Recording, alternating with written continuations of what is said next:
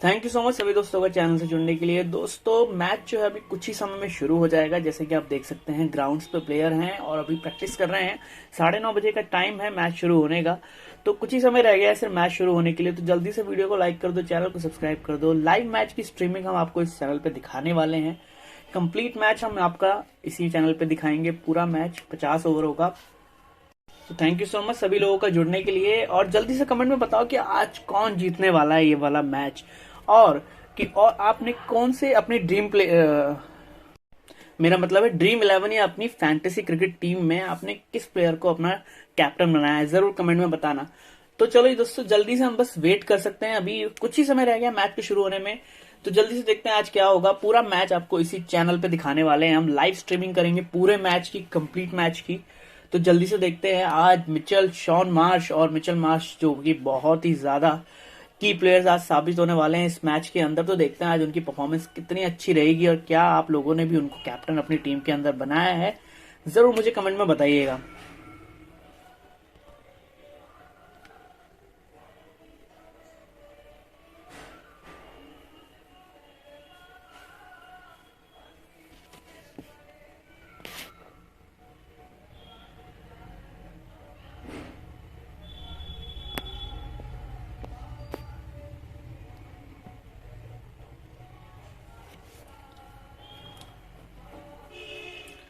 तो मैच जो है शुरू होने वाला है कुछ इस समय में। पूरा मैच आपको इसी स्ट्रीम पे दिखाएंगे।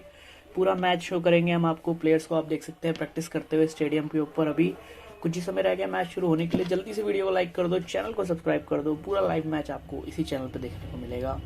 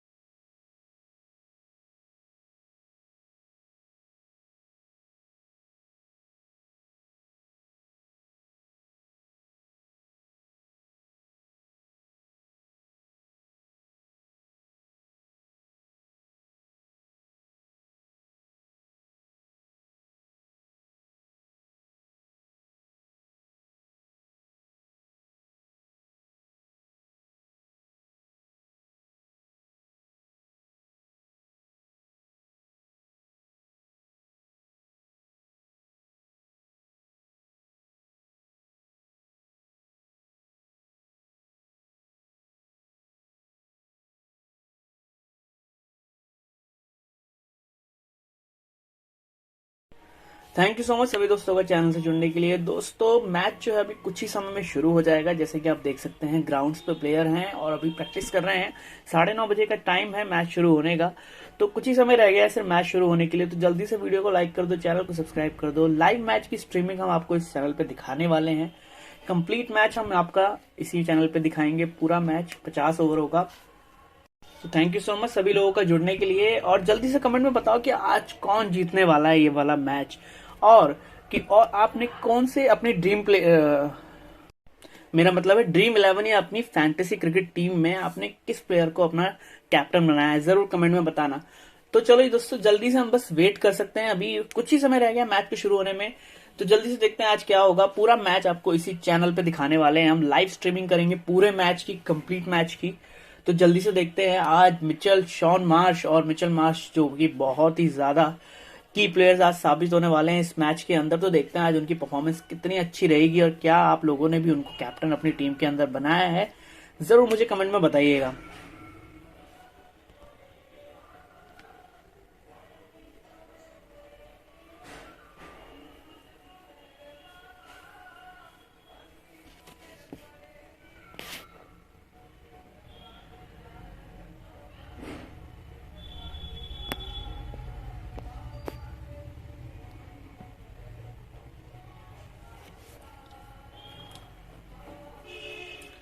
तो मैच जो है शुरू होने वाला है कुछ इस समय में। पूरा मैच आपको इसी स्ट्रीम पे दिखाएंगे। पूरा मैच शो करेंगे हम आपको। प्लेयर्स को आप देख सकते हैं प्रैक्टिस करते हुए स्टेडियम के ऊपर। अभी कुछ ही समय रह गया मैच शुरू होने के लिए। जल्दी से वीडियो को लाइक कर दो, चैनल को सब्सक्राइब कर दो। पूरा लाइव मैच आपको इसी चैनल पे देखने को मिलेगा।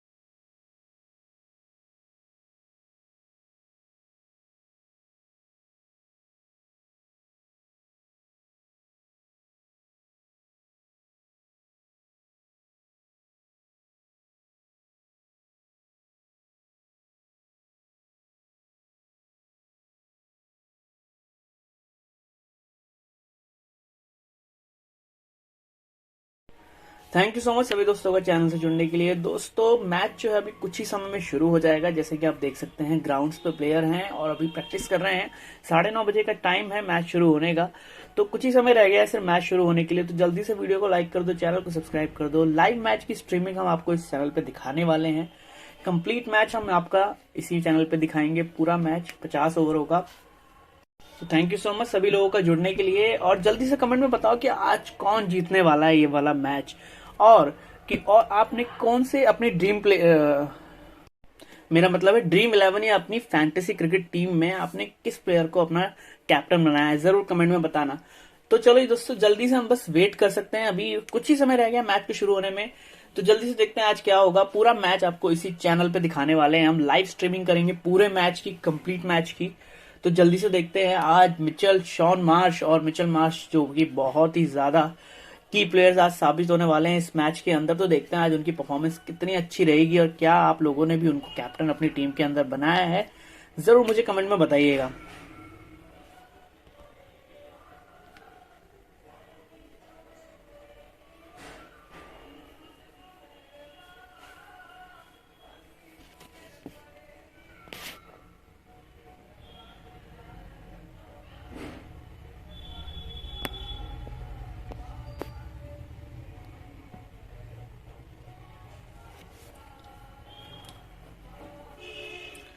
तो मैच जो है शुरू होने वाला है कुछ इस समय में। पूरा मैच आपको इसी स्ट्रीम पे दिखाएंगे। पूरा मैच शो करेंगे हम आपको। प्लेयर्स को आप देख सकते हैं प्रैक्टिस करते हुए स्टेडियम के ऊपर। अभी कुछ ही समय रह गया मैच शुरू होने के लिए। जल्दी से वीडियो को लाइक कर दो, चैनल को सब्सक्राइब कर दो। पूरा लाइव मैच आपको इसी चैनल पे देखने को मिलेगा।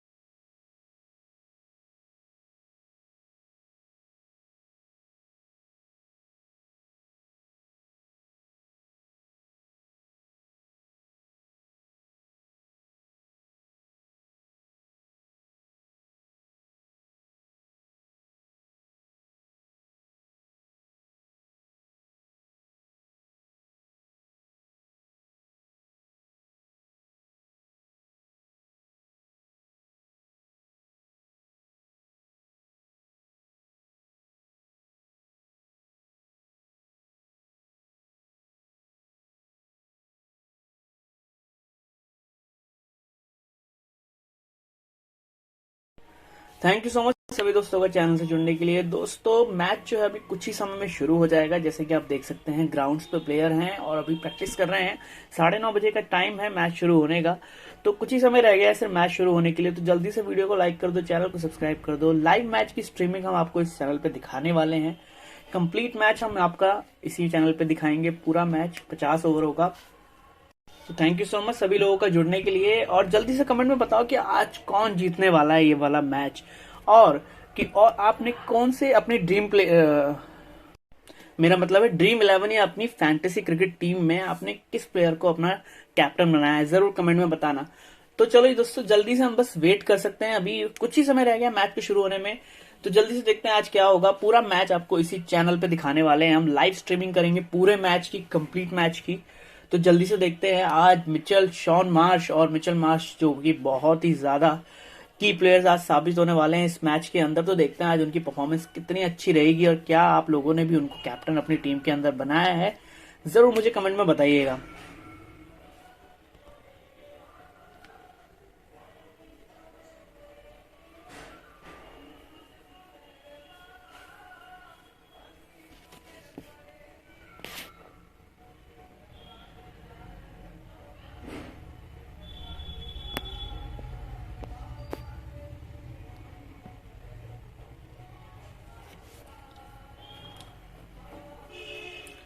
तो मैच जो है शुरू होने वाला है कुछ इस समय में। पूरा मैच आपको इसी स्ट्रीम पे दिखाएंगे। पूरा मैच शो करेंगे हम आपको। प्लेयर्स को आप देख सकते हैं प्रैक्टिस करते हुए स्टेडियम के ऊपर। अभी कुछ ही समय रह गया मैच शुरू होने के लिए। जल्दी से वीडियो को लाइक कर दो, चैनल को सब्सक्राइब कर दो। पूरा लाइव मैच आपको इसी चैनल पे देखने को मिलेगा।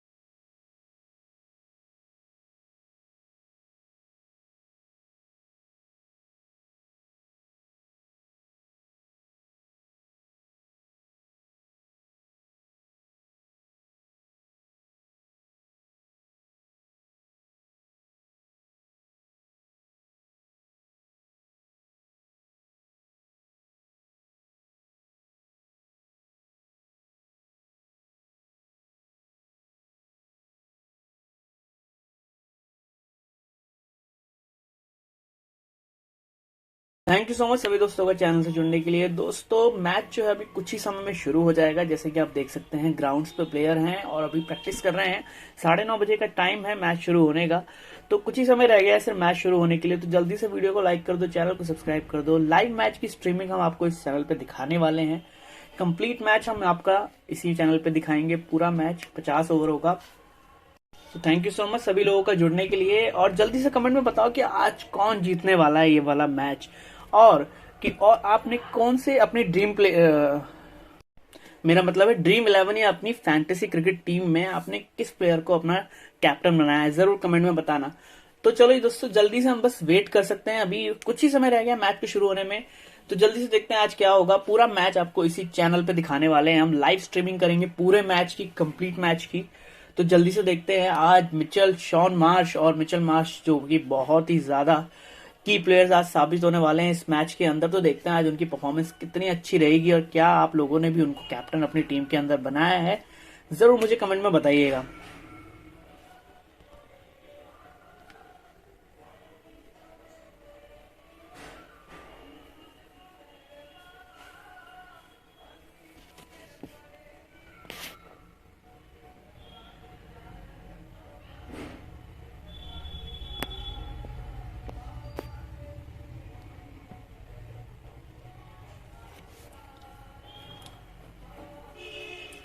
तो मैच जो है शुरू होने वाला है कुछ इस समय में। पूरा मैच आपको इसी स्ट्रीम पे दिखाएंगे, पूरा मैच शो करेंगे हम आपको। प्लेयर्स को आप देख सकते हैं प्रैक्टिस करते हुए स्टेडियम के ऊपर। अभी कुछ ही समय रह गया मैच शुरू होने के लिए। जल्दी से वीडियो को लाइक कर दो, चैनल को सब्सक्राइब कर दो। पूरा लाइव मैच आपको इसी चैनल पे देखने को मिलेगा।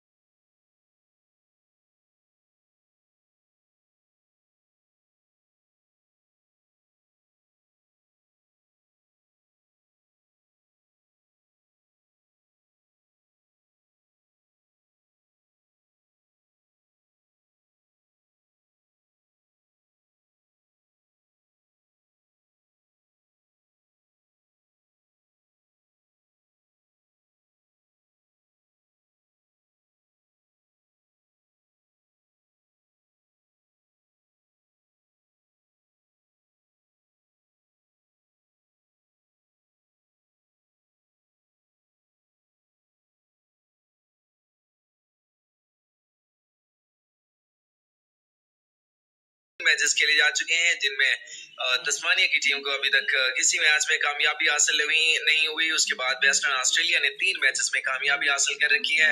उसके बाद आखिरी जो 5 मैचेस खेले जा चुके हैं, वेस्टर्न ऑस्ट्रेलिया की टीम ने 5 में से 3 मैचेस में कामयाबी हासिल कर रखी है। उसके बाद तस्मानिया की अगर बात कर ली जाए तो दोस्तों तस्मानिया की टीम ने आप दोस्तों को बता दूं कि 2 मैचेस में कामयाबी और 3 में उनको शिकस्त का सामना करना पड़ा है। और यहाँ पर सकता आप दोस्तों को बताता चलूं, आखिरी जो मैच खेला गया था ऑस्ट्रेलिया डोमेस्टिक वनडे कप 2021 का, तो उसमें आप दोस्तों को बता दूं कि वेस्टर्न ऑस्ट्रेलिया की टीम ने 307 रन बनाए थे, जिसके जवाब में तस्मानिया की टीम ने 148 रन ही बनाए थे और उनके ऑल आउट हो गए थे। और इस वक्त आप दोस्तों को बता दूं कि पॉइंट्स टेबल पर क्या पोजीशन है, तो यहाँ पर इस वक्त आप दोस्तों को बताता चलो कि WACA की बात की जाए तो ये इस वक्त टॉप पे एक मैच खेल रखा है। उसके बाद SACA की बात की जाए तो दोस्तों यहाँ पर आप दोस्तों को बताता चलूं कि इन्होंने 2 मैचेस खेले हैं, एक में कामयाबी और एक में इनको शिकस्त का सामना करना पड़ा है। उसके बाद QLD की बात की जाए तो दोस्तों इन्होंने एक मैच खेला है और इसमें जो दोस्तों इनको शिकस्त का सामना करना पड़ा है। ये आखिरी नंबर पे इस वक्त मौजूद हैं और आज देखना ये है कि ये मैच जो इस वक्त खेला जाना है, कौन सी टीम इस मुकाबले को जीतने में कामयाब हो पाती हैं। तो सब दोस्तों को वेलकम करते हैं अपने इस चैनल पर कि आप सभी दोस्त इस वक्त हमारे साथ मौजूद हैं। और ऑस्ट्रेलिया डोमेस्टिक वनडे कप की बात की जाए, ट्रेविस हेड ने अब तक जो 249 रन बना रखे हैं। एलेक्स कैरी ने 140, जोश फिलिपे ने 137 रन अब तक बना रखे हैं। उसके बाद आप दोस्तों को बता दूं कि मोस्ट विकेट्स की अगर बात की जाए तो जैसन बेरंडोफ ने 4 विकेट्स अब तक हासिल कर रखी हैं। उसके बाद संधू ने 4 विकेट्स हासिल कर रखी हैं। उसके बाद ब्रैंडन डोगिट ने 4 विकेट्स अब तक हासिल कर रखी हैं। उसके बाद मोस्ट सिक्सेस की अगर बात की जाए तो ट्रेविस हेड ने 8, जोश फिलिपे ने 7, उसके बाद माइकल नेसर ने 5 छक्के लगा रखे हैं अब तक। और यहाँ पर सकता हाईएस्ट जो इंडिविजुअल स्कोर बनाया है, ट्रेविस हेड ने बहुत आउटस्टैंडिंग बैटिंग की, उन्होंने 230 रन बना रखे हैं, नंबर 1 पे हैं। उसके बाद फिलिपे ने 37 रन बना रखे हैं। उसके बाद एलेक्स कैरी ने 128 रन अब तक बना रखे हैं। बेस्ट बॉलिंग फिगर की अगर बात की जाए तो दोस्तों यहाँ पर इस वक्त आप दोस्तों को बता दें चलो कि बेस्ट बॉलिंग फिगर में जैसन बेरेंडॉफ ने 39 रन के बाद 4 विकेट्स। उसके बाद गौरियन संधू ने जो 273 रन के बाद 4 विकेट्स। उसके बाद ब्रेंडन डोगेट ने जो 275 रन के बाद 4 विकेट्स हासिल कर रखी हैं। और यहाँ पे इस सकता देखना ये है कि आज का ये जो मैच है, इस मैच को कौन सी टीम जीतने में कामयाब हो पाती है। तो सब दोस्तों का बहुत बहुत स्वागत है कि आप सभी दोस्त इस वक्त हमारे साथ मौजूद हैं। जल्दी से दोस्तों वीडियो को लाइक करें। उसके बाद चैनल पर न्यू है तो ऑब्वियसली आप दोस्तों ने हमारे इस चैनल को भी सब्सक्राइब कर रहे हैं। उसके बाद एक अच्छा मैच आप हमारे साथ मौजूद रहकर एंजॉय कर सकते हैं। ऑस्ट्रेलिया डोमेस्टिक वनडे कप 2021-22 का ये मैच इस वक्त वेस्टर्न ऑस्ट्रेलिया वर्सेस तस्मानिया इस वक्त मैच खेला जाना है। और यहाँ पर इस वक्त आप दोस्तों को क्या लगता है कि कौन सी टीम इस मैच को जीतने में कामयाब हो पाएगी। और यहाँ पर इस वक्त आप दोस्तों को बताता चलूं, वेस्टर्न ऑस्ट्रेलिया की बात की जाए तो उनके स्क्वाड में जोश फिलिपे, उसके बाद सैम व्हाइटमैन, उसके बाद जोश इंग्लिश, उसके बाद Shaun Marsh, Marcus Stoinis, D'Arcy Short, उसके बाद एस्टन टर्नर हैं, Cameron Bancroft, Cameron Green, Mitchell Marsh, Ashton Agar, उसके बाद हिल्टन कॉर्टराइट, बैरन ड्रॉफ हैं, उसके बाद मैथ्यू कैले हैं, उसके बाद डेविड मोडी हैं, उसके बाद लांस मोरिस, लियाम गुर्थे, उसके बाद कोरे रिकोलियन हैं, उसके बाद कूपर कोनेले हैं, उसके बाद सैम पेनिंग, एंड्रू टाई। तो ये इस स्क्वाड है। उसके बाद अब तस्मानिया की अगर स्क्वाड की बात कर ली जाए तो दोस्तों आपको बताता चलूं, टॉम एंड्रूज, गेब बेल हैं, उसके बाद जैक्सन बर्ड, उसके बाद स्टुअर्ट कार्लिसी हैं, उसके बाद जैक डोरन, उसके बाद नेथन एलिस,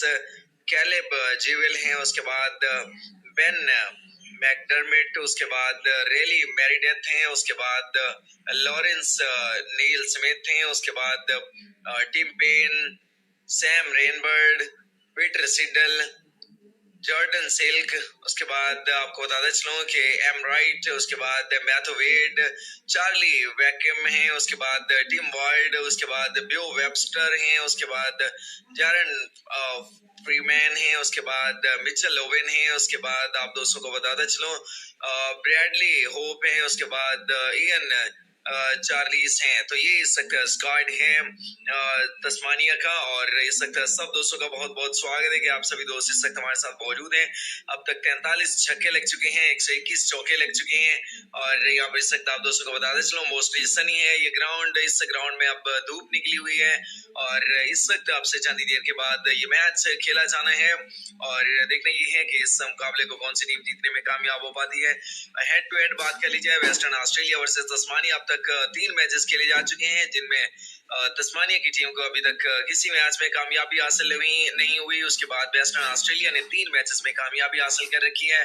उसके बाद आखिरी जो 5 मैचेस खेले जा चुके हैं, वेस्टर्न ऑस्ट्रेलिया की टीम ने 5 में से 3 मैचेस में कामयाबी हासिल कर रखी है। उसके बाद तस्मानिया की अगर बात कर ली जाए तो दोस्तों तस्मानिया की टीम ने आप दोस्तों को बता दूं कि 2 मैचेस में कामयाबी और 3 में उनको शिकस्त का सामना करना पड़ा है। और यहाँ पर सकता आप दोस्तों को बताता चलूं आखिरी जो मैच खेला गया था ऑस्ट्रेलिया डोमेस्टिक वनडे कप 2021 का, तो उसमें आप दोस्तों को बता दूं कि वेस्टर्न ऑस्ट्रेलिया की टीम ने 307 रन बनाए थे, जिसके जवाब में तस्मानिया की टीम ने 148 रन ही बनाए थे और उनके ऑल आउट हो गए थे।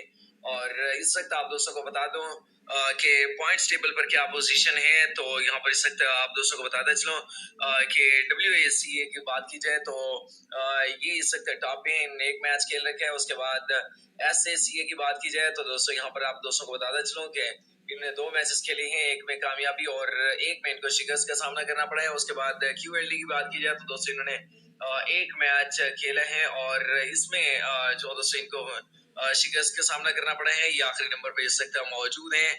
और आज देखना ये है कि ये मैच जो इस वक्त खेला जाना है, कौन सी टीम इस मुकाबले को जीतने में कामयाब हो पाती है। तो सब दोस्तों को वेलकम करते हैं अपने इस चैनल पर कि आप सभी दोस्त इस वक्त हमारे साथ मौजूद हैं। और ऑस्ट्रेलिया डोमेस्टिक वनडे कप की बात की जाए, ट्रेविस हेड ने अब तक जो 249 रन बना रखे हैं, एलेक्स कैरी ने 140, जोश फिलिपे ने 137 रन अब तक बना रखे हैं। उसके बाद आप दोस्तों को बता दूं कि मोस्ट विकेट्स की अगर बात की जाए तो जैसन बेरेंडोफ ने 4 विकेट्स अब तक हासिल कर रखी हैं। उसके बाद संधू ने 4 विकेट्स हासिल कर रखी हैं। उसके बाद ब्रैंडन डोगिट ने 4 विकेट्स अब तक हासिल कर रखी हैं। उसके बाद मोस्ट सिक्सेस की अगर बात की जाए तो ट्रेविस हेड ने 8, जोश फिलिप ने 7, उसके बाद माइकल नेसर ने 5 छक्के लगा रखे हैं अब तक। और यहाँ पर सकते हाईएस्ट जो इंडिविजुअल स्कोर बनाया है ट्रेविस हेड ने बहुत आउटस्टैंडिंग बैटिंग की। उन्होंने 230 रन बना रखे हैं, नंबर 1 पे हैं। उसके बाद फिलिप ने 137 रन बना रखे हैं। उसके बाद एलेक्स कैरी ने 128 रन अब तक बना रखे हैं। बेस्ट बॉलिंग फिगर की अगर बात की जाए तो दोस्तों यहाँ पर इस वक्त आप दोस्तों को बता दें चलो कि बेस्ट बॉलिंग फिगर में जैसन बेरेंडॉफ ने 39 रन के 4 विकेट्स। उसके बाद गौरियन संधू ने जो 273 रन के 4 विकेट्स। उसके बाद ब्रैंडन डोगिट ने जो 275 रन की 4 विकेट्स हासिल कर रखी हैं। और यहाँ पे सकता देखना ये है कि आज का ये जो मैच है इस मैच को कौन सी टीम जीतने में कामयाब हो पाती है। तो सब दोस्तों का बहुत बहुत स्वागत है कि आप सभी दोस्त इस वक्त हमारे साथ मौजूद हैं। जल्दी से दोस्तों वीडियो को लाइक करें। उसके बाद चैनल पर न्यू हैं तो ऑब्वियसली आप दोस्तों ने हमारे इस चैनल को भी सब्सक्राइब करें। उसके बाद एक अच्छा मैच आप हमारे साथ मौजूद रहकर एंजॉय कर सकते हैं। ऑस्ट्रेलिया डोमेस्टिक वनडे कप 2021-22 का ये मैच इस वक्त वेस्टर्न ऑस्ट्रेलिया वर्सेस तस्मानिया इस वक्त मैच खेला जाना है। और यहाँ पर इस वक्त आप दोस्तों को क्या लगता है कि कौन सी टीम इस मैच को जीतने में कामयाब हो पाएगी। और यहाँ पर इस वक्त आप दोस्तों को बताते चलो वेस्टर्न ऑस्ट्रेलिया की बात की जाए तो उनके स्क्वाड में जोश फिलिपे, उसके बाद सैम व्हाइटमैन, उसके बाद जोश इंग्लिश, उसके बाद Shaun Marsh, Marcus Stoinis, D'Arcy Short, उसके बाद एस्टन टर्नर हैं, Cameron Bancroft, Cameron Green, Mitchell Marsh, Ashton Agar, उसके बाद हिल्टन कॉटराइट, उसके बाद जोल पेरिस, उसके बाद एरन हार्डी हैं, उसके बाद रिचर्डसन हैं, उसके बाद कैमरन गैनन, उसके बाद जैसन बेरेंड्रॉफ हैं, उसके बाद मैथ्यू कैले हैं, उसके बाद डेविड मोडी हैं, उसके बाद लांस मोरिस, लियाम गुर्थे, उसके बाद कोरे रिकोलियन हैं, उसके बाद कूपर कोनेले हैं, उसके बाद सैम पेनिंग, एंड्रू टाई। तो ये इस स्क्वाड है। उसके बाद अब तस्मानिया की अगर स्क्वाड की बात कर ली जाए तो दोस्तों आपको बताता चलूं टॉम एंड्रयूज, गेब बेल हैं, उसके बाद जैक्सन बर्ड, उसके बाद स्टुअर्ट कार्लिसी हैं, उसके बाद जैक डोरन, उसके बाद नेथन एलिस, कैलेब जीवेल हैं, उसके बाद बेन मैकडर्मिट, उसके बाद रेली मैरीडेथ हैं, उसके बाद लॉरेंस नील स्मिथ हैं, उसके बाद Tim Paine, Sam Rainbird, Peter Siddle, Jordan Silk, उसके बाद आपको बताते चलूं कि एम राइट, उसके बाद मैथ्यू वेड, चार्ली वैक्यूम हैं, उसके बाद टिम वार्ड, उसके बाद ब्यो वेबस्टर हैं, उसके बाद जैरन फ्रीमैन हैं, उसके बाद मिचेल ओवेन हैं, उसके बाद आप दोस्तों को बताते चलूं ब्रैडली होप हैं, उसके बाद इयन चार्लीस हैं। तो ये इस वक्त स्क्वाड है तस्मानिया का। और इस वक्त सब दोस्तों का बहुत बहुत स्वागत है कि आप सभी दोस्त इस वक्त हमारे साथ मौजूद हैं। अब तक 43 छक्के लग चुके हैं, 121 चौके लग चुके हैं। और यहाँ पर इस वक्त आप दोस्तों को बताते चलो मोस्टली सनी है ये ग्राउंड। इस ग्राउंड में अब धूप निकली हुई है और इस वक्त आपसे चंद देर के बाद ये मैच खेला जाना है। और देखना ये है कि इस मुकाबले को कौन सी टीम जीतने में कामयाब हो पाती है। हेड टू हेड बात कर ली जाए वेस्टर्न ऑस्ट्रेलिया वर्सेस तस्मानिया अब तक 3 मैचेस खेले जा चुके हैं, जिनमें तस्मानिया की टीम को अभी तक किसी मैच में कामयाबी हासिल नहीं हुई। उसके बाद वेस्टर्न ऑस्ट्रेलिया ने 3 मैचेस में कामयाबी हासिल कर रखी है। उसके बाद आखिरी जो 5 मैचेस खेले जा चुके हैं वेस्टर्न ऑस्ट्रेलिया की टीम ने 5 में से 3 मैचेस में कामयाबी हासिल कर रखी है। उसके बाद तस्मानिया की अगर बात कर ली जाए तो दोस्तों तस्मानिया की टीम ने आप दोस्तों को बता दूं कि 2 मैचेस में कामयाबी और 3 में उनको शिकस्त का सामना करना पड़ा है। और यहाँ पर सकता आप दोस्तों को बताता चलूं आखिरी जो मैच खेला गया था ऑस्ट्रेलिया डोमेस्टिक वनडे कप 2021 का, तो उसमें आप दोस्तों को बता दूं कि वेस्टर्न ऑस्ट्रेलिया की टीम ने 307 रन बनाए थे, जिसके जवाब में तस्मानिया की टीम ने 148 रन ही बनाए थे और उनकी ऑल आउट हो गए थे।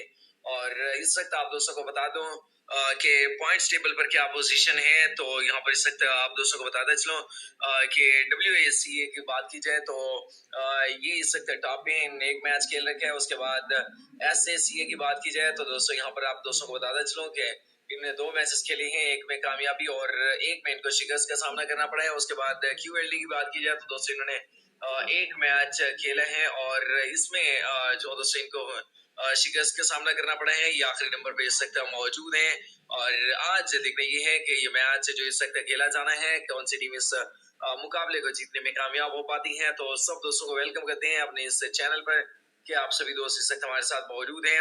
और ऑस्ट्रेलिया डोमेस्टिक वनडे कप की बात की जाए, ट्रेविस हेड ने अब तक जो 249 रन बना रखे हैं, एलेक्स कैरी ने 140, जोश फिलिपे ने 137 रन अब तक बना रखे हैं। उसके बाद आप दोस्तों को बता दूं कि मोस्ट विकेट्स की अगर बात की जाए तो जैसन बेरेंडोफ ने 4 विकेट्स अब तक हासिल कर रखी हैं। उसके बाद संधू ने 4 विकेट्स हासिल कर रखी हैं। उसके बाद ब्रैंडन डोगिट ने 4 विकेट्स अब तक हासिल कर रखी हैं। उसके बाद मोस्ट सिक्सेस की अगर बात की जाए तो ट्रेविस हेड ने 8, जोश फिलिपे ने 7, उसके बाद माइकल नेसर ने 5 छक्के लगा रखे हैं अब तक। और यहाँ पर इस वक्त हाईएस्ट जो इंडिविजुअल स्कोर बनाया है, ट्रेविस हेड ने बहुत आउटस्टैंडिंग बैटिंग की, उन्होंने 230 रन बना रखे हैं, नंबर 1 पे हैं। उसके बाद फिलिपे ने 137 रन बना रखे हैं। उसके बाद एलेक्स कैरी ने 128 रन अब तक बना रखे हैं।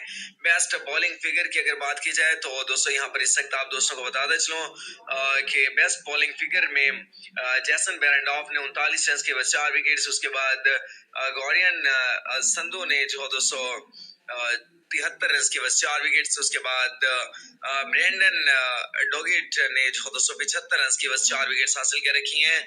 और यहाँ पे इस वक्त देखना ये है कि आज का ये जो मैच है, इस मैच को कौन सी टीम जीतने में कामयाब हो पाती है।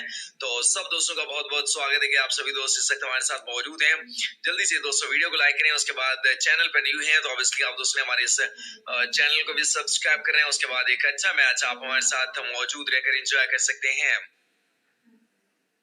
ऑस्ट्रेलिया डोमेस्टिक वनडे कप 2021-22 का ये मैच इस वक्त वेस्टर्न ऑस्ट्रेलिया वर्सेस तस्मानिया इस वक्त मैच खेला जाना है। और यहाँ पर इस वक्त आप दोस्तों को क्या लगता है कि कौन सी टीम इस मैच को जीतने में कामयाब हो पाएगी।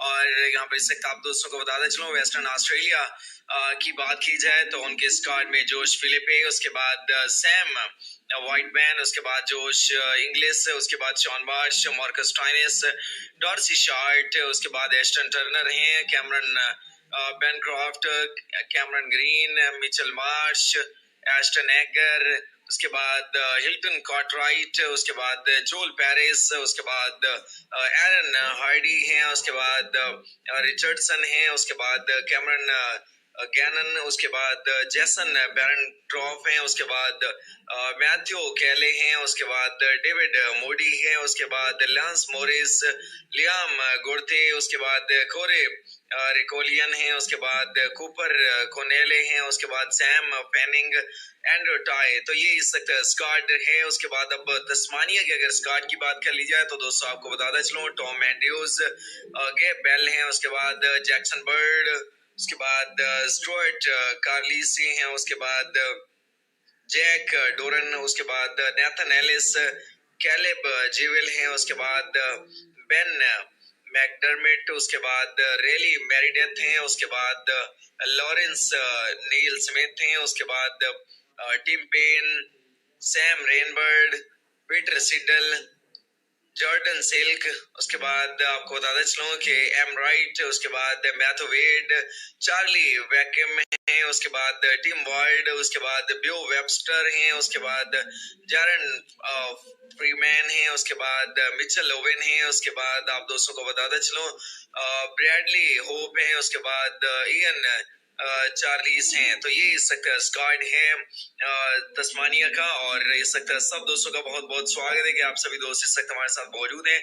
अब तक 43 छक्के लग चुके हैं, 121 चौके लग चुके हैं। और यहाँ पर इस वक्त आप दोस्तों को बताते चलो, मोस्टली सनी है ये ग्राउंड। इस ग्राउंड में अब धूप निकली हुई है और इस वक्त आपसे चंद देर के बाद ये मैच खेला जाना है। और देखना ये है कि इस मुकाबले को कौन सी टीम जीतने में कामयाब हो पाती है। हेड टू हेड बात कर ली जाए, वेस्टर्न ऑस्ट्रेलिया वर्सेस तस्मानिया अब तक 3 मैचेस खेले जा चुके हैं, जिनमें तस्मानिया की टीम को अभी तक किसी मैच में कामयाबी हासिल नहीं हुई। उसके बाद वेस्टर्न ऑस्ट्रेलिया ने 3 मैचेस में कामयाबी हासिल कर रखी है। उसके बाद आखिरी जो 5 मैचेस खेले जा चुके हैं, वेस्टर्न ऑस्ट्रेलिया की टीम ने 5 में से 3 मैचेस में कामयाबी हासिल कर रखी है। उसके बाद तस्मानिया की अगर बात कर ली जाए तो दोस्तों तस्मानिया की टीम ने आप दोस्तों को बता दूं कि 2 मैचेस में कामयाबी और 3 में उनको शिकस्त का सामना करना पड़ा है। और यहाँ पर सकता आप दोस्तों को बताता चलूं आखिरी जो मैच खेला गया था ऑस्ट्रेलिया डोमेस्टिक वनडे कप 2021 का, तो उसमें आप दोस्तों को बता दूं कि वेस्टर्न ऑस्ट्रेलिया की टीम ने 307 रन बनाए थे, जिसके जवाब में तस्मानिया की टीम ने 148 रन ही बनाए थे और उनकी ऑल आउट हो गए थे।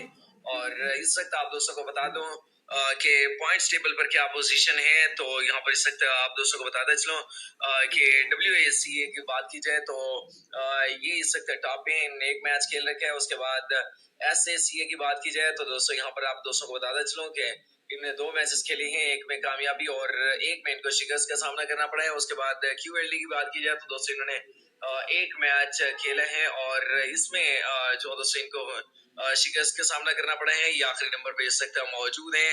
और आज देखना ये है कि ये मैच जो इस वक्त खेला जाना है, कौन सी टीम इस मुकाबले को जीतने में कामयाब हो पाती है। तो सब दोस्तों को वेलकम करते हैं अपने इस चैनल पर कि आप सभी दोस्त इस वक्त हमारे साथ मौजूद हैं।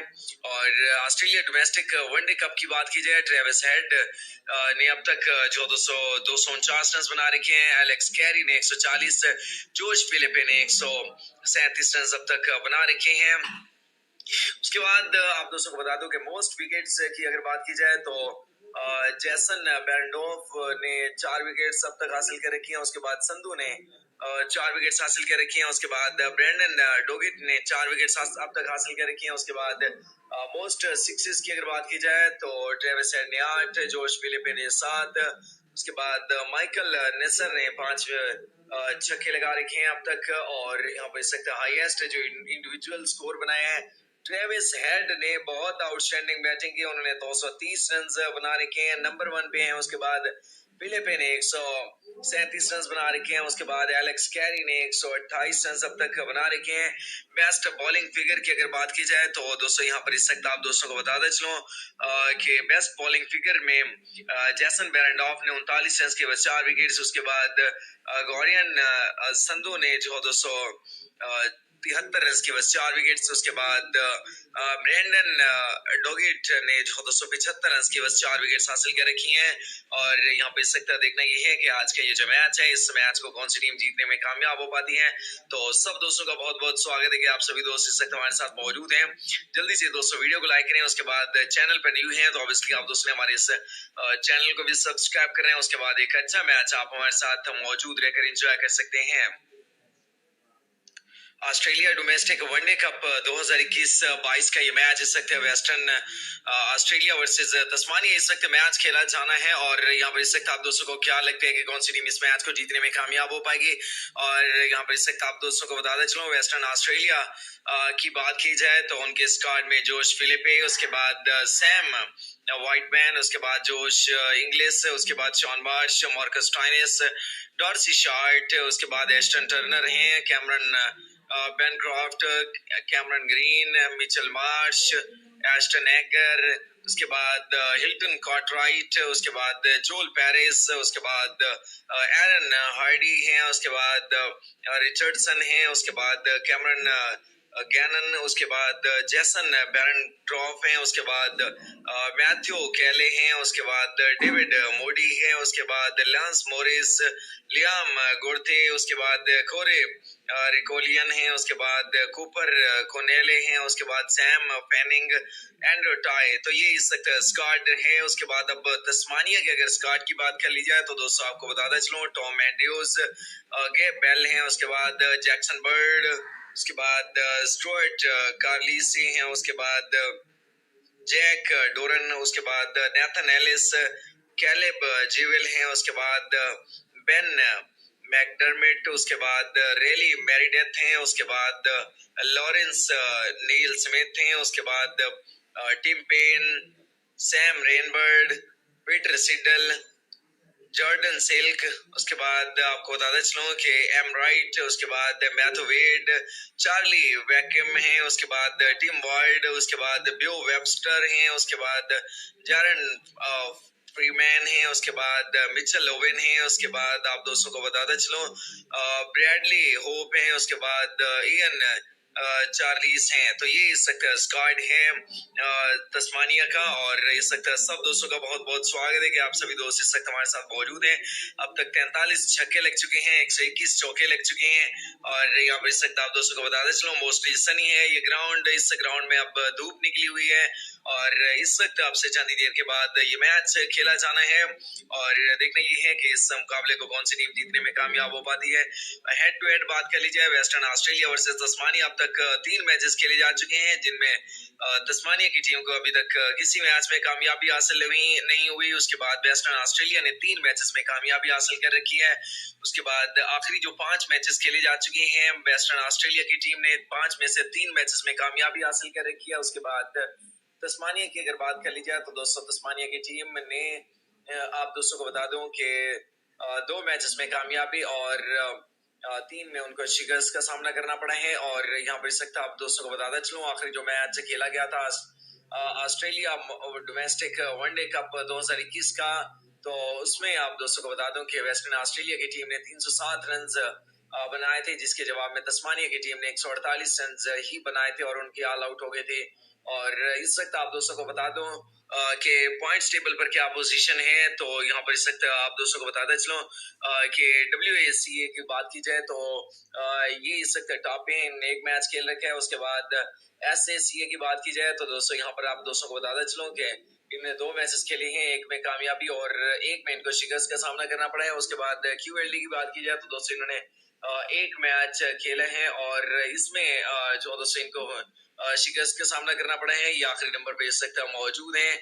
और आज देखना ये है कि ये मैच जो इस वक्त खेला जाना है, कौन सी टीम इस मुकाबले को जीतने में कामयाब हो पाती है। तो सब दोस्तों को वेलकम करते हैं अपने इस चैनल पर कि आप सभी दोस्त इस वक्त हमारे साथ मौजूद हैं।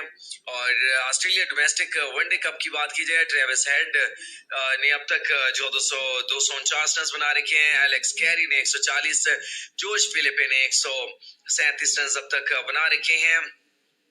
उसके बाद आप दोस्तों को बता दूं कि मोस्ट विकेट्स की अगर बात की जाए तो जैसन बेरेंडोफ ने 4 विकेट्स अब तक हासिल कर रखी हैं। उसके बाद संधू ने 4 विकेट्स हासिल कर रखी हैं। उसके बाद ब्रैंडन डोगिट ने 4 विकेट्स अब तक हासिल कर रखी हैं। उसके बाद मोस्ट सिक्सेस की अगर बात की जाए तो ट्रेविस हेड ने 8, जोश फिलिपे ने 7, उसके बाद माइकल नेसर ने 5 छक्के लगा रखे हैं अब तक। और यहाँ पर इस वक्त हाईएस्ट जो इंडिविजुअल स्कोर बनाया है, ट्रेविस हेड ने बहुत आउटस्टैंडिंग बैटिंग की, उन्होंने 230 रन बना रखे हैं, नंबर 1 पे हैं। उसके बाद फिलिपे ने 137 रन बना रखे हैं। उसके बाद एलेक्स कैरी ने 128 रन अब तक बना रखे हैं। बेस्ट बॉलिंग फिगर की अगर बात की जाए तो दोस्तों यहाँ पर इस वक्त आप दोस्तों को बताते चलो कि बेस्ट बॉलिंग फिगर में जैसन बेरेंडॉफ ने 39 रन के 4 विकेट्स। उसके बाद गौरियन संधू ने जो 273 रन के 4 विकेट्स। उसके बाद ब्रैंडन डोगिट ने जो 275 रन के 4 विकेट्स हासिल कर रखी हैं। और यहाँ पे इस वक्त देखना ये है कि आज का ये जो मैच है, इस मैच को कौन सी टीम जीतने में कामयाब हो पाती है। तो सब दोस्तों का बहुत बहुत स्वागत है कि आप सभी दोस्त इस वक्त हमारे साथ मौजूद हैं। जल्दी से दोस्तों वीडियो को लाइक करें, उसके बाद चैनल पर न्यू हैं तो ऑब्वियसली आप दोस्तों ने हमारे इस चैनल को भी सब्सक्राइब करें। उसके बाद एक अच्छा मैच आप हमारे साथ मौजूद रहकर एंजॉय कर सकते हैं। ऑस्ट्रेलिया डोमेस्टिक वनडे कप 2021-22 का ये मैच इस वक्त वेस्टर्न ऑस्ट्रेलिया वर्सेस तस्मानिया इस वक्त मैच खेला जाना है। और यहाँ पर इस वक्त आप दोस्तों को क्या लगता है कि कौन सी टीम इस मैच को जीतने में कामयाब हो पाएगी।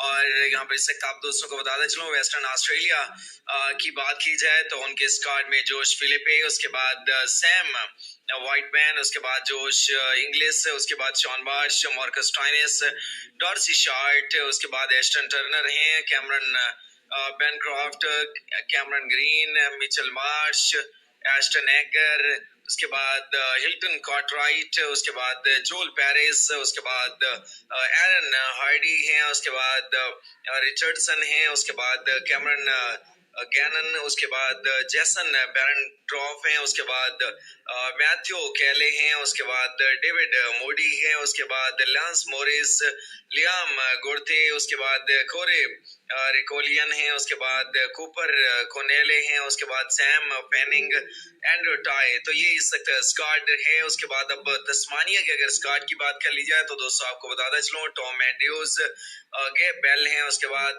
जैक्सन बर्ड, उसके बाद स्टुअर्ट कार्लिसी हैं, उसके बाद जैक डोरन, उसके बाद नेथन एलिस, कैलेब जेवेल हैं, उसके बाद बेन मैकडर्मिट, उसके बाद रेली मैरीडेथ हैं, उसके बाद लॉरेंस नील स्मिथ हैं, उसके बाद Tim Paine, Sam Rainbird, Peter Siddle, Jordan Silk, उसके बाद आपको बताते चलूं कि एम राइट, उसके बाद मैथ्यू वेड, चार्ली वैकम हैं, उसके बाद टिम वाइल्ड, उसके बाद ब्यो वेबस्टर हैं, उसके बाद जैरन फ्रीमैन हैं, उसके बाद मिचेल ओवेन हैं, उसके बाद आप दोस्तों को बताते चलूं ब्रैडली होप है, उसके बाद इयन चार्लीस हैं। तो ये इस वक्त स्क्वाड है तस्मानिया का, और इस वक्त सब दोस्तों का बहुत बहुत स्वागत है कि आप सभी दोस्त इस वक्त हमारे साथ मौजूद हैं।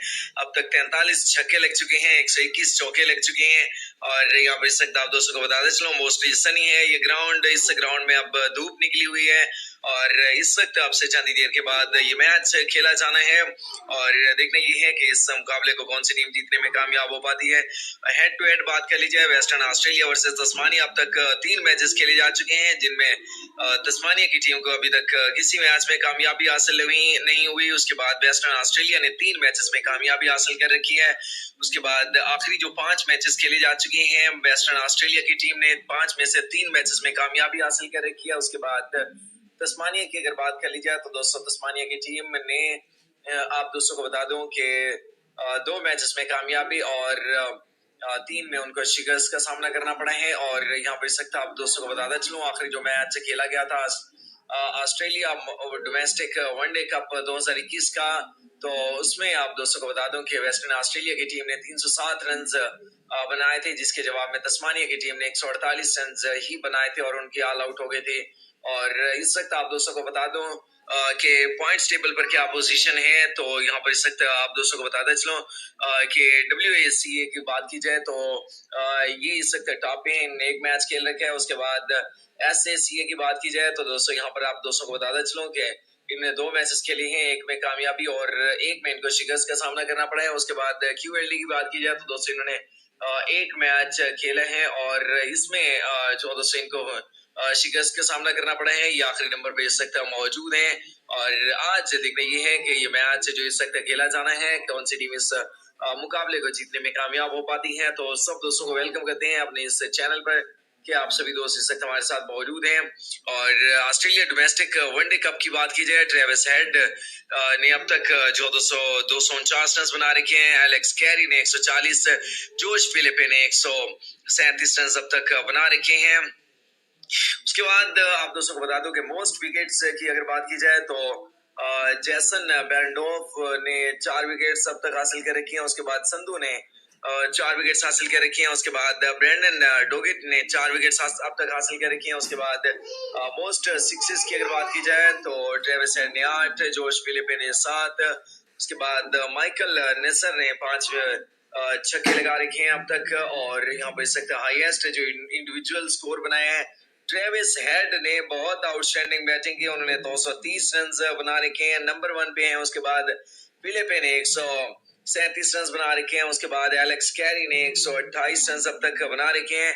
बेस्ट बॉलिंग फिगर की अगर बात की जाए तो दोस्तों यहाँ पर इस वक्त आप दोस्तों को बताते चलो कि बेस्ट बॉलिंग फिगर में जैसन बेरेंडॉफ ने 39 रन के 4 विकेट्स। उसके बाद गौरियन संधू ने जो 273 रन के 4 विकेट्स। उसके बाद ब्रैंडन डोगिट ने जो 275 रन के 4 विकेट्स हासिल कर रखी हैं।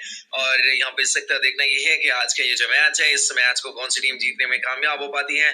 तो सब दोस्तों का बहुत बहुत स्वागत है कि आप सभी दोस्त इस वक्त हमारे साथ मौजूद हैं। जल्दी से दोस्तों वीडियो को लाइक करें, उसके बाद चैनल पर न्यू हैं तो ऑब्वियसली आप दोस्तों ने हमारे इस चैनल को भी सब्सक्राइब कर रहे हैं। उसके बाद एक अच्छा मैच आप हमारे साथ मौजूद रहकर एंजॉय कर सकते हैं। ऑस्ट्रेलिया डोमेस्टिक वनडे कप 2021-22 का ये मैच इस वक्त वेस्टर्न ऑस्ट्रेलिया वर्सेस तस्मानिया इस वक्त मैच खेला जाना है। और यहाँ पर इस वक्त आप दोस्तों को क्या लगता है कि कौन सी टीम इस मैच को जीतने में कामयाब हो पाएगी। और यहाँ पर इस वक्त आप दोस्तों को बताते चलो वेस्टर्न ऑस्ट्रेलिया की बात की जाए तो उनके स्क्वाड में जोश फिलिपे, उसके बाद सैम व्हाइटमैन, उसके बाद जोश इंग्लिश, उसके बाद Shaun Marsh, Marcus Stoinis, D'Arcy Short, उसके बाद एस्टन टर्नर हैं, Cameron Bancroft, Cameron Green, Mitchell Marsh, Ashton Agar, उसके बाद हिल्टन कॉर्टराइट, उसके बाद जोल पेरिस, उसके बाद एरन हार्डी हैं, उसके बाद रिचर्डसन हैं, उसके बाद कैमरन गैनन, उसके बाद जैसन बैरन ड्रॉफ हैं, उसके बाद कूपर कोनेले हैं, उसके बाद सैम फैनिंग, एंड्रू टाई। तो ये इस स्क्वाड है। उसके बाद अब तस्मानिया की अगर स्क्वाड की बात कर ली जाए तो दोस्तों आपको बताता चलूं, टॉम एंड्रयूज, गेब बेल हैं, उसके बाद जैक्सन बर्ड, उसके बाद स्टुअर्ट कार्लिसी हैं, उसके बाद जैक डोरन, उसके बाद नेथन एलिस, कैलेब जीवेल हैं, उसके बाद बेन मैकडर्मिट, उसके बाद रेली मैरीडेथ हैं, उसके बाद लॉरेंस नील स्मिथ हैं, उसके बाद Tim Paine, Sam Rainbird, Peter Siddle, Jordan Silk, उसके बाद आपको बताता चलूं कि एम राइट, उसके बाद मैथ्यू वेड, चार्ली वैकम है, उसके बाद टिम वार्ड, उसके बाद ब्यो वेबस्टर हैं, उसके बाद जैरन फ्रीमैन है, उसके बाद मिचेल ओवेन है, उसके बाद आप दोस्तों को बताता चलूं ब्रैडली होप है, उसके बाद इयन चार्लीस हैं। तो ये इस वक्त स्क्वाड है तस्मानिया का, और इस वक्त सब दोस्तों का बहुत बहुत स्वागत है कि आप सभी दोस्त इस वक्त हमारे साथ मौजूद हैं।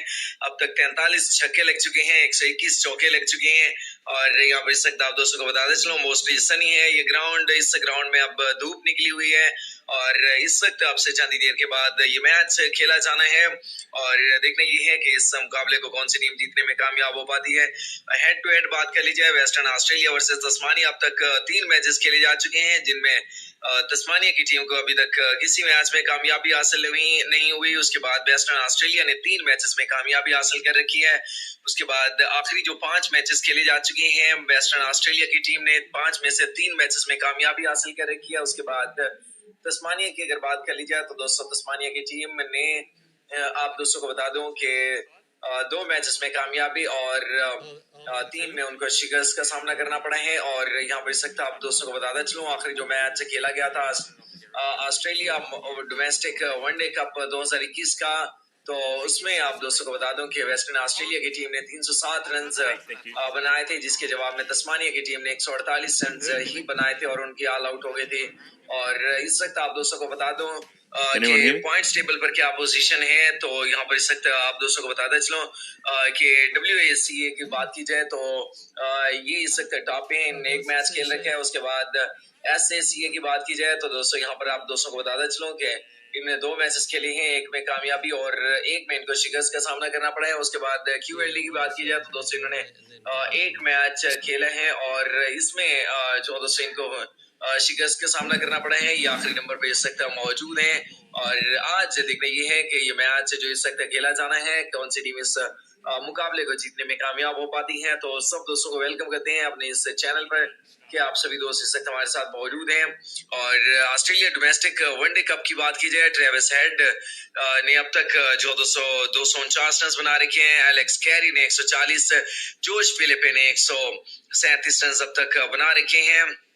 उसके बाद आप दोस्तों को बता दूं कि मोस्ट विकेट्स की अगर बात की जाए तो जैसन बेरनडोफ ने 4 विकेट्स अब तक हासिल कर रखी हैं। उसके बाद संधू ने 4 विकेट्स हासिल कर रखी हैं। उसके बाद ब्रैंडन डोगिट ने 4 विकेट्स अब तक हासिल कर रखी हैं। उसके बाद मोस्ट सिक्सेस की अगर बात की जाए तो ट्रेविस हेड ने 8, जोश फिलिपे ने 7, उसके बाद माइकल नेसर ने 5 छक्के लगा रखे हैं अब तक। और यहाँ पर सकते हाईएस्ट जो इंडिविजुअल स्कोर बनाया है, ट्रेविस हेड ने बहुत आउटस्टैंडिंग बैटिंग की, उन्होंने 230 रन बना रखे हैं, नंबर 1 पे हैं। उसके बाद फिलिपे ने 137 रन बना रखे हैं। उसके बाद एलेक्स कैरी ने 128 रन अब तक बना रखे हैं। बेस्ट बॉलिंग फिगर की अगर बात की जाए तो दोस्तों यहाँ पर इस वक्त आप दोस्तों को बताते चलो कि बेस्ट बॉलिंग फिगर में जैसन बेरनडॉफ ने 39 रन के बाद 4 विकेट्स। उसके बाद गौरियन संधू ने जो 200 73 रन के बस 4 विकेट्स। उसके बाद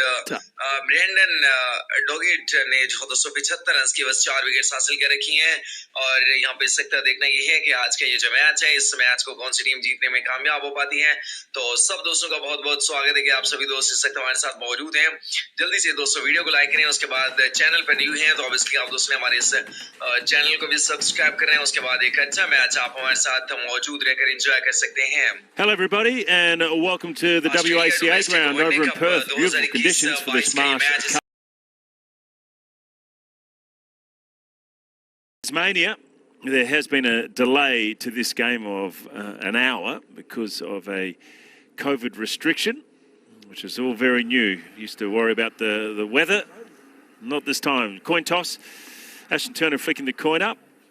And WA winning the toss and electing to bat first. Jordan Silk, captain for Tasmania in this Marsh Cup games. Looks like perfect conditions. WA already got off to a flying start in this competition, beating South Australia. This is the team lineup for Western Australia. Sam Whiteman and Sean Marsh at the top of the order. Guthrie coming through, Cameron Green at 4, and Darcy Short and Matt Kelly. That is a very good lineup for Western Australia. Jason Berendorf, the left arm, and then Hilton Cartwright, Andrew Tye and Josh Philippi. You would think probably Josh Philippi would be opening the batting and Turner would be batting in the middle order. Yeah, that's not the batting order. That's just the team sheet. Philippi and Whiteman will open the batting and Marsh will bat 3. Yep. But it's the strongest team. They're red-hot favourites to win this. Tasmania, underachievers in this competition over the last few years, but still a good team. Caleb Jewell, Ben McDermott at the top, Mac Wright, player on the rise, Jordan Silk's the skipper in silky touch himself, the cappy, Tom Andrews, left-arm spin, Bo Webster, player on the rise, Sam Rainbird, Riley Meredith, Peter Siddle, a number of really good faster bowlers. But little green tinge in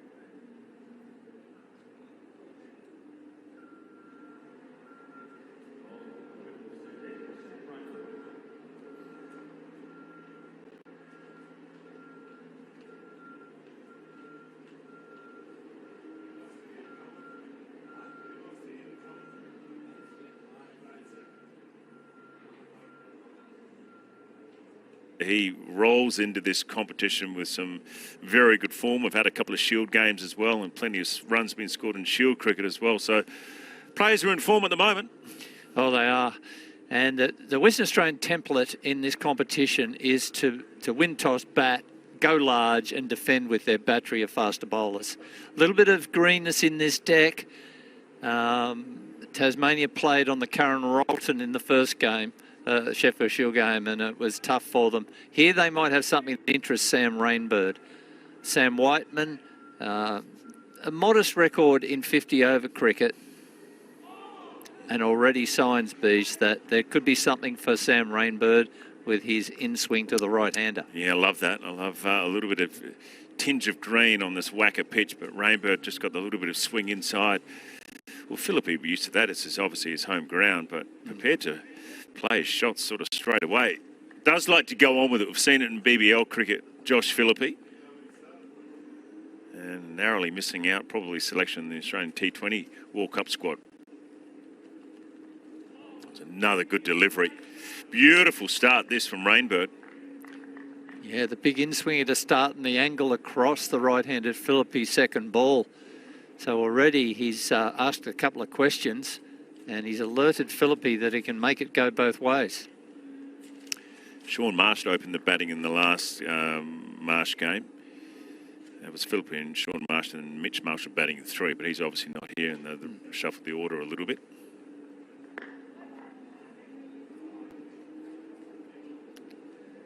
Well, this is Tasmania's task. They've got to get early wickets against this batting lineup. Hilton Cartwright's at 7, Darcy Short at 6. So there's so much firepower. They've got to undo Philippi and Whiteman at the top. And although they've lost the top deck, their attack is built around their quicker men, Peter Siddle, Riley Meredith and Rainbird, of course. Well, I just don't think they'll be too disappointed losing the toss and bowling. No. WA won the toss, elected bat first, but you look at that pitch there, a little bit of shape. I think Pete Siddle will enjoy these conditions as well.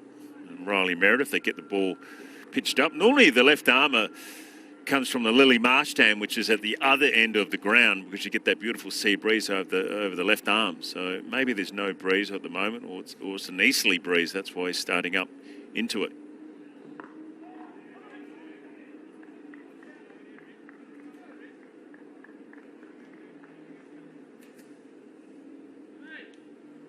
Looks a balmy 32 degrees Yes. in Perth. Not a cloud in the sky. Ideal conditions.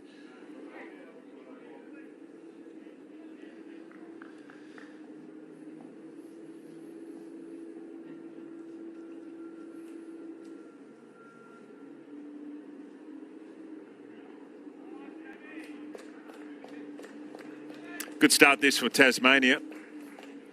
A very watchful Josh Philippi after getting beaten outside the bat and inside the bat in the first two balls. Quick look at the pitch here. Kerry, thoughts?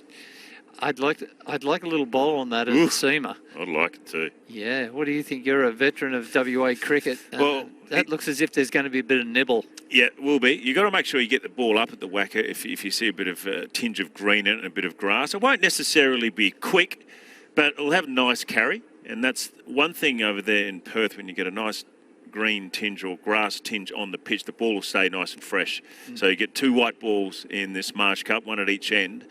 So 25 overs per ball. The ball you would think would swing most of the day. It looks like an easterly breeze. Normally it's the westerly, the Fremantle Doctor, the sea breeze coming in from left to right of screen here, but today it's actually right to left, meaning an easterly breeze. So it doesn't surprise me that Riley Meredith is going to start down breeze.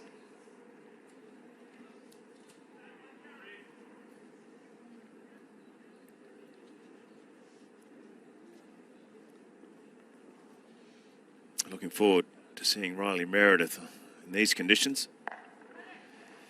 One thing you've got to sort out early on when you're bowling at the whacker ground, you've got to pitch it up.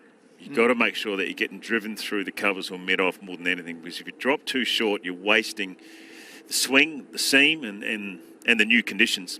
It's never easy for batsmen in Perth that aren't used to it to get on the front foot, but you can play off the back foot pretty well, so you've got to make sure that you're about another foot fuller than what you normally are. Didn't play in the first game this season, Sam Whiteman. It's his first game in Marsh Cup this season. That's a better length.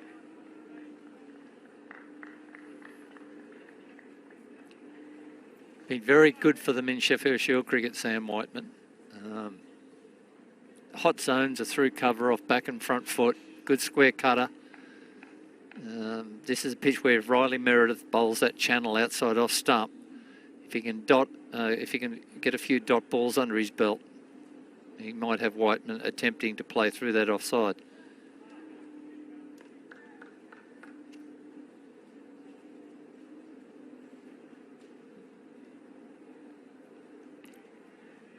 Nice carry.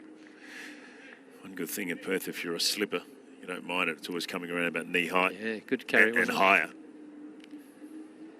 It's great to see a couple of games been played at the Wacker. Obviously, Optus Stadium, or Perth Stadium over the road, is for the big games, the test matches and the BBL games, and that's where the West Coast Eagles and the Fremantle Dockers play. But it's good to see that the Wacker is still being used. Beautiful ground. Got a great reputation, and it's got a wonderful history as well.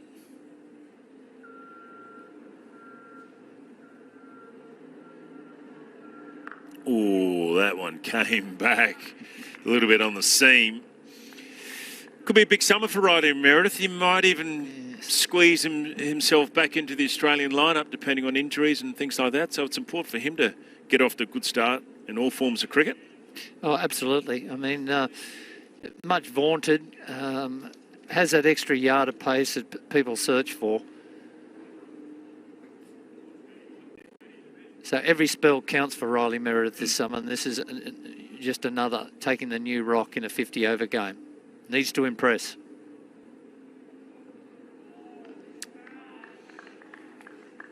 Went to the West Indies and Bangladesh, or the West Indies over there in that one-day tournament. Pitch was so slow. He'd be back. He'd be back in his own turf. well, on Australian turf bowling at the WACA. He's got to measure his performance here. Doesn't want to get too short. He's been pretty full to Sam Whiteman thus far. Has to continue that.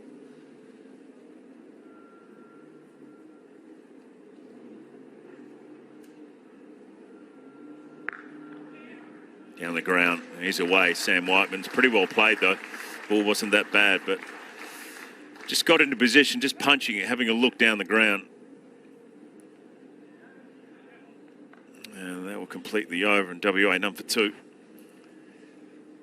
We were talking beforehand, BJ, that Western Australia have a very proud record here at the WACA. They haven't been beaten here for 5 years in a 50-over contest. I think they've won 12 straight.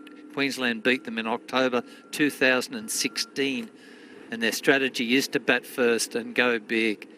It's been a problem for opponents. They just can't bowl them out. And once they get a total past 300, they defend it proudly. So it's up to Rainbird and his fellow quicks to try and undo this early order. Oh, that's close. That's really close and given. It came back nicely. Philippe doesn't look too impressed, but straight away live, you thought, whoa, Midland Lake. Just beautifully bowled from Sam Rainbird. Excellent bit of bowling by Rainbird. He'd shown Philippe he can bend it back into him. It's the excessive bat lift. It comes from second slip. He's looking forward of mid-wicket. And he's been defeated by the in-swing of Sam Rainbird. Philippe out cheaply. That's a big blow. He's a key player for the Warriors.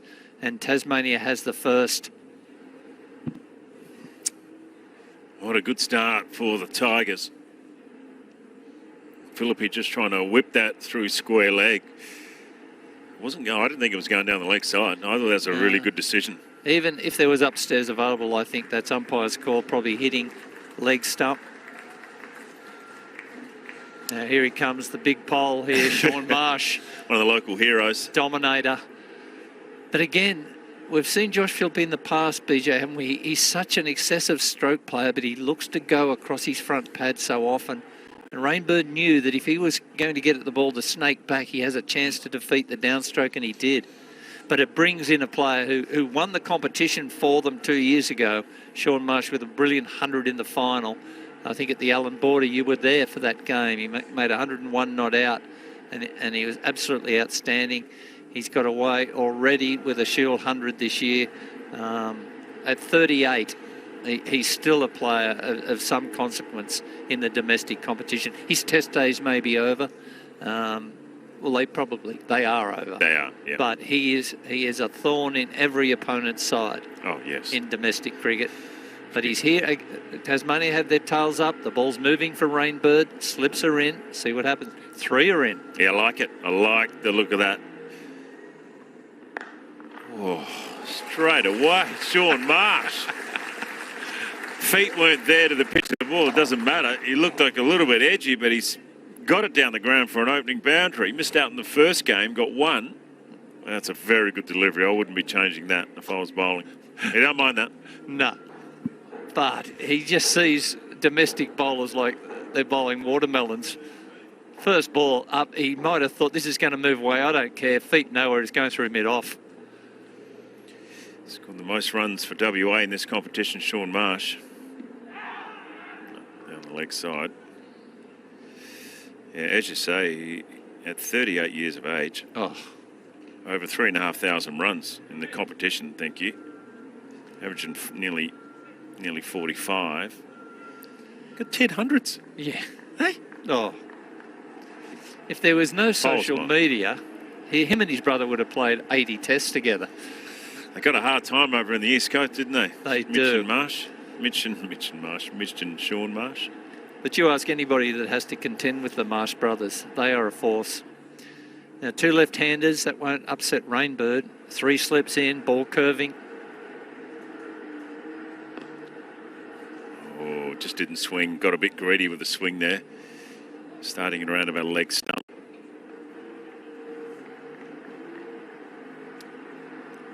I like that though. I like the 3 slips. Got the deep square for protection. And you want to be pitching it around about off stump, swinging away. as he knows that Sean Marsh will like to drive him down the ground like he did with his first shot. You don't mind that, though, if the ball's swinging away. No, another one down the leg side.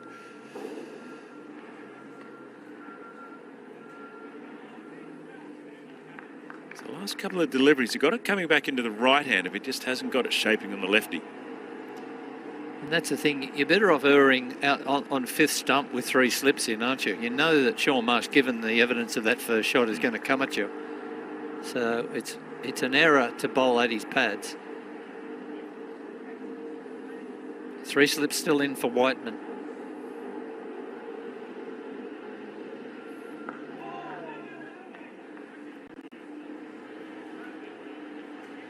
It's good over. Picking up Josh Philippi, who can be very dangerous, coming off 100 in the competition already. So 1 for 9 after 3.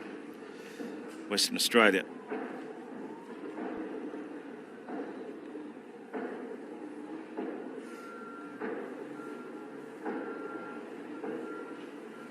One thing at the WACA ground, you get value for your shots. No, exactly. Down the ground, it's normally just a boundary. It's very wide and very long.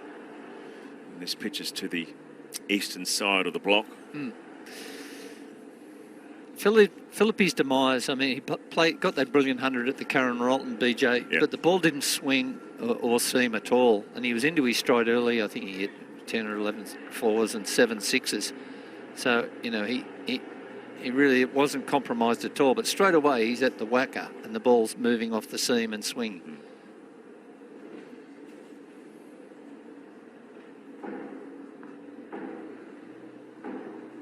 Well, I always think early on for opening batsmen, you've got to be watchful at the whacker if the ball's swinging. And it is today. It's a nice breeze. It's an easterly breeze. That's why Rainbird's coming up into it and Meredith coming down, and even he's getting a bit of shape as well. So, I mean, Josh Philippi would know that. You've got to be, it's 50 overs, so you've got plenty of time. And if the ball's swinging, you've got to play a little bit later, and you've got to probably play a little bit straighter.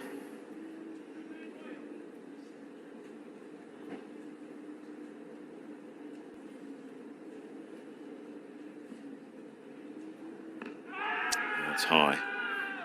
And that's one thing, Kerry, that we've talked about even in the last Marsh Cup game we did at Karen Rolton over in Adelaide. You're seeing all these runs getting plastered, bowlers getting plastered all around the place, but you got to qualify the pitches that you're playing on. Playing on, you know, not test venues that are flat. Yeah. So form is form, I know, but you also got to take consideration of the pitches that they're playing on.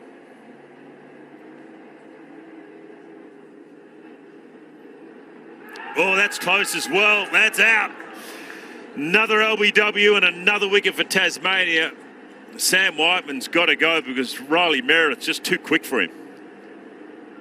Well, this is very well bowled again. Rainbird had bowled well to Philippi and Meredith to Whiteman. Another victory for the Tassie Tigers.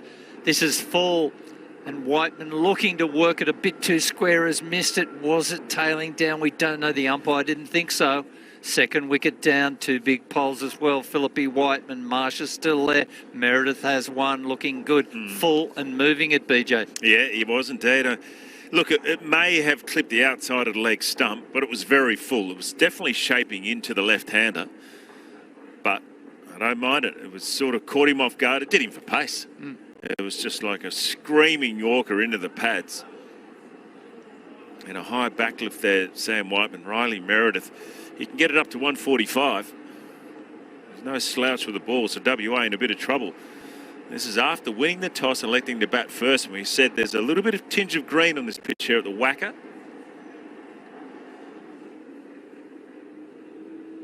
I think the Tassie bowlers will be enjoying this. Oh, yes. You can just see it there on the pitch, the dark mark from the foot spikes of the bowler, which gives you the indication that it is a little bit soft on top, maybe a little bit tacky. Won't be a quick pitch. No. But I'd love to get Cameron Green in early when it's just doing a bit, only into the 4th over. And this is the key, isn't it? Sean Marsh, Cameron Green, they're the 2 big wickets. If they could undo either, they can really tear into that middle of the Western Warriors. Ashton Turner, Darcy Short, Hilton Cartwright. But Cameron Green, we've seen him, and he's been at the Cameron Rolton filling his boots, as has Sean Marsh. This is a different pitch totally, and Meredith has started so well. He's been bowling in swingers to the left-hander. I wonder if Meredith, given that Cameron Green can fall across and with a slicing across his front pad, perhaps be vulnerable to that ball. What will Meredith produce early? They'd love a big LBW shout against Cameron Green. He's been in the pinkest of touch already this summer in grade cricket, in domestic cricket. What's he got in still today? Conditions in favour of the bowlers.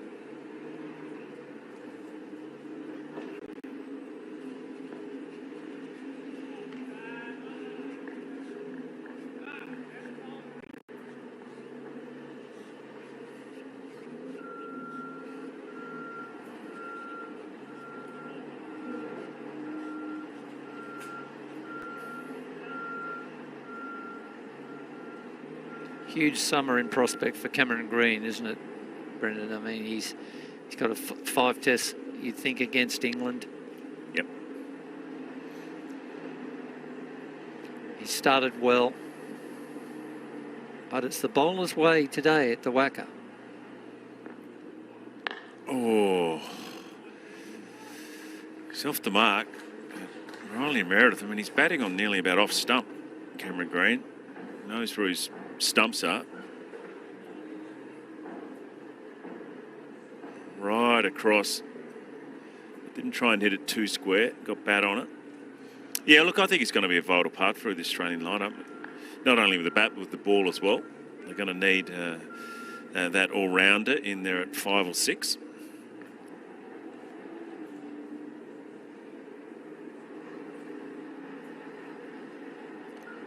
It's been a good little spell of bowling so far for Riley Meredith. Hasn't overdone the short ball at all.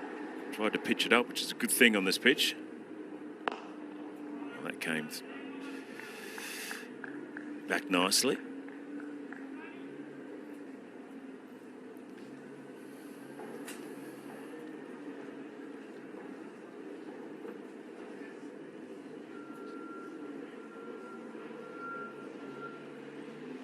So 4 done, 2 for 11.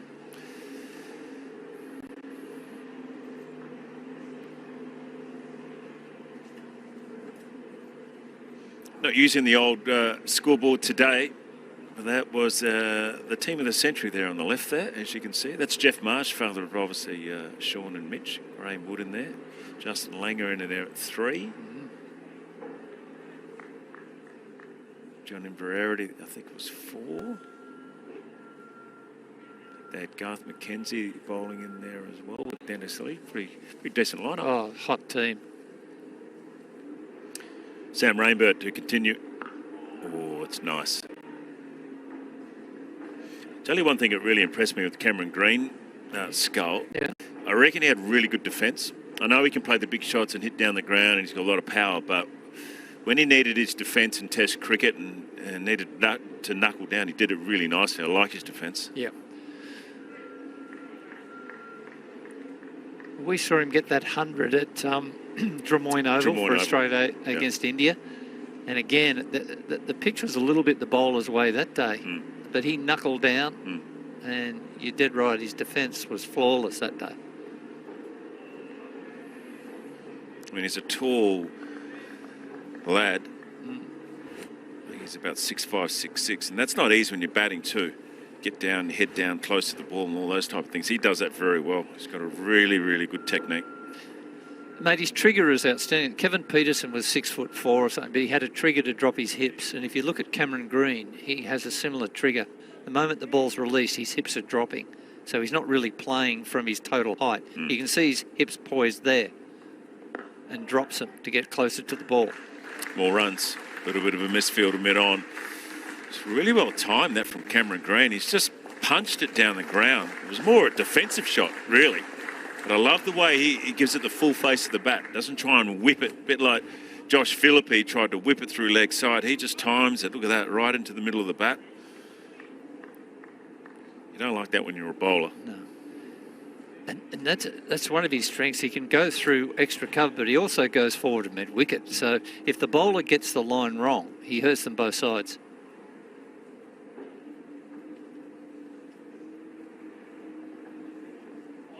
Oh, beautifully bowled. Love that from Rainbird. Backed his judgment, kept the ball up there, didn't try and bowl it too short. Normally with the ball swinging in, batsmen think it's coming in, it holds its line, and they do that. It's perfect bowling this from Sam Rainbird.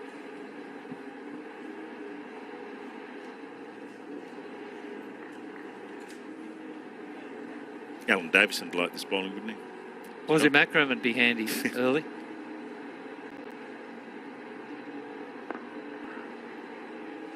There's an example of that forward defence, how quickly he dropped his hips and kept and batted behind his front shoulder to play that ball away.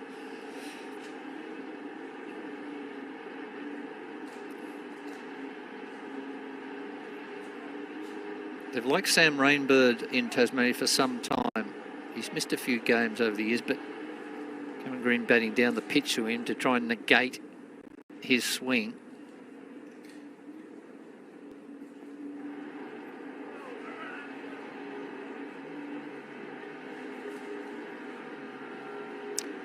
So that's 5 overs completed, 2 for 15. Bit of a rebuilding phase this for Western Australia.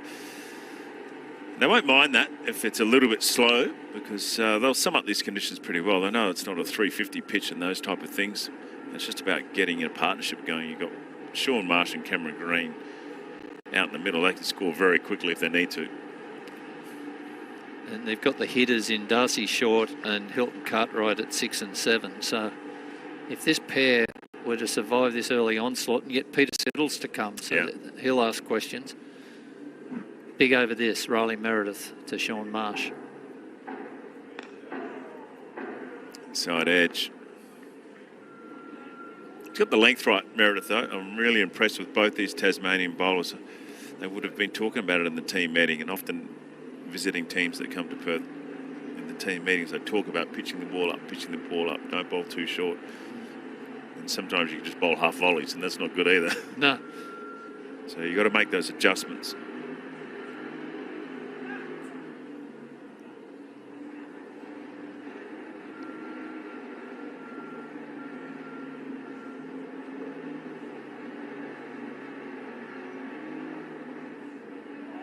Beautifully bowled. Good leave as well.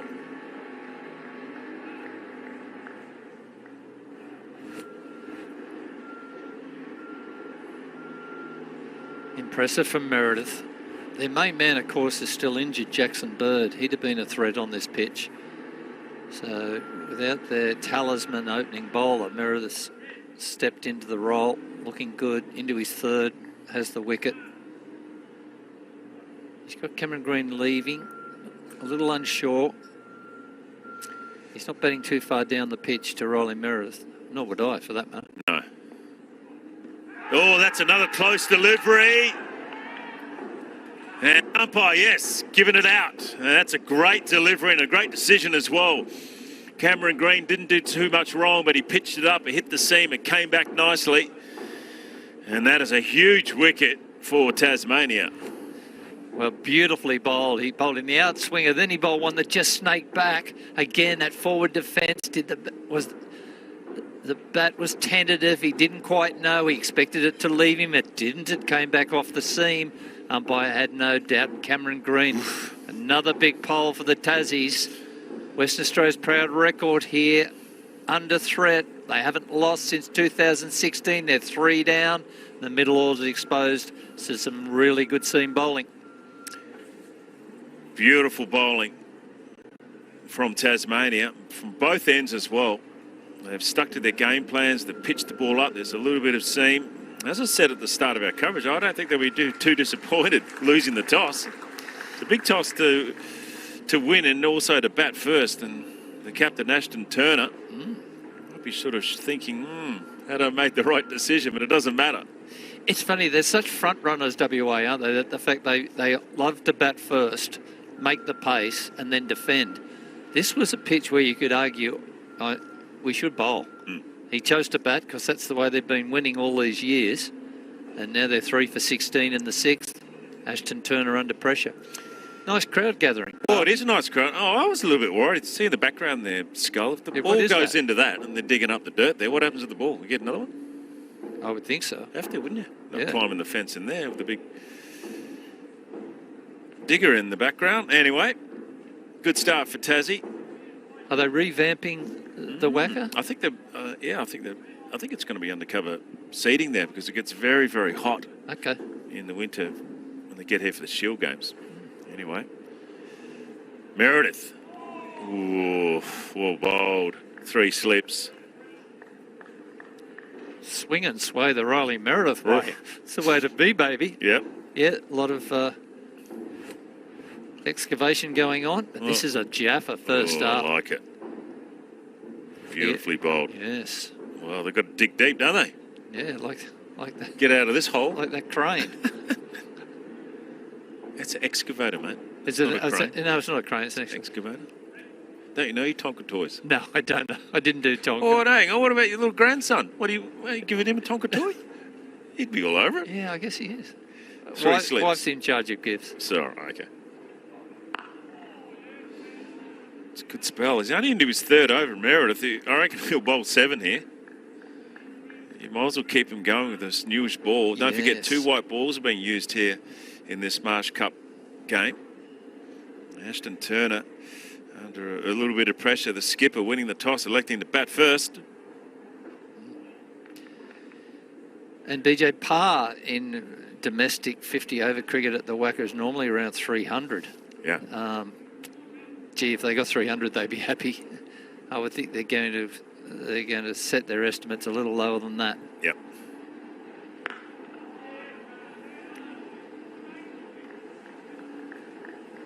Yeah, so you're right. You've got Pete Siddle coming in next.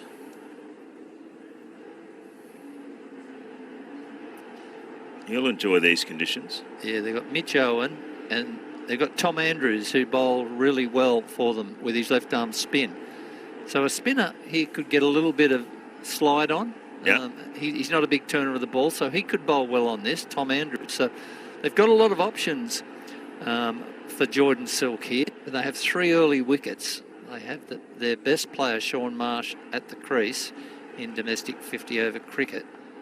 If they were to get rid of him through Sam Rainbird, then they are driving this buzz big time.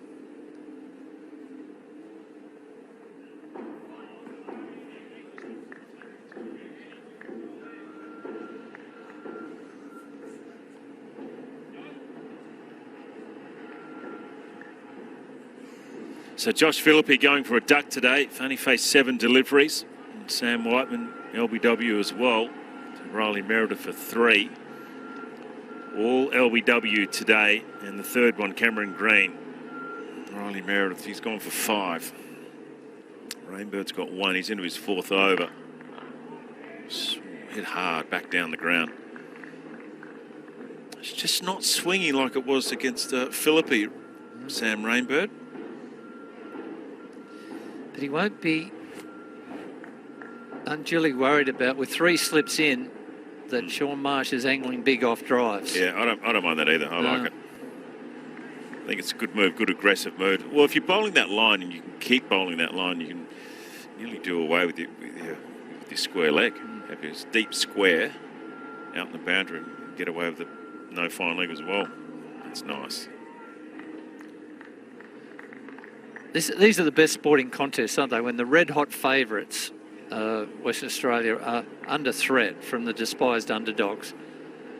And I like this. We probably, despised? Yeah. I mean, it's a term in betting. If nobody wants to back you, you're a despised outsider. Jeez. Yeah. I mean, it's not... You like being the underdog, It's not hurtful. No, I know. But there wouldn't be any money for Tasmania coming in, given Western Australia's record on this ground. It's a good field placement there. It's a short boundary to the east here at the WACA ground today. That's Jordan Silkenfield. He's in a long way. Doesn't need to be in that far.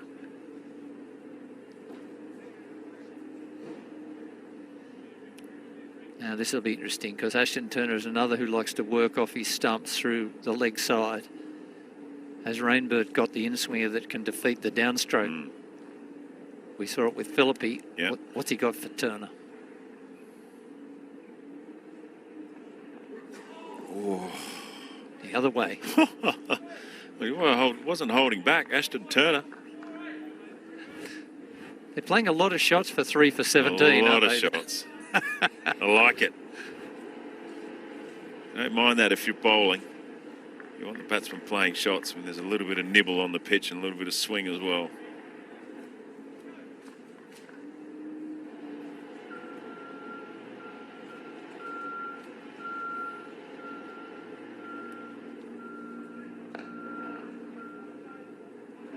Oof.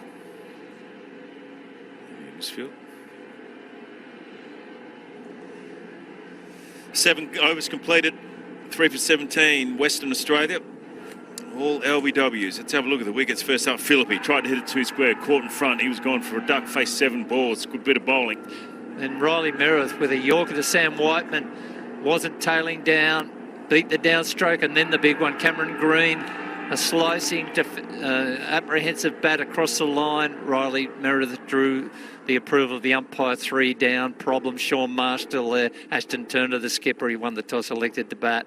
Was that the right decision? We'll know that later in the night. At the moment, he's probably thinking, not really, but I've got to make the most of it. Well, he's played a few shots, Ashton Turner. WA won and said, yeah, we'll have a bat. One thing I've loved about Meredith, you probably do as well, and Rainbow, is they pick the ball up, which you've got to do, right?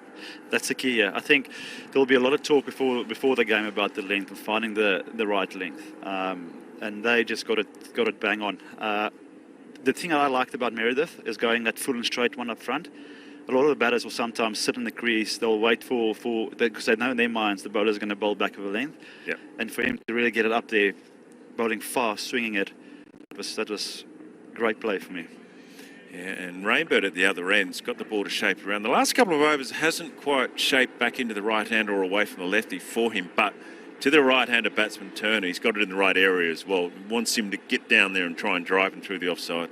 What I like about Rainbird is he's coming in nice and close to the stumps, and also he's giving the ball that opportunity, bowling at fuller length and giving that ball that opportunity to do something.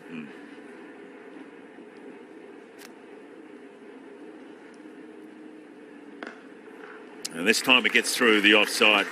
He's missed a couple, Ashton Turner. Does not miss out on that one. It's going to be interesting to see after the power play what they do with the field. I mean, I would definitely keep attacking. You know, keep those 3 slips in. Definitely keep the guy on the offside up, and if you get another 2-3 wickets here, you're definitely in the pound seats. Yeah, I agree. You got Marsh and Turner at the crease at the moment.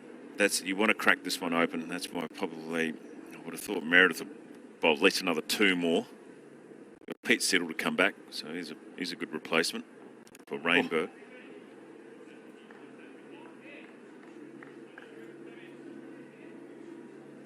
It's not a fast pitch today. Often we talk about the WACA being quick and bouncy because it's a little bit. I think it's a little bit soft on top, but it's offering a bit of seam. But it's certainly not flying through anyway. It's also a bit of a strange one for Western Australia. I mean, they played the first game on the 22nd of September, and then you almost have like a 24-day gap. And especially with white ball sort of games, you know, once you get that first game out of the way, you want to keep that momentum. Yeah. You want to keep that sort of feel. So they basically at square one here today, you know, trying to find their feet.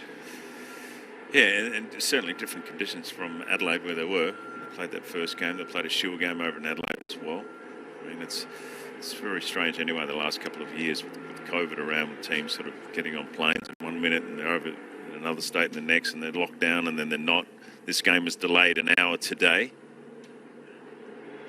because of a COVID scare in Tasmania, and that may have affected some of the players. So I think they all got tested and came back all right, and that's why the game was delayed an hour. Renovation happening for the WACA ground on the left of screen. It's definitely busy there on the banks. It's a ground that reminds me a lot of Pretoria back home in South Africa, the grass embankments. Yeah, and it's just so great for the fans. sit in the sun and watch some quality cricket. Yeah, it does get hot over there in the west. That's about 1 from 4, Ashton Turner, with that shot. One of them's paid off. He's missed 3 of them.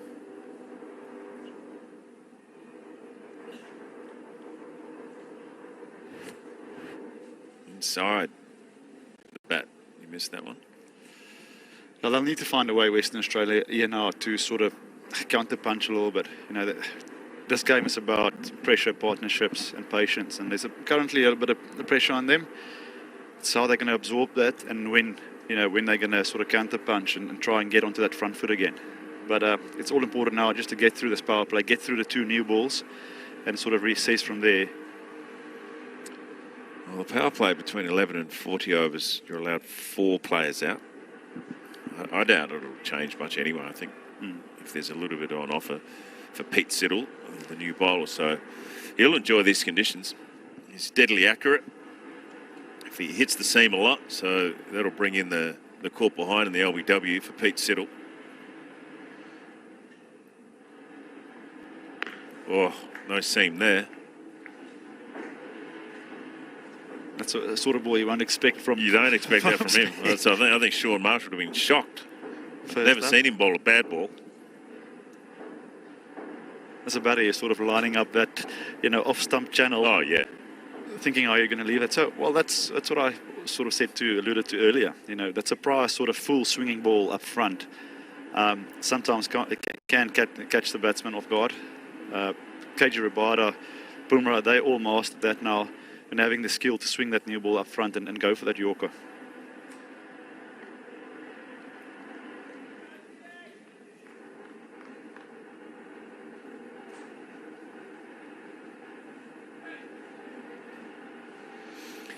Well, the bowlers will be licking their chops because they've just come from Adelaide. And the Karen Rolton Oval was completely different to this pitch here in Perth.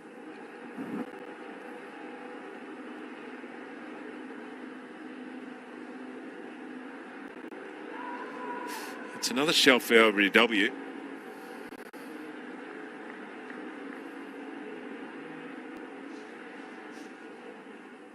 Might have been a little bit high. You nicked it. You nicked that? Yeah. Oh, I thought I hit him on the back leg.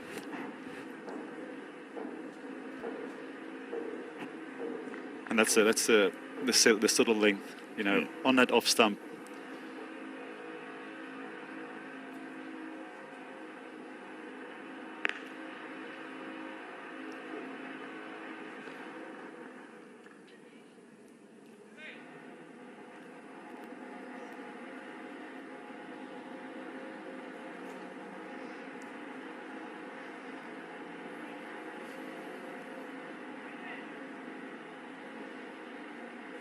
Made the move down to Tasmania, Pete Siddle. Been a Victorian for most of his life. Also does a lot of Ironman training, I saw. He's on the bike and swimming and running and still keeping fit, which is great to see. I played against him now the last sort of 3 years on the county circuit. And it was nice to connect with him sort of, away from international cricket.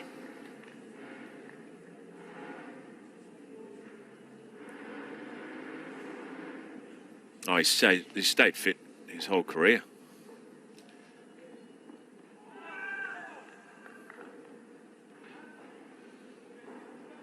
He's still fronting up for the strikers in the BBL, Pete Siddle. So, going around for another season. That's 10 gone. 3 for 26 WA.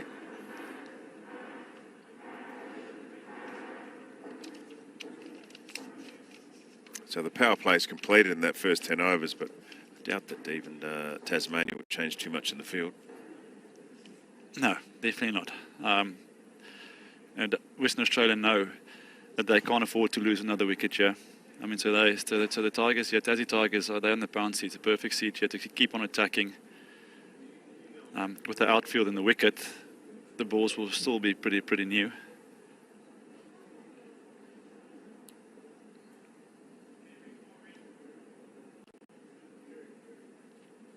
Rainbird to continue into his 6th over.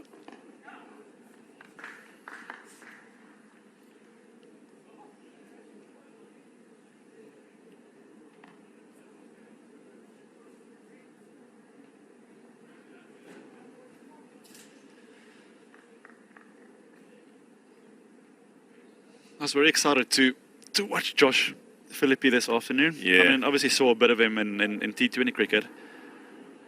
And I was looking forward to sit and watch a proper 50-over sort of masterclass from him. Unfortunately, wasn't meant to be today. No, he got a good delivery from Sam Rainbow. Just came back in nicely. I think he tried to hit it too square. Just tried to hit it too hard. He probably thought it was going down. He didn't look too impressed when he was giving it. Touch high, maybe? I thought it was a good decision. Yeah. I'm not disappointed with that. If the umpire's giving that out.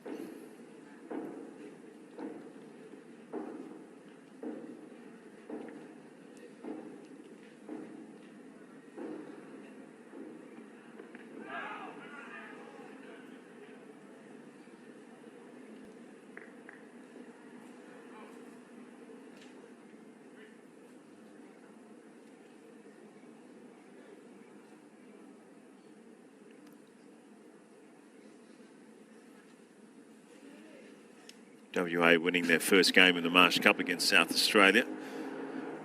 Philippi a big 100 and Mitch Marsh a big 100 in that game.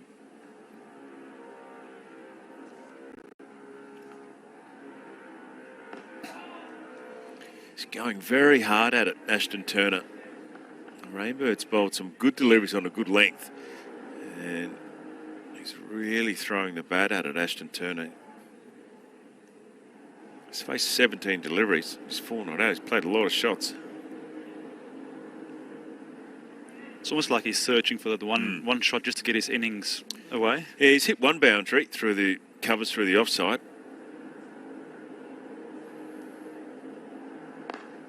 Just like that. That's a repeat. That's the one. Second boundary for Ashton Turner. Identical to his first boundary.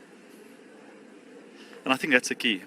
Sometimes batters, they feel like they want to make the play, but it's important that they just hang around, absorb that pressure, rotate strike, get to the non-striker's end. Because if you bat time, it's only going to get easier. But that's a beautiful shot by Turner.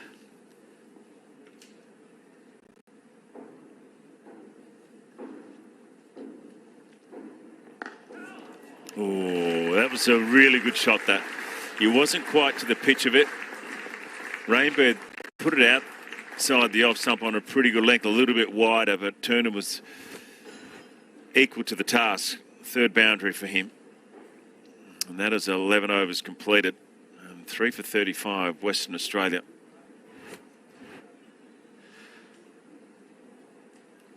And it's also important they don't change the field now. I know we've got like back-to-back boundaries. Yeah.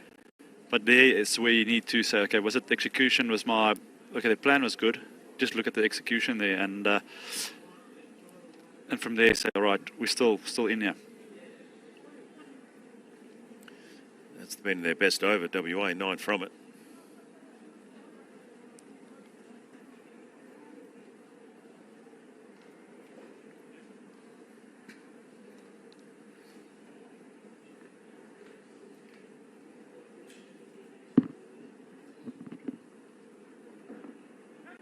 It's wide down the leg side. Loose deliveries from Pete Siddle. We don't often see that. Started his first over with a full toss, first ball. This one's way down the leg side.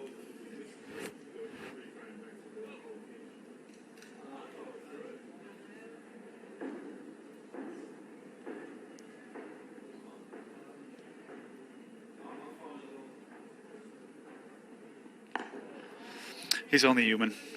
He's back on it again. I think we can excuse him for that. Yeah, no, I think you're right. I'm just looking at some of his numbers from the BBL. He's back at the strikers. He took 19 wickets in the BBL, averaged 17. Yeah,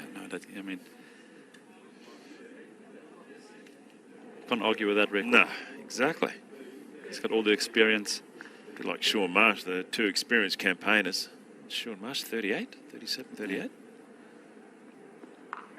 In the air and guides it down to third man.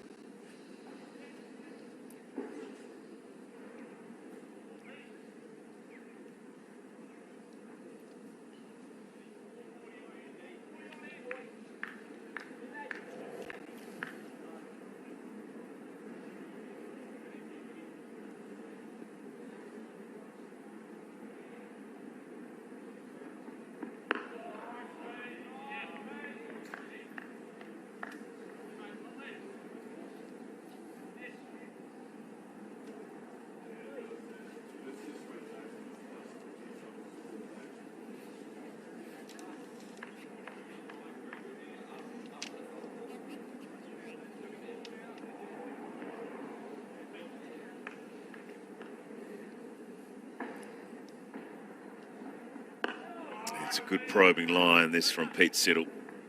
He will not move there.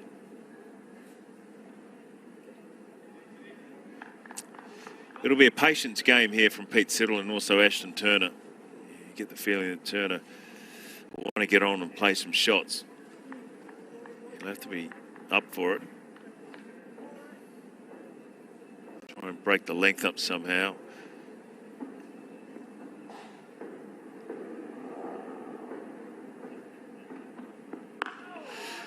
The key is to try and find and get that one, like I said. And when you're eating dot balls here now, the good players, the Kohlis, the de Villiers, they still find a way to rotate strike from your best balls. And especially on the wicket, it's sort of playing, you know, with the new boards, it's hard to score. What is my options to get one? Do you walk over to off stump, nudge it into the leg side? It's quite hard with the two slips to run it down. Yeah. Well, it looks like he's trying to do something. You see, he's coming off his back foot there and moving as he's hitting it. There's the quick single. And pretty well run as well, Sean Marsh. Not about over there from Pete Siddle, though. That's his second over completed.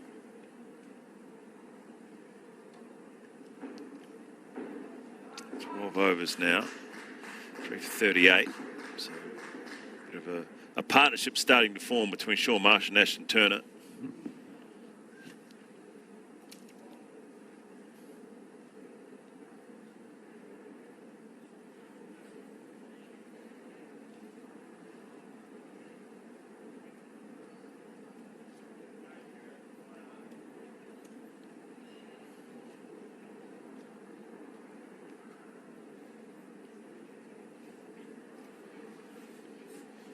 We were in a bit of trouble. They were 3 for 16.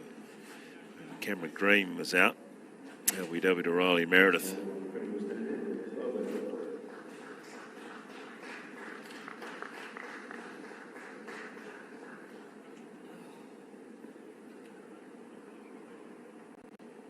So a change of bowling now.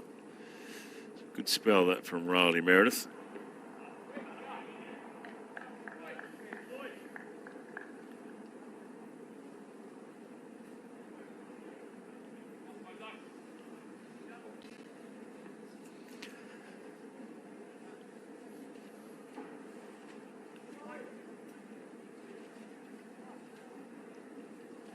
And this will be a very important spell from Webster. You know, if he can sort of keep the pressure on with Siddle,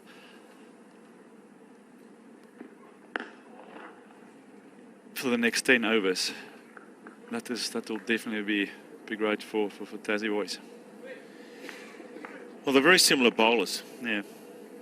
You got to bowl that line and length and wait for the batsman to make a mistake. You just get the feeling with Turner, he wants to hit the ball on the up, wants to get going. It's going to be a test for him whether he tries to hit him over the top or just try and work the ball around.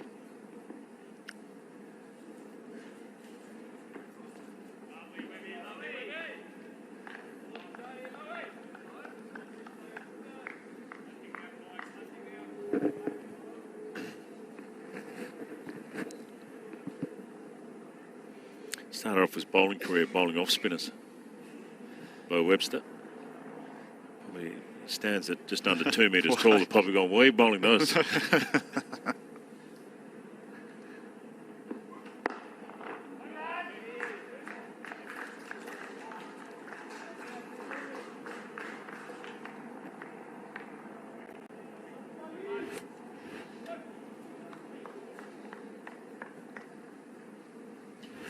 Good start this from Tasmania. Meredith's got 2 for 8 from his 4 overs, and Sam Rainbird's got 1, 23 from his 6.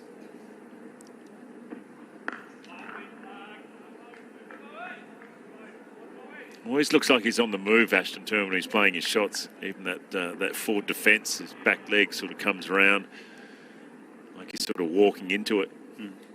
Get the feeling he wants to come down the wicket and hit the ball. It's a little bit off balance. The ball just jags a little bit or moves a bit. And I think on this wicket, you want to play the ball slightly later with softer hands. Yeah. There he is down the wicket.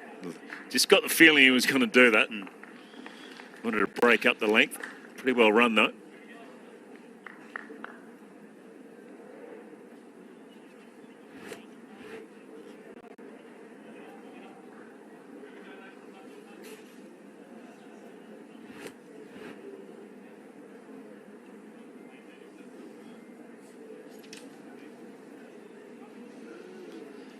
Also nice to see some spectators in the in the ground. Well, they've had crowds all the way through over in Western Australia. They packed it out at Perth Stadium for the AFL Grand Final. No restrictions over there. I must tell you,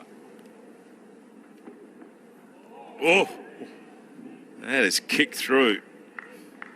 I must tell you, we played a warm-up game in 2008 against Western Australia, and nice pace and bounce there from Siddle. My second ball, I slipped, went over my ankle, and that was me. Was it? For the game. And a week later, we started the test match, and when Graham gave me the ball, there was a guy from the stands. He was sitting in the stands, and he shouted, "Watch out for the banana peel, Morkel." Obviously, because I slipped. He was there at the warm-up game. And that guy followed me. I mean, not followed me, but he was there with a one-day game, sort of, weeks later. We played the one-day game at the WAU as well. And as soon as I got the ball, every time I got the ball, this guy was, "Banana peel at the stumps, Morkel, watch out." So they definitely sort of let you know. Well, they want to get their money's... It's a tough crowd. They want to get their money's worth out of their membership too, don't they? For sure. It is... It's another good single. Ooh, really well run. And overthrows.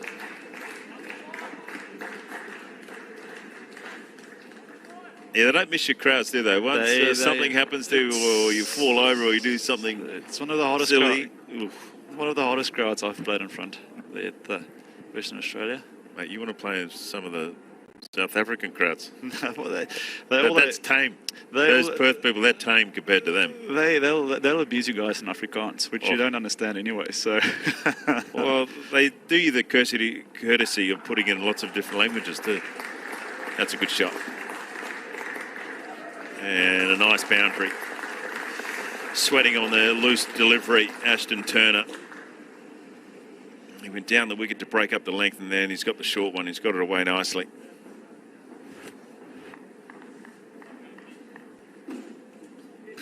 Short boundary on the east side of the Perth ground today, because where the wicket is on this on the block, it's only a short hit.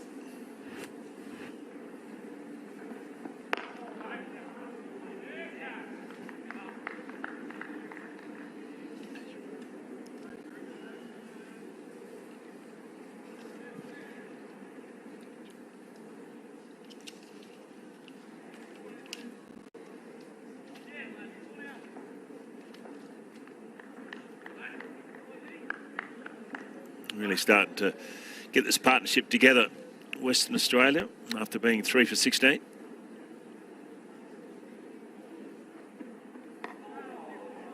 Oh, an outside edge. Still a little bit in the pitch for the bowlers, and that will complete the overs. That'll be 14 done. Got a change in commentary. Adam Peacock's coming in.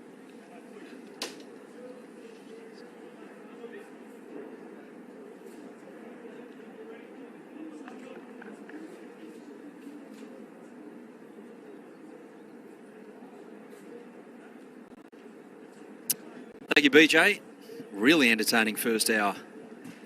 Hope you're enjoying all the action on Fox Cricket. Bit of news about today with cricket as well. With the WBBL Tasmania, we had this situation where this game was delayed by an hour, but Cricket Australia are still hoping, they're working with the Tasmanian government with the possibility of still playing those WBBL games this weekend. Full one. Just the single to the man in the deep.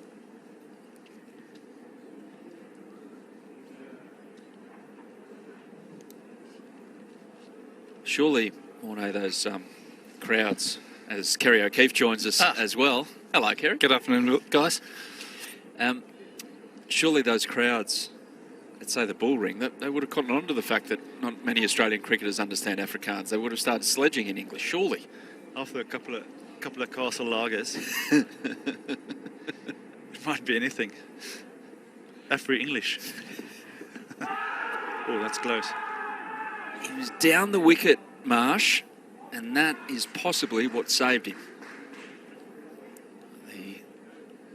Height, Not maybe? convinced with the height. Yeah.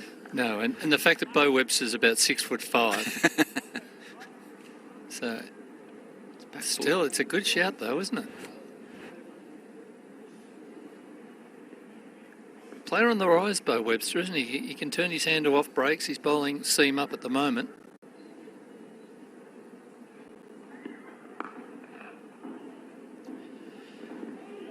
That's sometimes the challenge for the tall quicks, is to find that fuller length. You know, we tend to get a slightly floaty, but also you bowl for one dismissal when you're 2 meters tall. Yes. You know, with that length, the ball will always go over the stumps, or you know, the LBWs will be slightly high, so the margins are a lot smaller.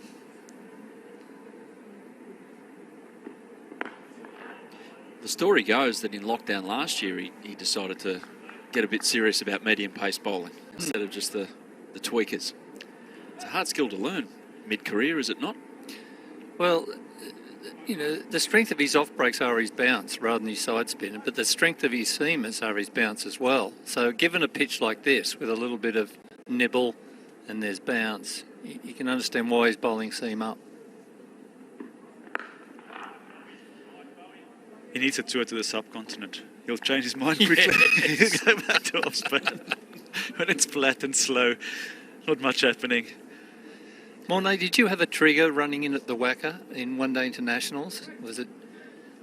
Did you have, right, I know the length and line I have to bowl here? I think the important thing was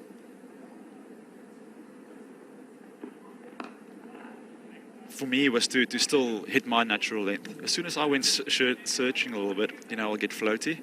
And we spoke about it sort of a lot before the game, or we will speak about it a lot before the game, you know, is to really, with the extra bounce, extra bit of pace, get it up, you know, fuller, make the guys play a little bit more. But for me, my personal game plan was to just find my rhythm, find my flow that first sort of 3 overs. And from there, you could always adjust. I found it a lot harder going from, you know, chasing or trying to bowl at fuller length to pull it back. So for me, it was all about feel, all about rhythm. And from there, pitch it up a little bit more, and then, you know, bring in the other dismissals, 3 dismissals. Which you did in 2014 against Australia, when you got 5 for 21 and bowled them out for 150. Was it a similar pitch to this? It's very similar, but I tell you what, the morning of the warm-ups, I think if AD caught, Alan Donald caught about 5 balls on the warm-up sort of surface, that it's a lot. You know, I had no rhythm, I had no feel. And I went to AD and I said, listen, I don't know, I'm going to bowl here today. And he said, Mornay, just compete with the spot on the wicket and you'll be fine. And it's amazing how quickly it changed. And you bowled 1 or 2 balls, nick a guy off, and from there you sort of just crack on. 5 for 21 off 8, Adam, the big guy.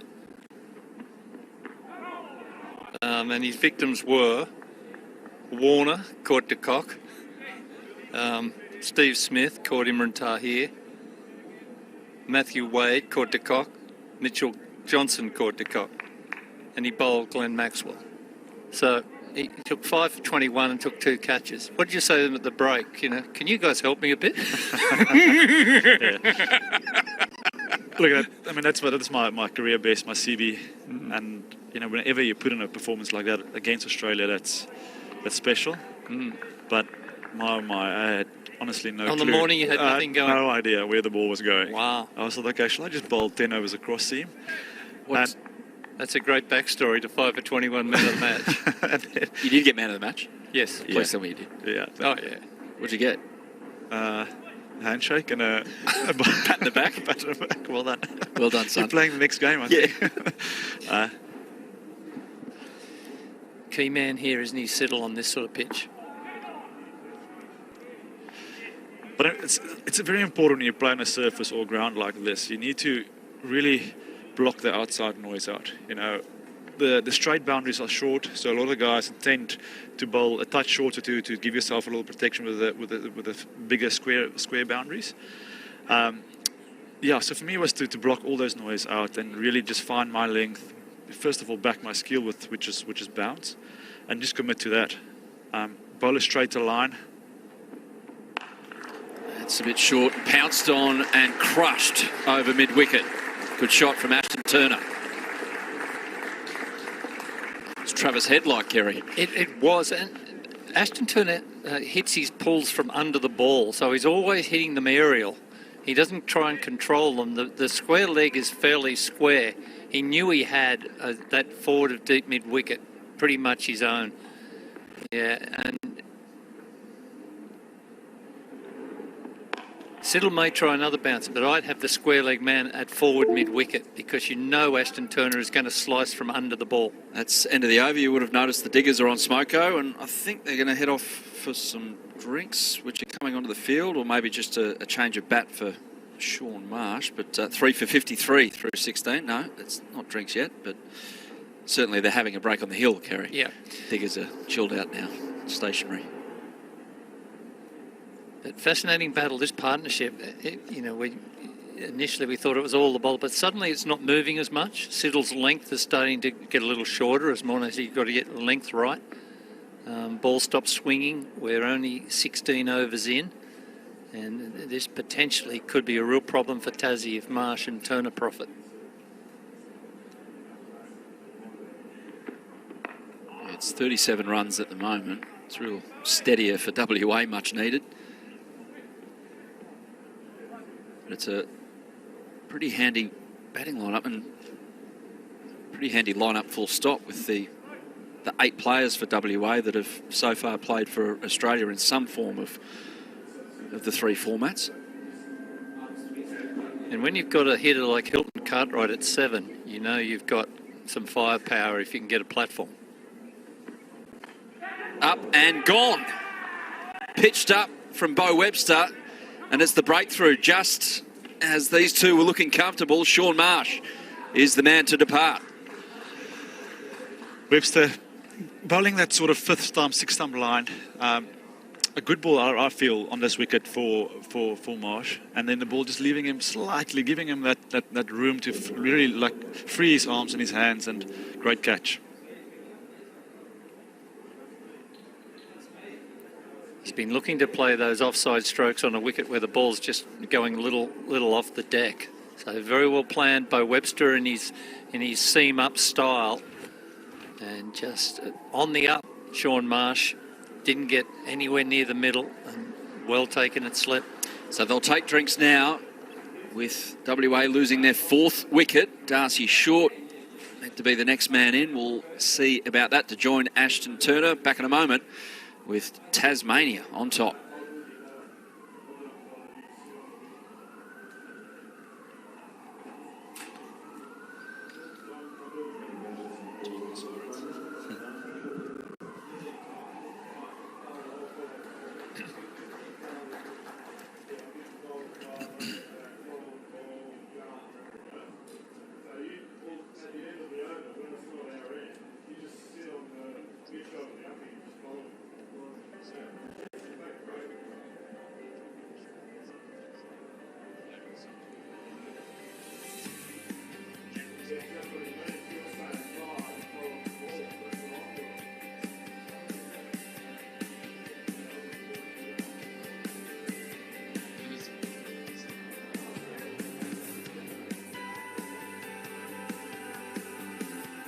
There hadn't been a prenup before the season.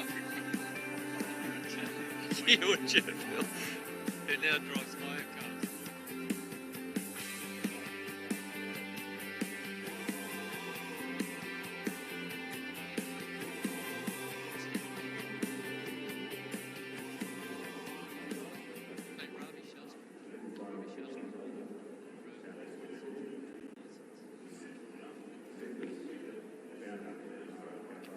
Did he do burnouts? 10 people in the car. $1,500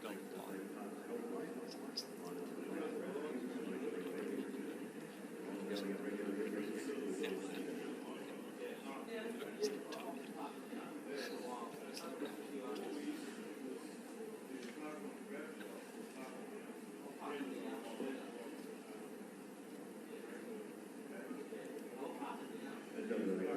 It's being told in Sachin Tendulkar.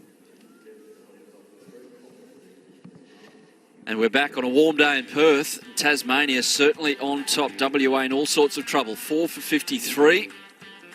Midway through this 17th over, Ashton Turner He's the anchor at the moment. 26 of his 44 deliveries faced, and he's joined at the crease now by Darcy Short after Sean Marsh was undone by a full ball from Bo Webster. And Kerry O'Keefe, it's the length that they've got right. Tasmania bowl it up at the whacker, and they're following through. They have, and there's been an aggressive attitude from all the Western Australians. They've been looking for runs from the outset, despite everything being in favour of the bowler.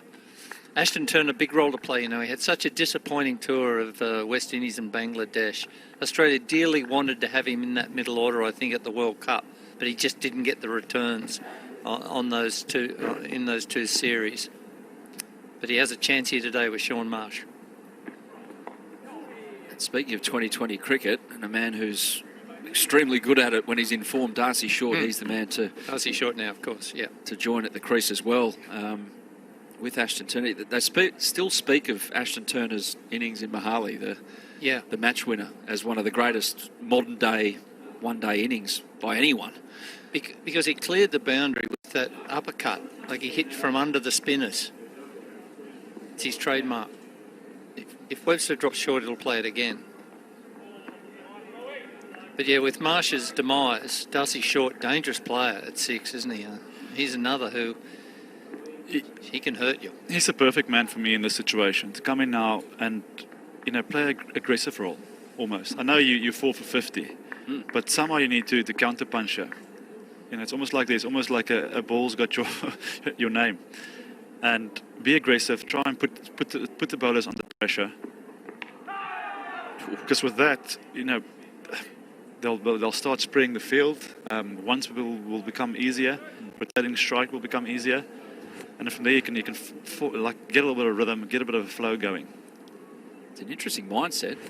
Do you do that when you're halfway through a not so good round of golf and you stand up there on the 10th tee and trying to hit it 350 metres, or you just try and get it in the fairway? Because that's the situation they find themselves in at the moment, WA. Commit. Positive mindset, and you go. The best players, AB de Villiers, he was massive on that. Really, from ball one, put pressure back on the bowler, good body language, run well, get your body going, and from there, bowlers quickly started to back off. And I think that there's been a change of mindset through T20, isn't it? That people come in attacking regardless of the wickets that are falling. There's no, let's just push it around for a couple of overs. And I think that's T20's had a lot to do with that, wouldn't you think? 100% right.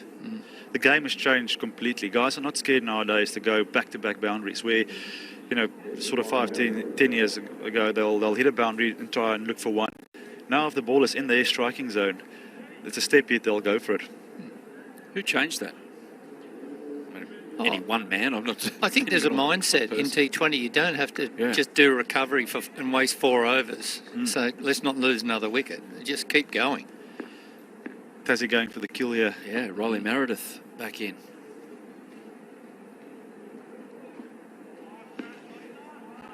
Tell you what, that's a long run up. That's a lot of Ks in the day if you're bowling red ball cricket, doing 20 in a day. I tried that once in my career in India. Yeah. So my run up is normally sort of 20 meters, 19 meters, and then I lengthen it. It's a bus trip. Yeah.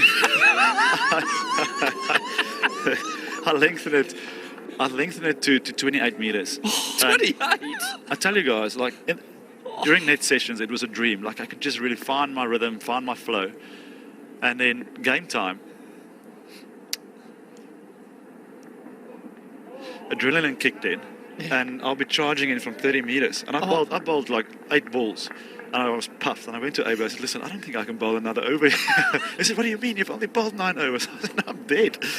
And how many school zones did you go through? And thank goodness I marked both run-ups, so I still had my 19, so I can just quickly go back to it. But respect for the guys that run in from the circle. And you did this in India. Maybe England might have been a good starting point. You lengthened your run-up in India. Yeah, I thought it You're might be such a fast bowler, Bono. Might be a good idea. And that's 103% humidity in Chennai one day. That's why I brought up the point with Webster. And then you'll quickly figure out, going from spin to fast bowling. Yeah. Short and run up is the way to go. He's nice to watch, Riley Meredith, his action. It's fluid. Fluid. Yes. you can see why, speaking of India, why he was all of a sudden very popular in that auction back in February. Yes. The moment you cruise near 150k, people are interested at the auction, aren't they? Interestingly there with Riley, the way he held the ball there. It wasn't like a normal seam up, sort of fingers behind a seam. That is more for the left-handers, trying to nibble it, getting. He wants the ball to sort of go across Darcy, from over the wickets. I like that. They're sort of sensing the ball's not swinging anymore. So what is our plan B? What is our go-to ball here? Let's create something. As a bowler, you always need to find ways to take wickets, and especially to left-handers, if you can sort of take it across from middle stump.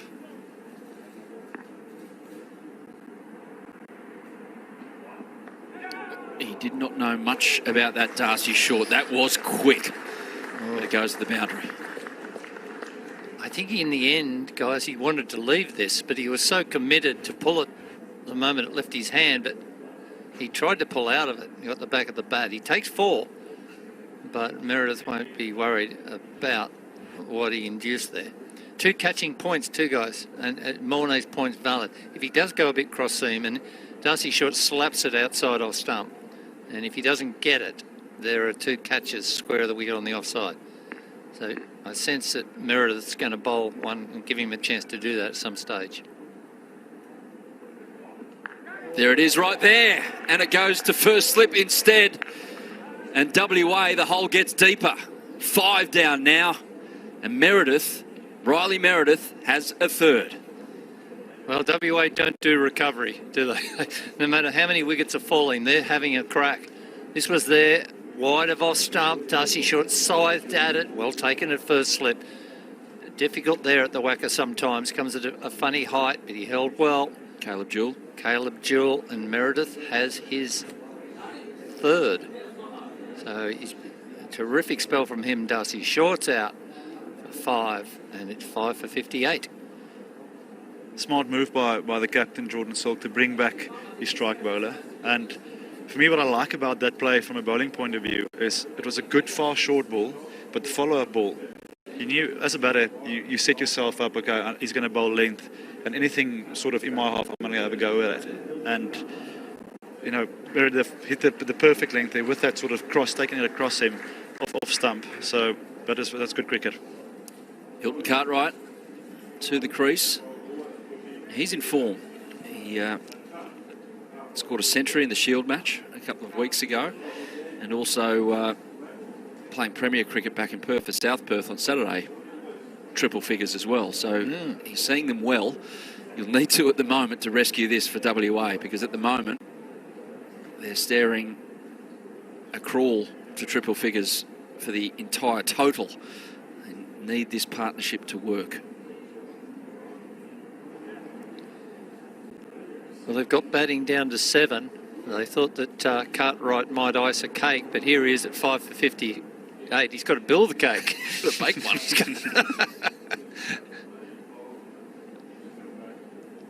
No, as Mono said, a terrific bit of captaincy. Jordan Silk's having a good day. He's getting the bowling right. He's got the field placements right. He's giving his quick 3 slips and saying, challenge them outside off stump.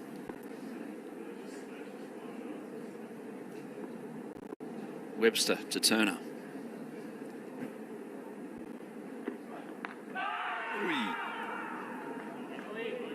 We indeed.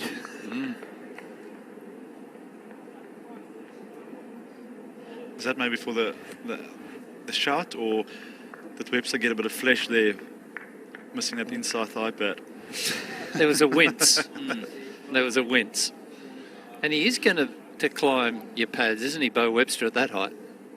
You've heard that wince before, Morno. Bo Webster has as well. I remember a couple of years ago at North Sydney Oval, he copped one and went down. We all felt it. Yes. Hopefully they've recovered by now for Bo. Good package, Bo Webster, and he's got very sticky hands in the slip cord, and he's a very good cricketer.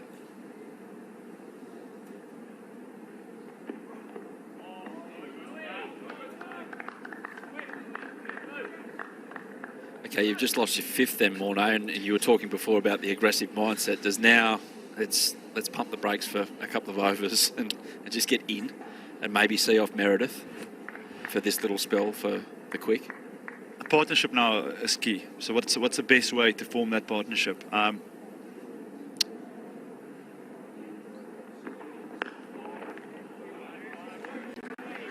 Cartwright for me he's experienced enough to play this situation. So for me, it's important for these two now to communicate. So listen, okay, let's try and bat normally till the 25th over. Set small little pockets, small little targets for yourself, and then from there, you build a little bit of momentum and sort of build a semi sort of platform.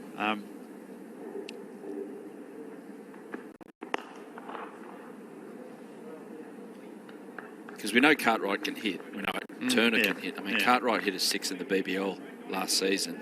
I mean, if it was hit today, you'd wonder if Jeff Bezos had commissioned it and put William Shatner on it. It was incredible. It went to the top deck, the MCG. It's an extraordinary hit. And a miss. I suppose also for these two, it's important to have that conversation of what potentially can be, what's a good score for us on the surface. We've got a great bowling attack as well. So if we can just fight through this period a little bit, somehow get us to 150, 160.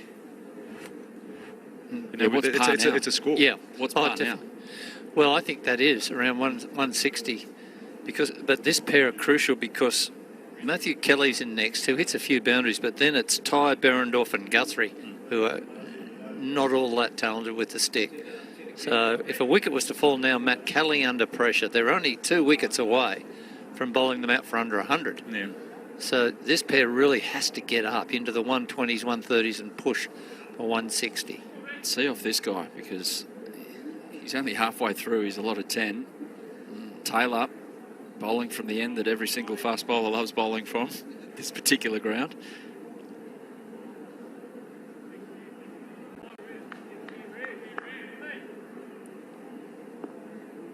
Riley Meredith.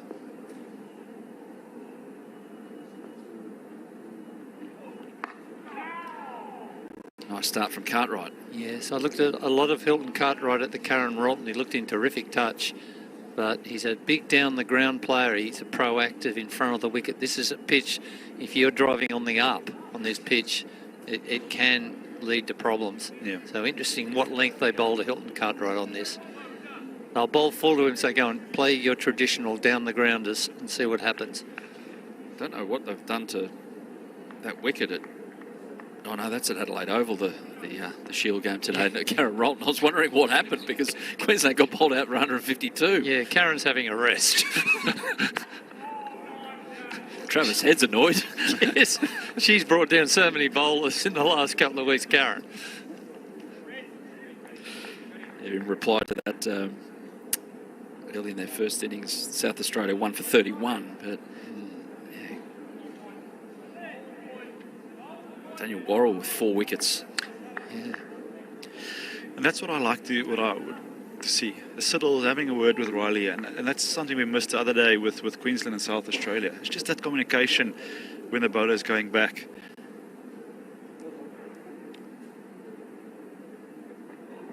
Walking back to his mark. And just say, listen, you're doing great. You don't have to change anything. Because, as bowlers, sometimes we think, okay, 5 for 50.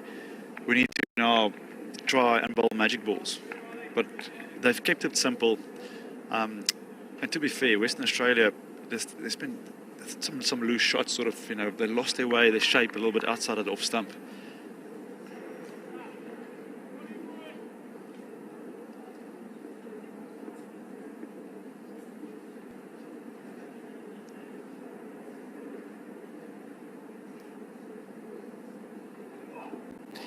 It's a good point you make because, without being too disparaging of the Karen Rolton Oval, the ball didn't move through the air off the seam for a fortnight. Suddenly, they've got away. The Adelaide Oval, Frankie Worrell swung it today, got 4 for. We've seen the ball moving today. Yeah. So they've got away from flat as a pancake pitch with no movement to suddenly something completely different. Yeah. And wickets have fallen. Poor old Karen. It's not like she No, rolls the pitch. It's not. no, nothing against Karen Rolton. She was an outstanding batter. But she was a batter. Morno, when you see a young quick like Riley Meredith, and as a guy who, Barrett, you here, 309 test wickets, you knew what you were doing with the ball in your hand. Some days. Well, even when you didn't, you were man of the match, like the one Terry was talking When about. you had your off day, you got a Michelle. You got a viper. When you see a young quick like this, what is the first impression that you get with a Pace for me is out and out pace. Pure pace. Yeah, I love it. And the control. I think you can have all the pace, but if you can't land the ball consistently in the right area,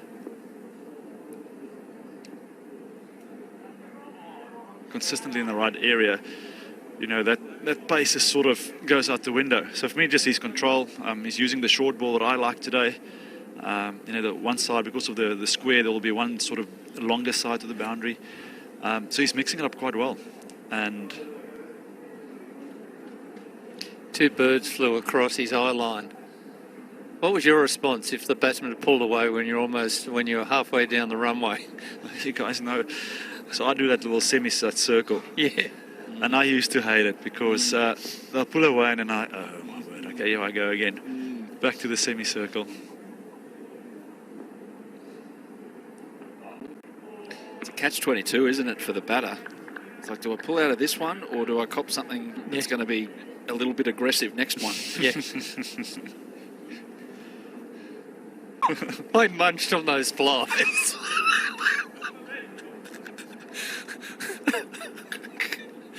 You got to pick your man for the pull away.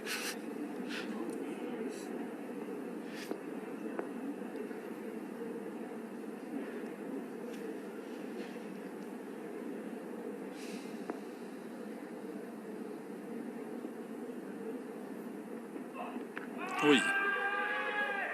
There's a bit of bat in that, and there's a single as well for WA. But again, Riley Meredith causing a few problems. It's 5 for 62. Perfect length, wasn't it, to Hilton Cartwright? He wanted to come at it, but he didn't. In the end, he tried to defend it. And just uncertain in that forward press. Good bowling. Meredith's having a day here.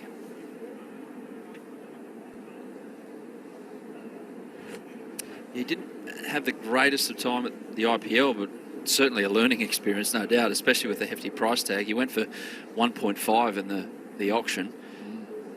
He only played 5 games, went for 10 and over, 4 wickets in that first spell. Didn't go back for the second spell, the one that they're just completing now. And by the way, the final this weekend on Fox Cricket of the IPL before the T20 World Cup. So as one rolls into the other, basically. It's endless cricket now on Fox Cricket. Be a fascinating game too, by the way. Chennai Super Kings, the best batting team against the best defenders. Kolkata Knight Riders, terrific game. Does attack win you the big game, or does defence win you the big game? Remember those? Yeah. What's that?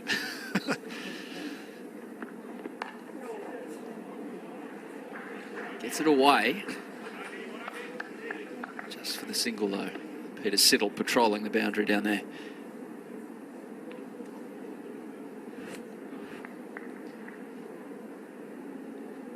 Fifth over, Bo Webster, 1 for 6.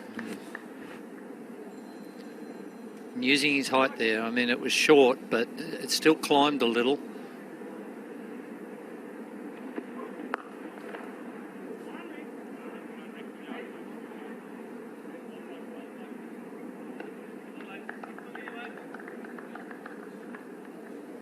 Did you have a stint in the IPL, Mono? I played 8 seasons. Oh, sorry. I didn't look that up. So I did 2 for Delhi.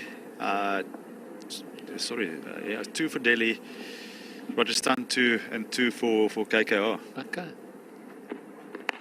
Full and lashed at by Cartwright and over for a boundary.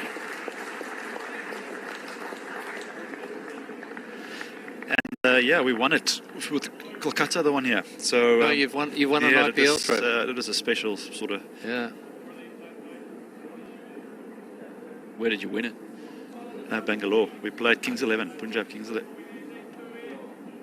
I can imagine that atmosphere would have been a bit hot. It was amazing. We chased, if I remember correctly, 210.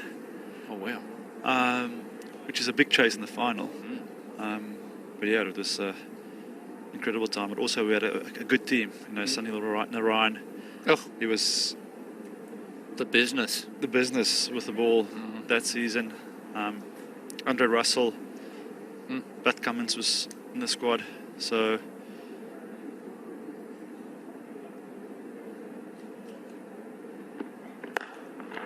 It's the full, and the only thing stopping, I think, a boundary there was 3 poles at the other end. Just back on Riley Meredith, you played 8 seasons in the IPL. Did those that went for big money at the auction feel the pressure if they're not returning on that money? for sure. I mean, there's all the pressure from the owners, social media. I mean, I think wherever you go for a new team or new environment, Goes wider there and gets punished. Beautiful shot from Ashton Turner. you know, all you want is to have that one game where, you know, you just find your feet and you do well. And it's so hard, especially in the Indian Premier League, with a lot of expectation if things don't go your way. But that's definitely a sort of a period or a stint where, that 8 years, I learned all my skills. You know, sitting with legends of the game, on the coaching staff up front, and also connecting, you know, with players with a beer afterwards and just talk cricket. And that for me that's where you learn. Just talk cricket, you know, and pick up experience. Tell you one thing, if you're an exponent of the T20 craft, it is a very good time to get it right in the next couple of months, because they've cleared the decks apparently. The IPL franchises, they're going to start up again almost afresh, each franchise, with everyone going back into the pool. It was a good question, Morné, wasn't it? Did you play in the IPL 8 seasons, including? It's like asking Don Bradman, did you bat early order?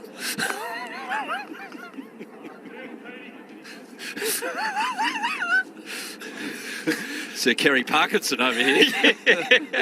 I got to employ a researcher. But it was a good answer after. It was fascinating to hear. Yeah, I that did perspective. a bit. 8 seasons, including 2 titles. Now, speaking of Mr. IPL. the subcontinent, and a man who's actually been commentating for Indian television this particular renewal of the IPL, Brett Lee joins us. Good afternoon, gentlemen. Welcome to Good afternoon all. Thank you. Great to have you here. Great to be here. And just in time, because this young quick is impressing today. You like what you see with Riley Meredith? Oh yeah, he's quality. Actually got the chance to spend a lot of time with Riley when we were our forced quarantine in the Maldives, which is a pretty good place to be forced to stay for a couple of weeks. But look, he's a credible guy. He's like a sponge. He'd be asking a lot of questions. Very down to earth. He's got some raw talent, and I reckon he's sniffing off a fifer here as well. He's taken 1 for in this competition.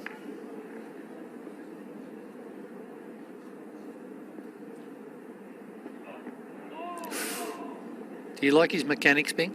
Riley Meredith? I do, Scott, and the reason why is it's because he keeps things very, very simple. I think to be a good fast bowler, you know, you need to be genetically blessed in a sense where you're going to have to have a good run-up.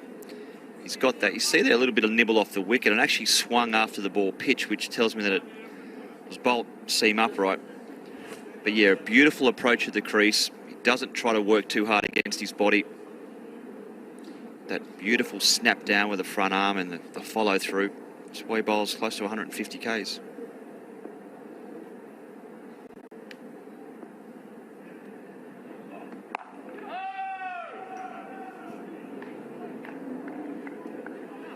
He would have learned a bit. I mentioned before his return in the first bit of that IPL. He didn't go back for the second bit. Wasn't prolific, to say the least. But how much do you, even when things don't go your way, how much do you get out of a situation like that, bowling on those wickets to that class of batsmen night after night in that competition? I can't imagine It's tough. an easy prospect. No, look, I think when you're playing that format of the game, you have to leave the ego at home.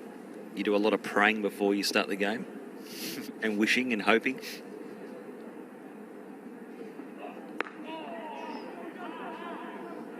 But when it's all said and done, as long as you can learn something about bowling on those wickets, because it is tough. You know, the wickets generally aren't conducive to fast bowling, but that's where you learn the different techniques and skills and perfect the off cutter, the slower ball, the wide line Yorker, quicker bumper, slower bumper. And looking at the leading wicket takers being with the Indians faster men, they got the poles, didn't they? They've learnt to bowl on those sort of pitches in the UAE. Like Mohammed Shami, those types of guys, just outstanding. I like this though. I wouldn't mind a couple more steps in towards the batsman. There we go. About there.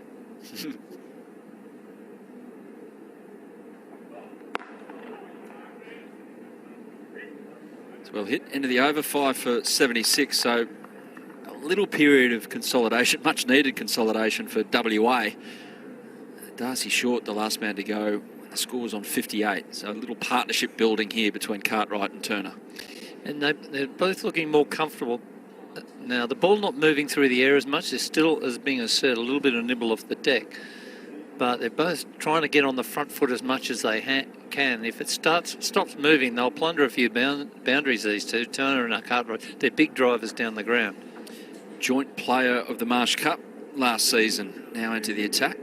Tom Andrews shared that award with David Warner. Yeah, took 8 wickets and he bowled reasonably tightly as well. Not a big spinner, but again, these left-arm orthodox guys that just, like Steve O'Keefe, that slanted in from outside off stump and aim to hit your stumps. Plus, he's tall and he gets a bit of bounce. I'm interested in Tom Andrews on this pitch. You almost play for the spin, don't you? Or waiting for the spin to happen. It's the arm ball that gets you, the one that goes straight on.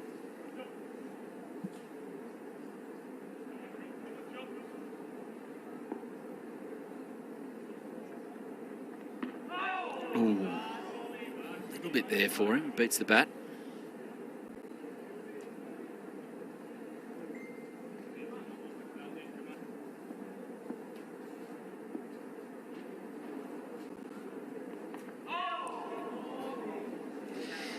It's modern left-arm orthodox spin, isn't it? He's beaten the bat twice and he hasn't turned the ball yet. 3 strikes and you're out. Yeah, I mean, this is the method they employ. He's bowling 6-stump line, challenging people to hit him on the up. Well fielded. Jordan Silk, you'd expect nothing less from Jordan Silk. Yeah, one of the best.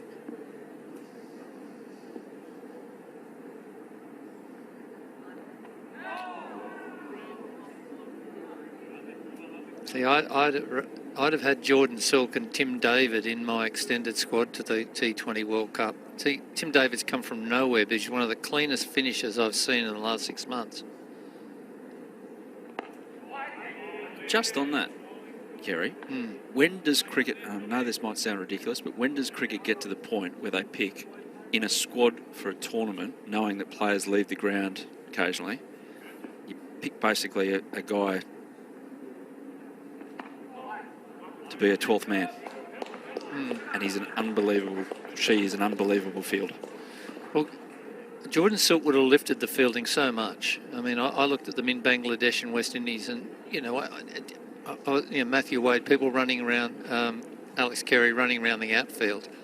It just, you look at a Jordan Silk, how much impression he would make on an innings if he used to take a couple of blinders, stop boundaries. Yeah, it's a very valid point you make, both of you guys, because, being a former teammate of Silky's, you got the confidence when you're bowling that if the ball goes anywhere towards Jordan Silk in the air or on the ground, that you feel very, very confident that he'll either take the catch or there's a run out on.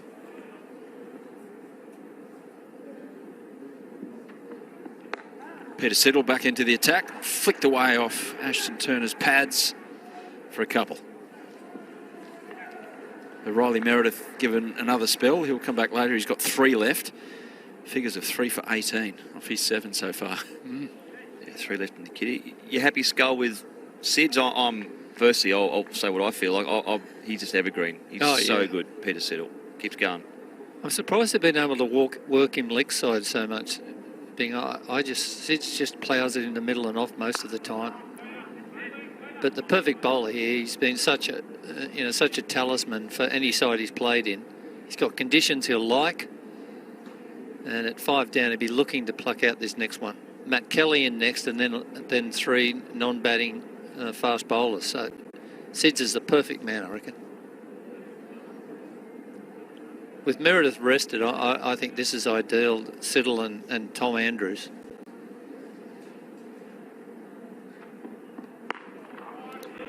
Does he go back to the peroxide for the Big Bash? That's a question for Peter Siddle, this looming summer. He obviously loves his cricket because he went over to England and played a bit over there in the winter. Tell you, he's fit and he does a lot of cycling. You see him on his social media. He's always a bike in the background. Full lycra? Full lycra, yep.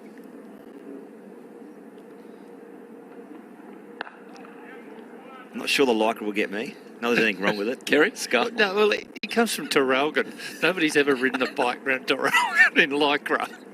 They've been run out of town. But now he's away from Traralgon, lycra. A few hilly areas in Tasmania to get up and over as well, so he would have taken his bike, no doubt.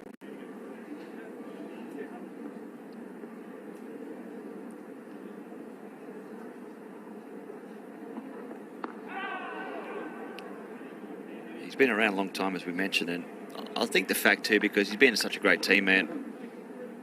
You're always seeing he's always in the hunt. There's always something on for Peter Siddle. Just see, there's a little bit of nibble off that wicket, just almost back of a length.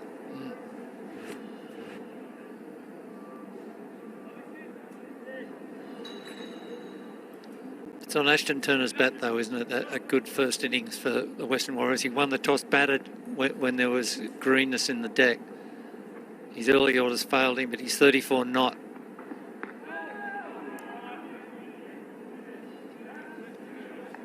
Into the over, it's 5 for 78. Turner well set, Cartwright getting going, rescuing this for WA. That wicket, Brett, you know the whacker so well. Oh, is it 40 wickets? 40 wickets, 40 test wickets. Third all time? It's the ground where you took the most test wickets. I was always pretty pumped up playing in Perth. Yeah. Well, you know, you always talk about the hardness of the wicket. I remember landing. Every time you land into Perth, you hit the deck that hard in the aeroplane. So before you get off the plane, everything just looks so firm over there, Yes. doesn't it? Did you get off the plane and bowl a few down the tarmac? There you go, Had. Stand back a little bit, please. What a great place to play, and what a great venue. Yeah. Lovely, place and a spot to play cricket. And as Morne said, did people walk out of the net when you came in to bowl? Like the whacker nets are quicker than the whacker middle. The whacker nets were a nightmare. I know that bowling-wise, it's always, fun because you sort of feel like you got the rhythm and you see the ball flying through the nets. It's always good too because the cricket fans can stand right behind the back of the net there and get a feel of and a sense of the ball coming through. I guess the hardest thing is that when us bowlers had to go in and face the net bowlers.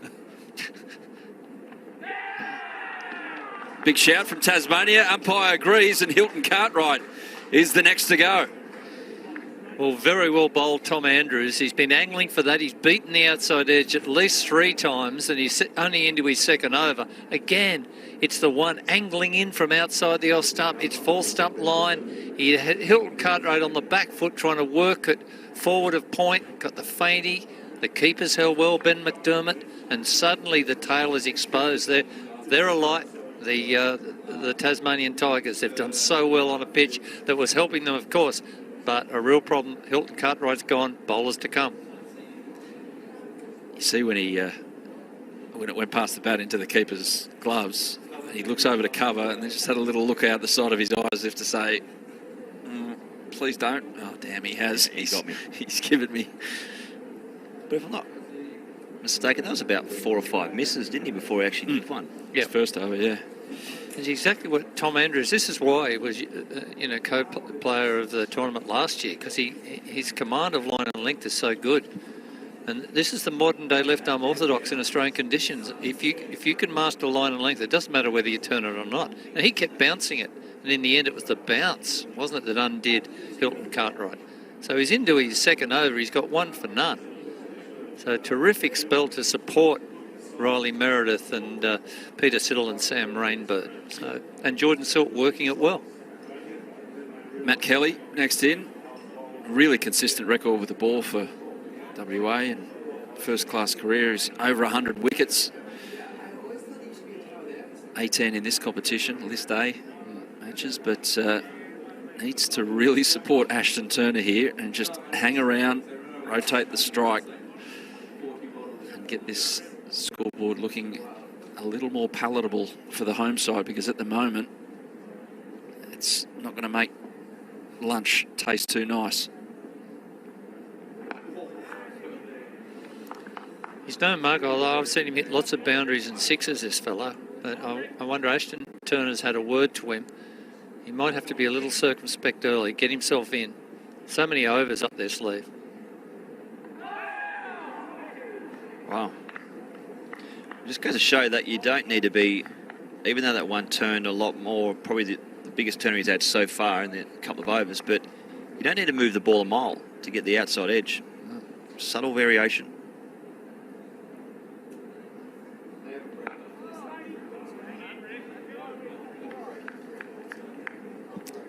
Kelly has an 89 to his name last season in Sheffield Shield, averaging 16.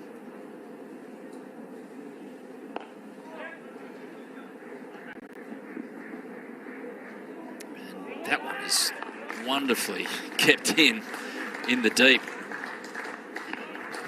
It's Mac Wright down there. McAllister right to his left. This was brilliant out cricket. This is the modern game, and that was 4 for all money. But for the athleticism and the interception of McAllister right. Mac Wright to the left, is that what you said? Yeah. Right, left, right. Ended that over 6 for 81. Very well bowled by Tom Andrews. Again, a wicket. That's the first runs he's conceded. Big discussion between Ashton Turner and Matt Kelly. As you say, Adam, he has got some runs. He's no mug, Matt Kelly. And he'll enjoy bowling on this, but he needs to be bowling behind 150, 160. That seems a long way off with 3 non-batters to come. This wicket, the next wicket decides what they get. Well, it's crucial now that they have a partnership. Turner's got to get a big total here.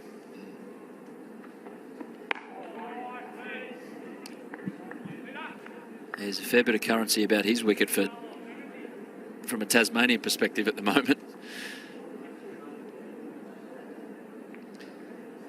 I was in the crowd one day at the WACA when against an Ashes test against England, being when you hit one of their tail enders, or was it the night watchman in the helmet? Tudor. Yeah, Alex Tudor. I winced, and I was 85 metres away. That was a rocket. I reckon Tudor got 100. Not in that game, but he had 100 next to his name. Yeah, Steve Wall chose a second new ball and said, right, you're on. I was like, okay. Yeah. Oh, that was scary stuff. I tell you who didn't enjoy it, the Barmy Army. Be quiet for a moment there, weren't they? But then they emptied on Bing. One sight in cricket, you never want to see people get injured. No. That was horrible. It actually fractured his eye socket. It was terrible. It was a rocket though, mate.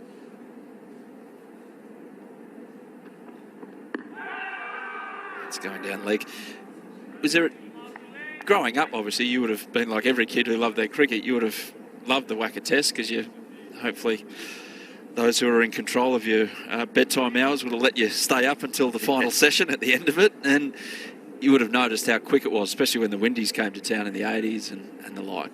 Now, was there a subconscious thing before you even played on the WACA that I'm really looking forward to this because I know it's quick. I know I'm going to get something out of it as a fast bowler. Well, exactly what you said. When you think about the WACA, arguably the quickest wicket in the world, and has been for the last, 30, 40 years. You know, you want to bowl, if you're trying to bowl fast and break that speed barrier, try to bowl 160 k's, you want to bowl on a wicket that is conducive to fast bowling, and that was the whacker. So as a young kid, watching Tomo steam in and terrorise the batsman, and obviously the wonderful DK Lilly, 355 test wickets next to his name. I mean, that was just poetry in motion to watch those two. Got him. Kelly's in and Kelly's out. Has to go, and WA have lost their 7th wicket with just 81 on the board. Oh, real problems for WA here. And again, Peter Siddle works the trick. He bowls so straight. This one he gave him a little bit of bait outside of stump. Matt Kelly came of it, possibly an under edge. Ben McDermott held safely. And now we do have some underperforming batsmen to come. 6 for 81. Problems for Western Warriors. This proud record, guys, isn't it? Haven't been beaten here since 2016 in list day fixtures. Under the pump, they're going to have to bowl well. They always say you judge a wicket on both teams are better, but I'm probably going to go out on a limb here and say that it's been some pretty ordinary batting. It's been some very good bowling. A couple of LBWs that, you take the wicket out of the equation. Big Yorker on the full. But what you want to make sure that if there is a wicket that is doing a little bit, we've seen some big cover drives, catch, first, second slip. Another wide one there from Peter Siddle's. Cagey, as you mentioned, Skull, spot on, bowled so tight, got the ball to nibble back in, and then just pitch one a little bit wider and tempted it in to play what would have been a full-blooded cut shot. AJ Tye.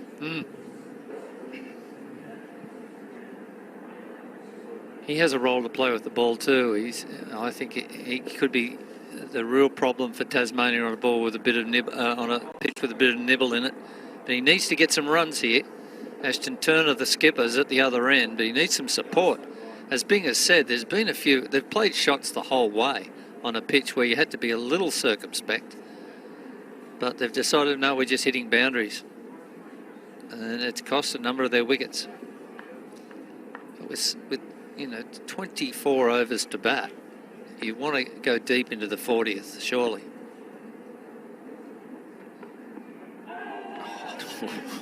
Just a fair one to get first up if you're AJ Tye. End of the over somehow for AJ Tye. He's still out there, 7 for 81. He's having a giggle about it to Ashton Turner as well. That's what he can do, I suppose. Just angle the ball in and nibble it away, thank you. Yeah. What does the incoming batsman say to Ashton Turner? Gee, it's doing a bit.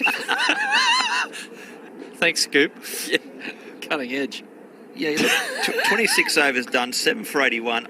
I reckon they've got to approach this when they get the chance to bowl like it's a 20-over match, because it's not going to be a 180 score. It might be a 120 score.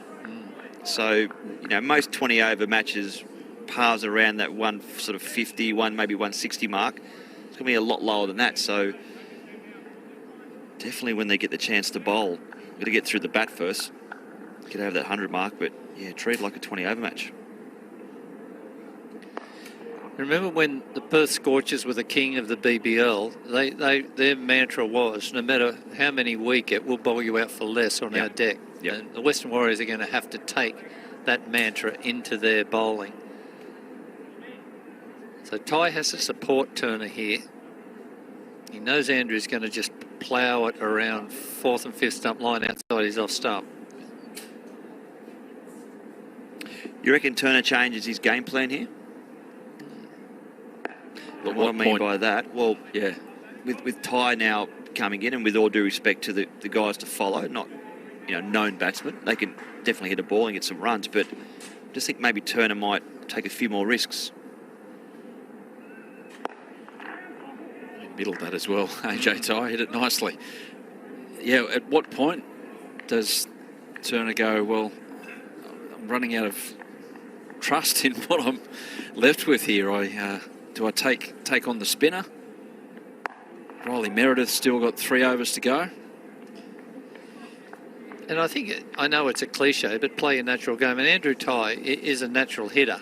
So he's probably, even though he'd love him to hang around with him, he'd probably say, just play your way. Oh, nearly. And I think it's Jordan Silk there as well. And if there's one guy you want to take on, give him any chance whatsoever, it's probably not him. Those catches in the BBL from Jordan Silk at mid-on are long in everybody's memory, and this is one Ty launches himself, as does Jordan Silk, but it just had too much on it. That's the way Ty plays. He'd probably keep going that way. It mightn't please Turner, but he might hit a few boundaries. End of that over, 7 for 86. It's perfect though. Like he picked the ball to hit. They used to call it nowadays like an educated slogging. Try to pick the right ball. Because you played with Jordan Silk at the Sixers beam, didn't you? Yeah. Yeah, I've seen plenty of those catches at mid-off and mid-on. Oh. He does that training a lot like we see now with guys like Stephen Smith. They get ready for the Ashes and, you know, the way they train in 50 over, even Test cricket. But they are doing those catching drills on a daily basis. There he is, the skipper on the right. Apart from his fielding skill, and he's in form with about 100 in the Shield game. Tactically, he's been on song today, hasn't he? He's worked Meredith beautifully. He's got Siddle playing his role. He's got Andrews on at the right time.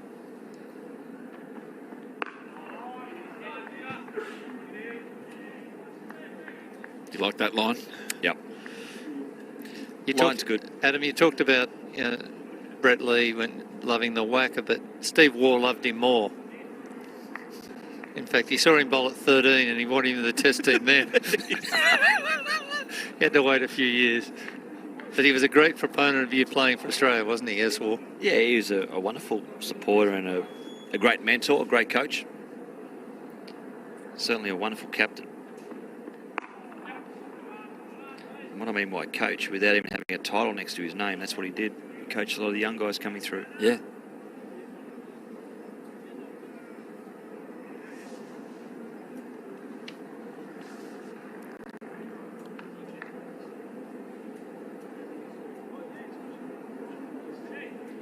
Siddle 1 for 18 now off 6 and a bit overs.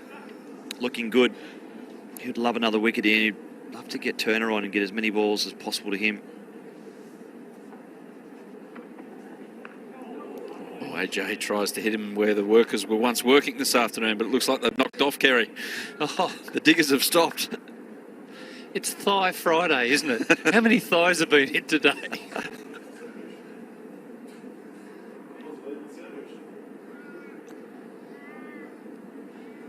Peter Siddle with an Ashes coming up, a home Ashes. His hat-trick, or birthday hat-trick, will get a few replays over the next couple of months. Gabba, yeah. Fair enough too. From memory, it was Broad that got LBW, wasn't it, on the full? Nobody thought he'd walk and not go upstairs. Oh, he smashed that through the offside, AJ Ty. This is in Western Australia's interest, isn't it? If Ty's a hitter, you may as well hit. And I'm sure Ashton Turner said, look, if you see it there, try and hit it for 4. But still, so many overs up their sleeve.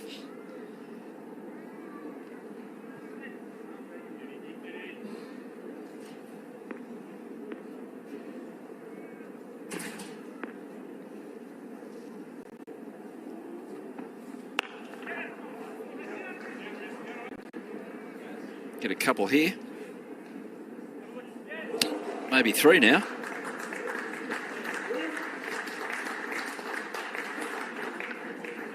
Yeah, they got through. Good bit of work, but it's not in sync with each other. no, Cody Walker threw a pass like that in the grand final. Yes. Stephen Crichton. Happy recipient. Mornay's coming in. I'll catch you guys later. Thanks, Gary. Go on your skull. That'll be a wide.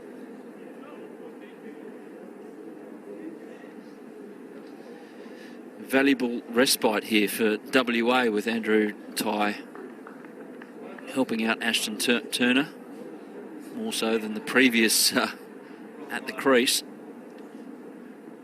14-run partnership at the moment, which feels like a lot more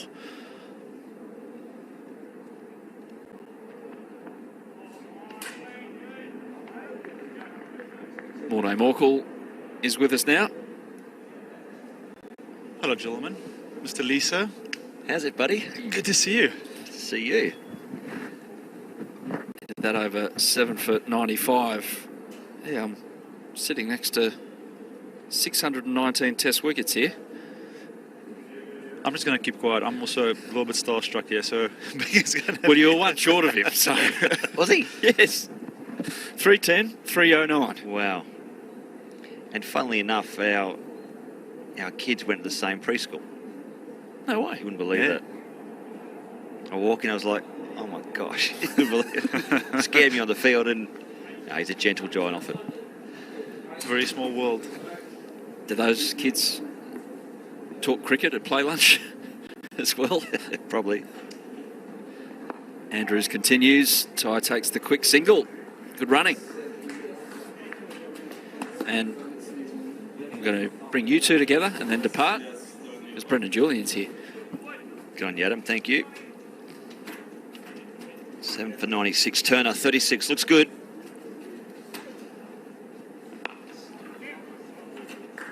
Down to sweeper. The key is just now for Ty to hang around with Turner, isn't it, Bing? For him just to try get the one, if the ball is in his area, to go for it. But just to bat with Turner, yeah. Yeah, I agree 100%. And also, like what the gentleman said, Kerry and also Adam, the fact he's got to play his natural game as well. So it's a matter of not being silly and getting out for crazy shots, but catches a call, and that will be 4. Crazy shot. So over mid off. For a second there, BJ, I thought that was going to go straight in the throat. Well, I think they're trying to work out what's a good score. They're trying to say, okay, well, let's can we get to 150? Would that be something we can protect? Oh, that's dropped, I reckon. Might have just clipped the hands of mid-wicket. And Andrew Ty's thinking, well, I'm just going to play my game.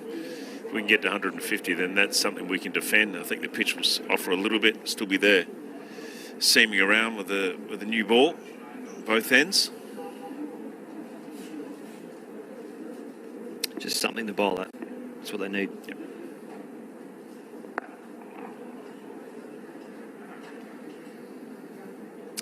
End of the over, 29 done now, 7 for 103. Don't forget, Western Australia won the toss, elected to bowl first, and they were in trouble. They were 3 for 16. Lost early wickets right throughout the innings. And Aston Turner sort of gave them a little bit of hope there in the middle order. 37 at the moment for him. Outside that, it's been pretty dismal, but I think Aston Turner might be just saying to Andrew Ty, mate, just have a crack, have a swing, see what happens. Yeah, there's nothing worse than a tail-end batsman just trying to block and just get through. So you've got to make sure that you do play your natural stroke when needed. Webster back in the attack, 1 for 16, almost a Sean Tate look-alike. Running or just No, on just a the pace appearance? sort of side-on face, a little bit of Sean Tate there. I see something. Probably not the same pace, no.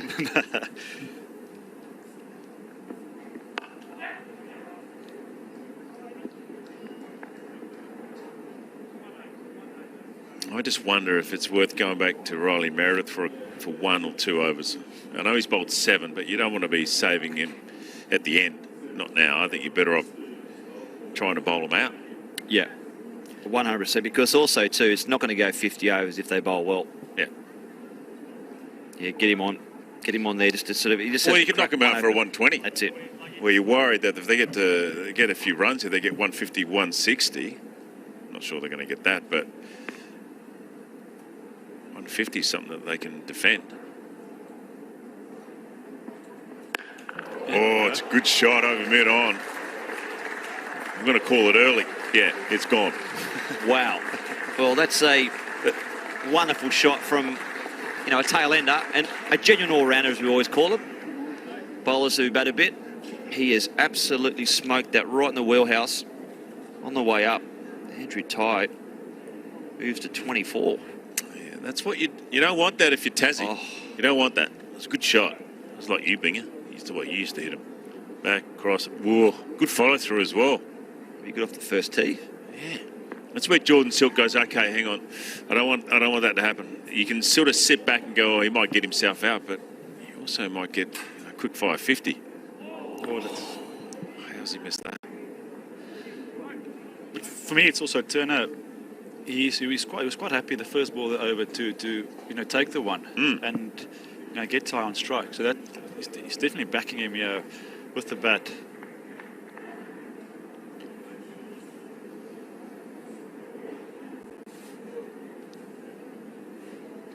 So a couple of those balls bowled so far this afternoon, just shaping away late.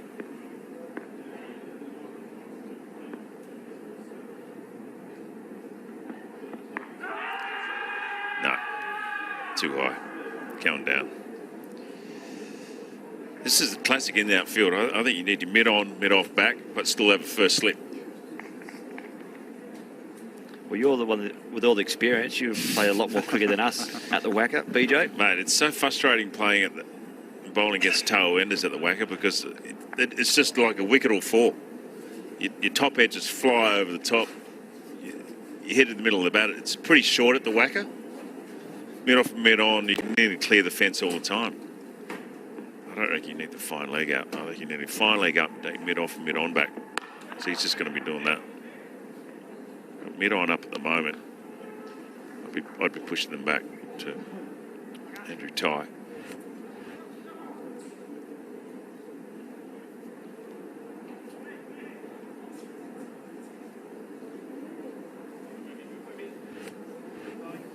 But I'll be going back to Riley Meredith. I mean, this partnership's pretty good now. Absolutely. It's the highest partnership they've got, and it's going to be a bit of a worry.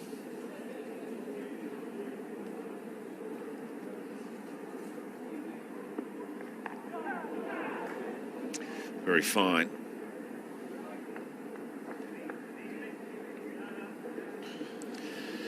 And that's normal for the game, to have that partnership towards the back end. The key is now just to stay in this moment and say, listen, there's a little bit of momentum now with them, but let's just keep on doing the right things. Keep on hitting our lengths. And not hoping for them to give it away. That's right. You can't just sit back. That's why I think you got to go back to your strike bowlers and go, right, come on. I think with Andrews, AJ Tye and Turner is at the moment. I think they're happy that he's probably on. Because at the end of the day, WA think, oh, well, we've got 20 overs to bat.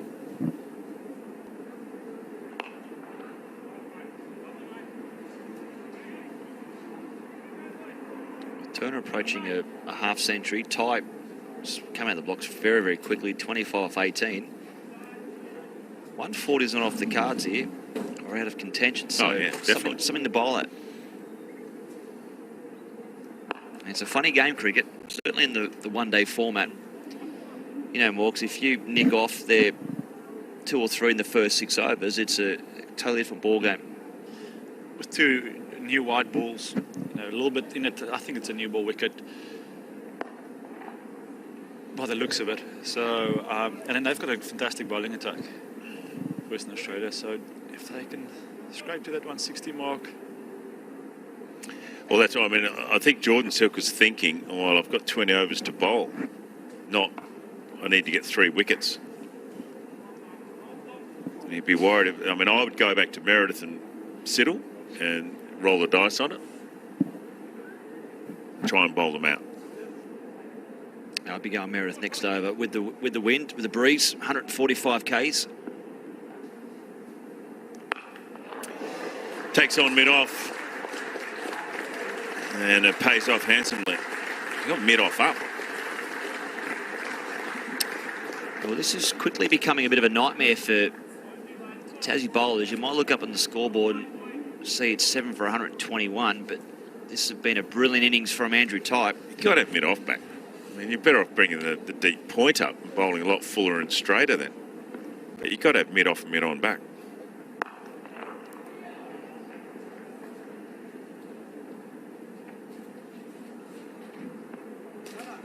Another good over for Western Australia. 7 for 122.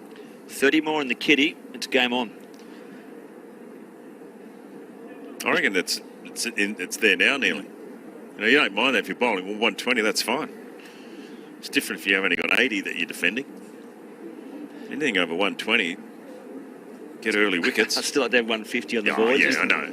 Just in case the first few don't go to plan. But no, you're right. They're at a score now on a wicket that is green. There's a green tinge. There's nothing. The ball's still shaping around in the 32nd over. Yeah, this is a good move. Only Meredith coming back into the attack. You know, I do, BJ. Morks, I would have at least one slip, maybe two. I get a guy underneath the helmet.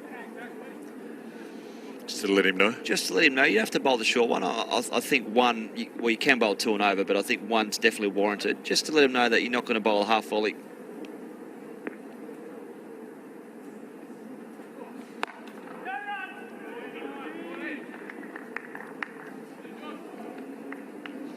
I like that. And also just to get him onto the back foot a little bit. Yep. Take his feet away.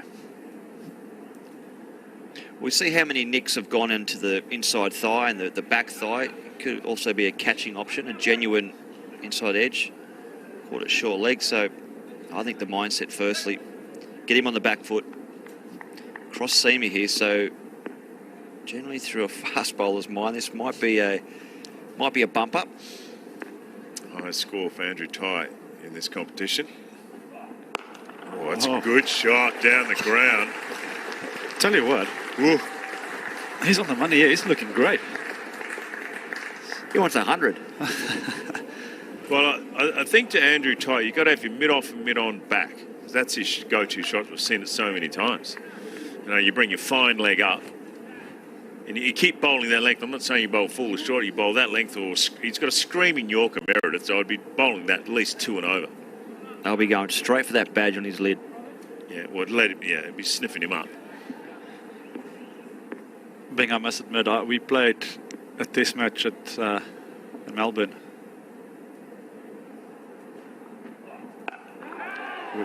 Up in the air, and it's in the gap nicely. Oh, found the rope. You got the feeling that Andrew Ty was expecting a short one. He was hanging back. It was a sort of, he got it right. Just wasn't quite short enough, was it? And I came in and I walked into the bat and you were bowling, and I think that test match you had a broken foot. And your first test. Yeah, your first ball to me was a bumper. And I reacted pure instinct and played semi like the perfect pull shot. But you know, once you hit the ball, you're like, oh my word, what did I do? It all happened. Where did you get in the middle of the bat? Yeah. And got the desk there, and then Bing said, okay, it's on. And then the field was sort of leg side field, and I was standing there and I thought, definitely going to die here today after that. So hopefully I didn't say anything bad in Afrikaans, did I? Pardon? What was the next ball? No, it was short. Everything was short. Man on the helmet, sort of short catching 45, out square, and it came around the wickets, and it was, all right, you want to play the hook shot or pull? Let's go. And who was in the slips chirping away? Haydos. Usual suspect. And for me, like as a youngster, I was just, this is the dream, placing Bentley. I've got Haydos abusing me. Or not abusing him, but going on. He would have been. Not in his half, Binger. Not in his half. A bit chipping away too, wouldn't they, batsmen? Love cranking up the big bowlers. Yeah. They need a wicket here. Oh, it's in the gap. Frustration for Tasmania, but relief for Western Australia. You reckon AJ Tyers just looked up the dressing room and said, what are you guys doing in top order? He just smoked 43 off 26. Yeah, there's been a few outside edges. That's okay. 132 now. And that's the beauty about this game. The ball is starting to fall a little bit into the gaps, into the spaces. One little partnership forming here. You're never quite out of the game. Well, his highest score in 50 domestic over cricket is 28. The highest score in BBL is 43. Hit that one pretty well.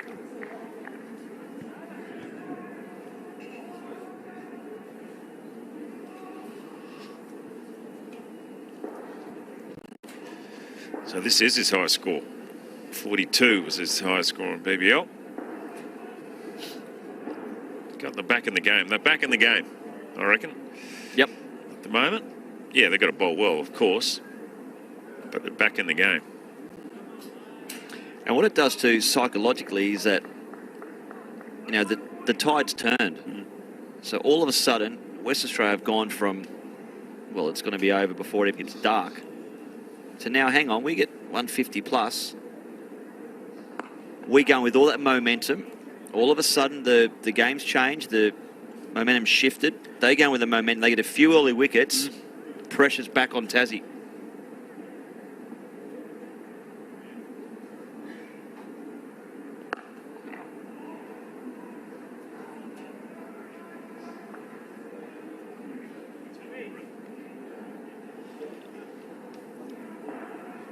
Or he might try and launch here.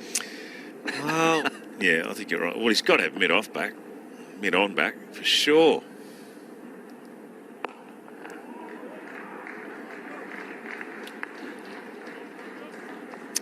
Yeah, I would have gone back to Siddle, I think. They're playing it too easy, the left-arm spinner.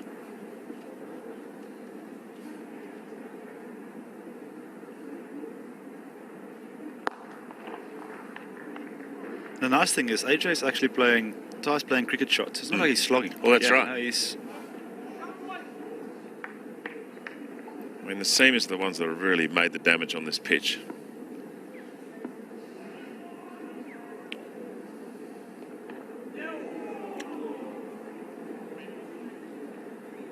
Quicker one from Andrews. Maybe the nervous 40s. What's his highest score? Certainly in 50 over in 2020 cricket. It's about like a genius. End of the over. So 33 overs completed as drinks come onto the ground. 7 for 135.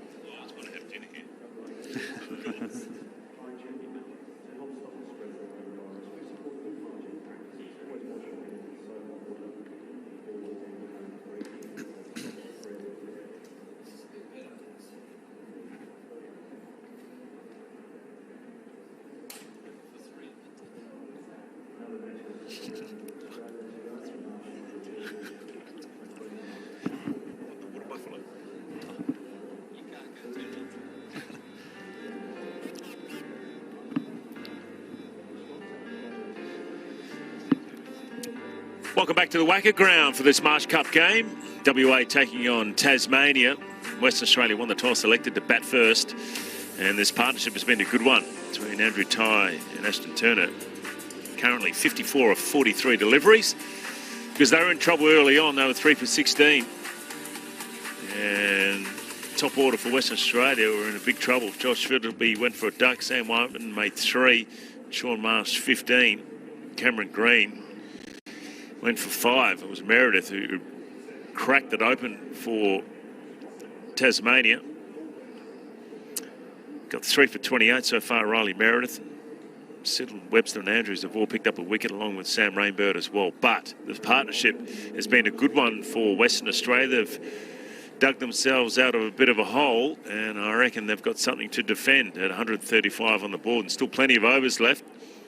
And Ashton Turner and Andrew Tye got themselves back into the game and looking very, very comfortable at the moment, both these batsmen. Can the Tasmanian Tigers get back into this game? Sam Rainbird opened the bowling for Tasmania, picked up an early wicket of Josh Philippi, got the ball to swing around. They need 3 quick wickets. No point trying to defend it. They've got to attack it and try and pick these wickets up inside the 40 over mark, I reckon. That's a wide to start, so that's another run. I've got Kerry O'Keefe in the seat, and I've got Morné Morkel as well. Gentlemen, welcome. Thank you, BJ. Good afternoon to you and to Morné. Ashton Turner's had big reps on him as a leader over the years. I know Greg Chappell was a big fan when he was in the pathways of how he captained teams. He's won the toss and batted on a pitch with a lot of green in it. He's 43 not. He's working this pretty well. Well, the partnership is 54 between these two, and of that, Andrew Tye's got 44 of them. So, and Ashton Turner's only got 9 of them. So he's just sort of handed the reins over to Andrew Tye. And so far, so good. It's worked all right. And I think the conversations they had, you just play your hitting game and see if it comes off, and it has. The thing that we said is all cricket shots. It wasn't just slogging or hitting. No. It was generally like good cricket shots.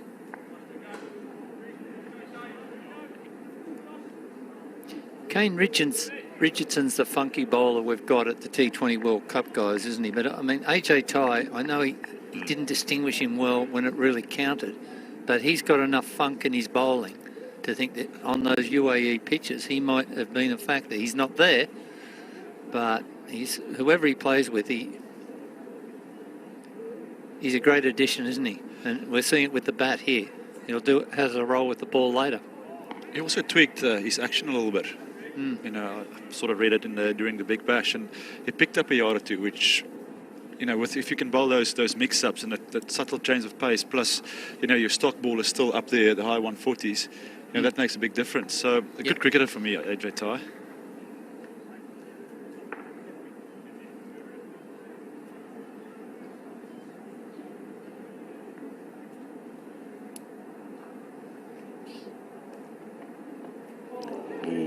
Down the wicket and missed it. Doesn't need to play that type of shot. I mean, you've got so many overs. You've got Andrew Tye at the other end, 44. I don't think he needs to run down the wicket and try and do whatever he's trying to do there. They can just still knock it around here and get 5 and 6 runs and over and let Andrew Tye play his shot. But it was predetermined, wasn't he? He was off before acceptances. Wherever the ball was, he was coming at it. He's hit that well. That's what he needs to do, just wait for that. That's just a good shot in the gap. Plenty of room out onto the leg side. Helped it on its way. Very good shot from Ashton Turner. Sam Rainbird doesn't use his body much. He's basically an arm bowler. And occasionally if he mistimes his release, he pulls it down. And Turner was onto it in a flash. He's got to wait, as you say, BJ, he's got to wait for more of those, and he'll get some from Sam Rainbird. Yeah, it's a short boundary on the leg side, the east side of the ground today here at the Wacker.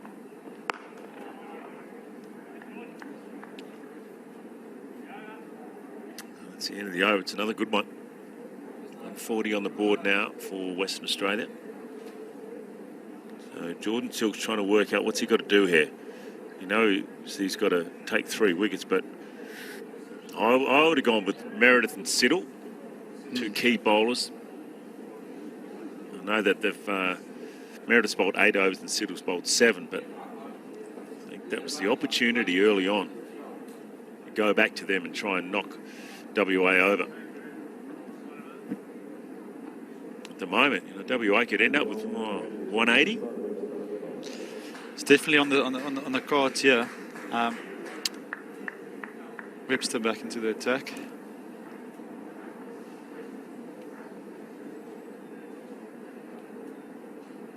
.180 will be a good score.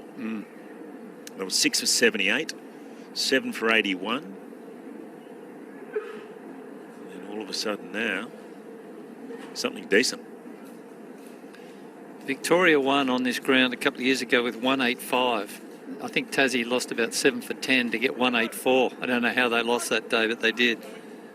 So 185 has won here. Mostly it's over 300. So 180 plus, they're very much in the game. Gone. That's what they needed. 185 might be a problem now. Skull. Yes, it will. It was not a bad shot. It's a fantastic innings from Andrew Tye, and he's disappointed because he probably thought he got enough on that. Shot was definitely on. Yeah. The height of Webster the ball just might have bounced a little bit more than expected. It's always hard if you haven't faced a bowler for a while. Your first ball, you don't know what to expect, off his height. Well, he's 194 centimetres, so, he's a little bit steeper than what you'd expect. Yeah. Some of the fans here at the Wacky Ground appreciate it. Andrew Tye's annoyed because he probably felt he was starting to see the ball pretty well. It's his highest score in this competition. Webster and probably Jordan Still could be high-fiving. This is becoming a problem. It was. What does Turner do now? Well, he's got to push the accelerator, hasn't he? Because I haven't seen a lot of Jason Behrendorff, but his record suggests there's not much there. And Liam Guthrie, with not a lot there. So it's really Turner. If Turner gets 30 or 40, they get 190, 200. With 5 balls to go, the last thing you want now is a soft single. You have to get Turner back on strike. You want to bowl these 5 deliveries to Behrendorff. So the guys on the ring needs to come in and squeeze and make sure that they cut that one off. It's a good innings from Andrew Tye, 44 from 31. 5 fours, 2 sixes. It's a good catch there from Caleb Jewell in mid-wicket. So Webster picks up his second.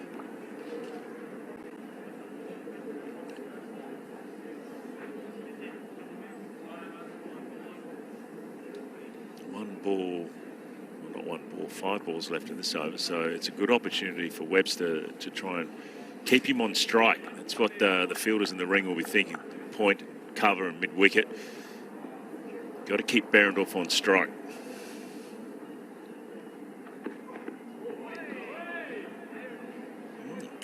Afternoon to you. Thank you for coming.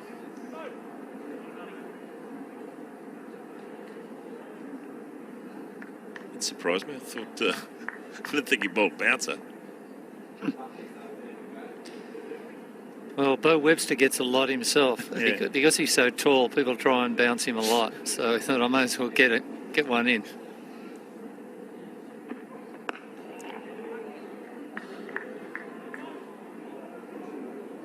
Nice follow-up ball there. A little bit of old school cricket. Short ball first up, take his feet away, and then... Thought you were playing clubby. He may have been a real factor early if WA had bowled Jason Behrendorff, wouldn't he? We saw Rainbird move it around. Yeah. Behrendorff would have been. But there still could be enough I think in it. I think there will be. I think it'll still swing. There's still a bit on offer on this pitch.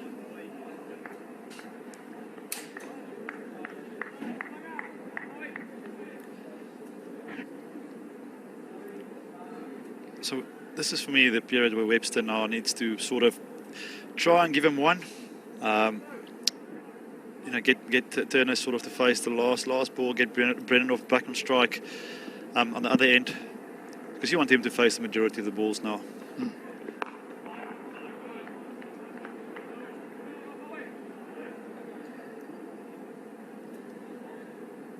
Because all he needs to do now is block this last ball, and then Turner can take it on. That potentially that your first 2 balls then can go for 8.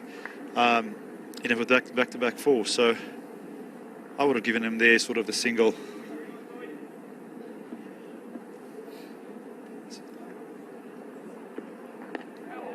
I'll get it anyway now. So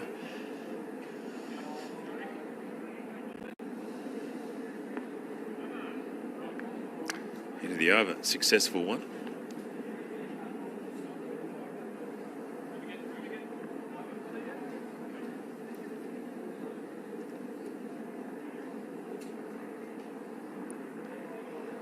Riley Meredith with 3 for 28 off 8 has 2 overs to go. You'd be tempted to that extra yard of pace. Yeah, I'd be doing it. Yeah, this is the game here, isn't it? If Yep. this pair put on 30 or 40.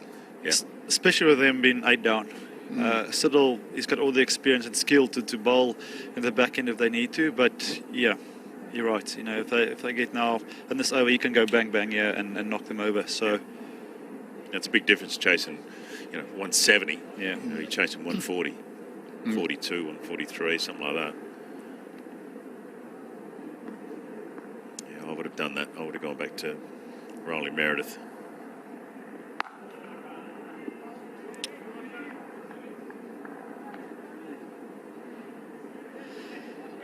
But he'll enjoy the conditions. Jason Berendorf with the ball, the left armour. Swinging around for Rainbird early on. Tassie will be looking to McDermott. He gets going. what are you guys? Your thoughts on Rainbird maybe to Berendorf coming around the wicket? Yeah. You know, go for that far sort of straight Yorker. That's been the key for Mitchell Stark in the white ball game. You know, the back end. Just great at the angle. Yep. Agree. There's so often the tail enders too, when you're bowling over the wicket as a left armour, they miss it. Yeah. They play and miss a lot, and you've got to bowl more at the stumps and around the wicket. It just gives you more to aim at. And you sort of, sometimes you're bowling it onto the bat a bit better to the tail enders, rather than them missing it for the angle over the wicket.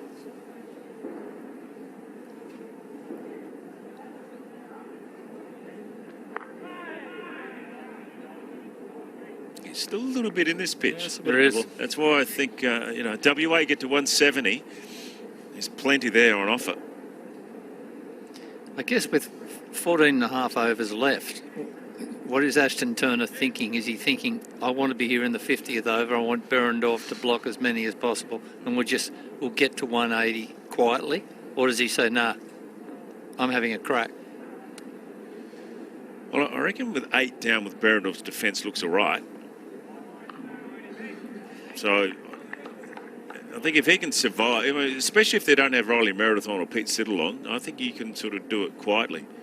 If you're 9 down, okay, then you've got to maybe have a crack at the first couple of deliveries in the over and then see what happens and then get down the other end. Runs are what it's all about. It's not about time. No. I think he's sort of reading the play. He knows that they're going to go with their main guys now up front. So if they can survive somehow get through this period, potentially they can target, Webster or Siddle or whoever's going to bowl at the back end. So still hit good cricket shots. If it's in your area, go for it. By no means sort of throw it away. But be smart now. Try to get one so you get on strike. If that means walking down the channel, get onto off stump.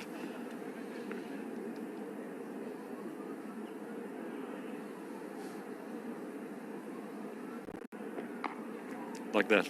Well played.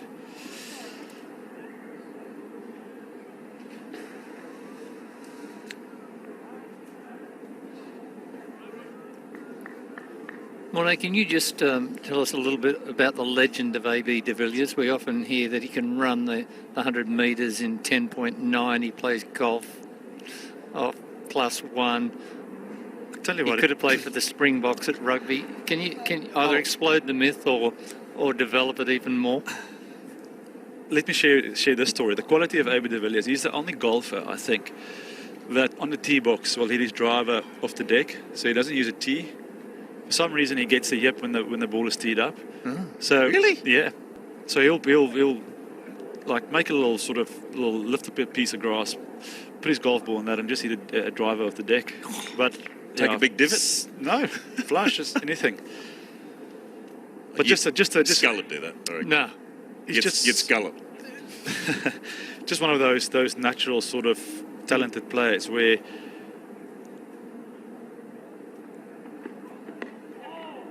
he will have a break from the game, get away from it, and the first net back will hit the ball in the middle. Yeah. But that for me was the thing that he focused on so much during his time, or when he was playing, is to do basic, simple drills, but make sure with those drills, his percentage of hitting the ball in the middle was high, sort of 90, 100%. He wanted to hit every ball in the middle. So there's no over the top, all these shots that you see on television, all the reverse sweeps and sweeps. He never played any of those in the games. It was all instinctively. Just over the top. Just enough on it, Jason Behrendorff.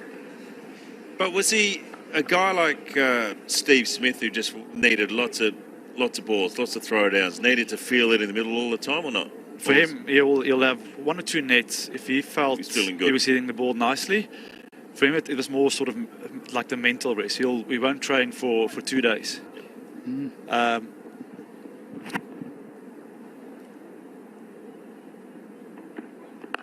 that sometimes was crucial for the new guys to come in to still sort of find their way and not chase like AB de Villiers, because they'll think, okay, but AB is just hitting 18 balls here today. I'm also just going to do 18 balls. Just find your own way, and that's the thing. AB worked, for years under Callis, under Sean Pollock, and those sort of guys, and figured his own way how to prepare.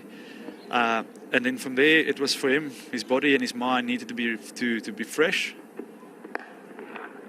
And it was important for coaches to understand it as well. I mean, you get some coaches say, no, you have to train or you have to hit those amount of balls. They just knew exactly how to work with that. And it's the same with Quinton de Kock. Sometimes for Quinny, the best way for him to handle him was to say, this is a fishing rod, go fish for 2 days. We don't want to see you. Yep. And then, he'll do come that back. with Andrew Simons, could you? Couldn't do that with him. No. So you'd say, go away for 2 days, but I think it was 20 days. And that was one of the reasons I felt we were also successful that 2012 tour in Australia. We had a 7-day break. Gary Kirsten said to us, guys, I don't want to see you guys. I don't care. You can go back home. You can go, wherever you want to do. I don't want to see you guys practice any cricket. We've got 2 big tests coming up. Right, so get away from the game. And I remember we were in Noosa, and next thing was, the Australians training, and South Africa were fishing, and they had a big story about it. But that was our thing, was just to do the work, but be mentally fresh. And if some players wanted to do that, they'd do that. No, the option was. Yeah, I agree. Sorry, we'll come back to that. That's his 50 up, Ashton Turner. What a great time to bring it up for him as well, because they were in a bit of trouble, Western Australia. And that's his 4th for WA. And the captain leading by example from the front. They need him. Tremendous half-century from the skipper. Won the toss, batted on something where the bowlers had advantage. He's got 50 not, and he's not done yet. Very interesting in that, because Quinton de Kock has a huge role at the T20 World Cup, exclusive on Fox. But AB de Villiers was the first guy that I saw play 360 degrees. And he did it from a training base of not having to practice ramps and all that. All instinctively. That's amazing, isn't it? All reacting. It is. Wow. And when you ask him, the biggest change or the shift for him with his game was the day he sort of let the fear of getting hit, sort of let that go. The short ball, or if you want to go for the laps, the ball hitting you in his face. He sort of just said, okay, if it hits me in the face, it's okay. And that just opened it up to score in front, behind the wickets, and put bowlers under pressure that you didn't know where to go. Oh. Drove bowlers mad, didn't he, with his inventiveness? I think as we discussed, Ashton Turner's decided he's just going to pick up the singles, the odd 2, maybe the odd boundary, and bat deep towards the 50th over. Behrendorff, he knows he's going to back this defence. So Jordan Silk has this problem. Does he bring back Riley Meredith now? Or does he keep going with Rainbird, Siddle, Tom Andrews maybe? So interesting dilemma for the skipper.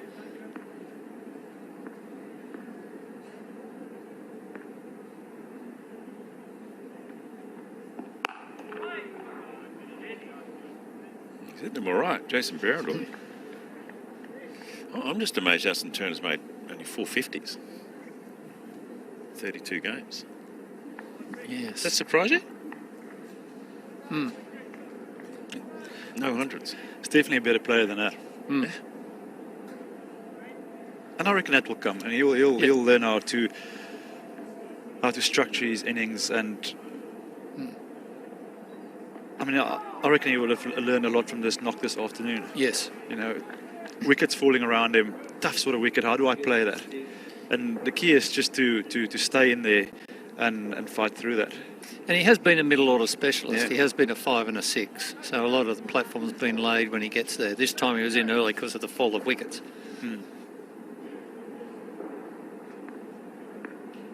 I scored 70 against New South Wales. Over the top, Perrendorf, and way over the top. I was actually surprised when he hit it, he started running. Hit it pretty well. He's taken it on the up, but he's had a good middle here. Well, a lot of bottom hand, but it's cleared the rope. That rope's a long way in at the whacker. It is. And it's short anyway. A bit of a nothing ball there. This. Yeah, I know I keep banging on about it. I would have just gone back to Siddle and Merritt and gone, right, come on, let's finish this. Yeah.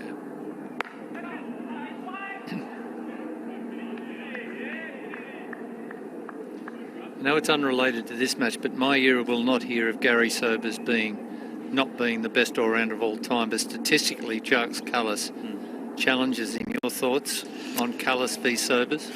Are you a Kallis? Well, you're going to be a Kallis man. I can only speak for Jacques, and Yeah, go. you know that. But for me, that guy, he was in the slips. He was incredible. He batted, he bowled, and then the value he sort of added off the field.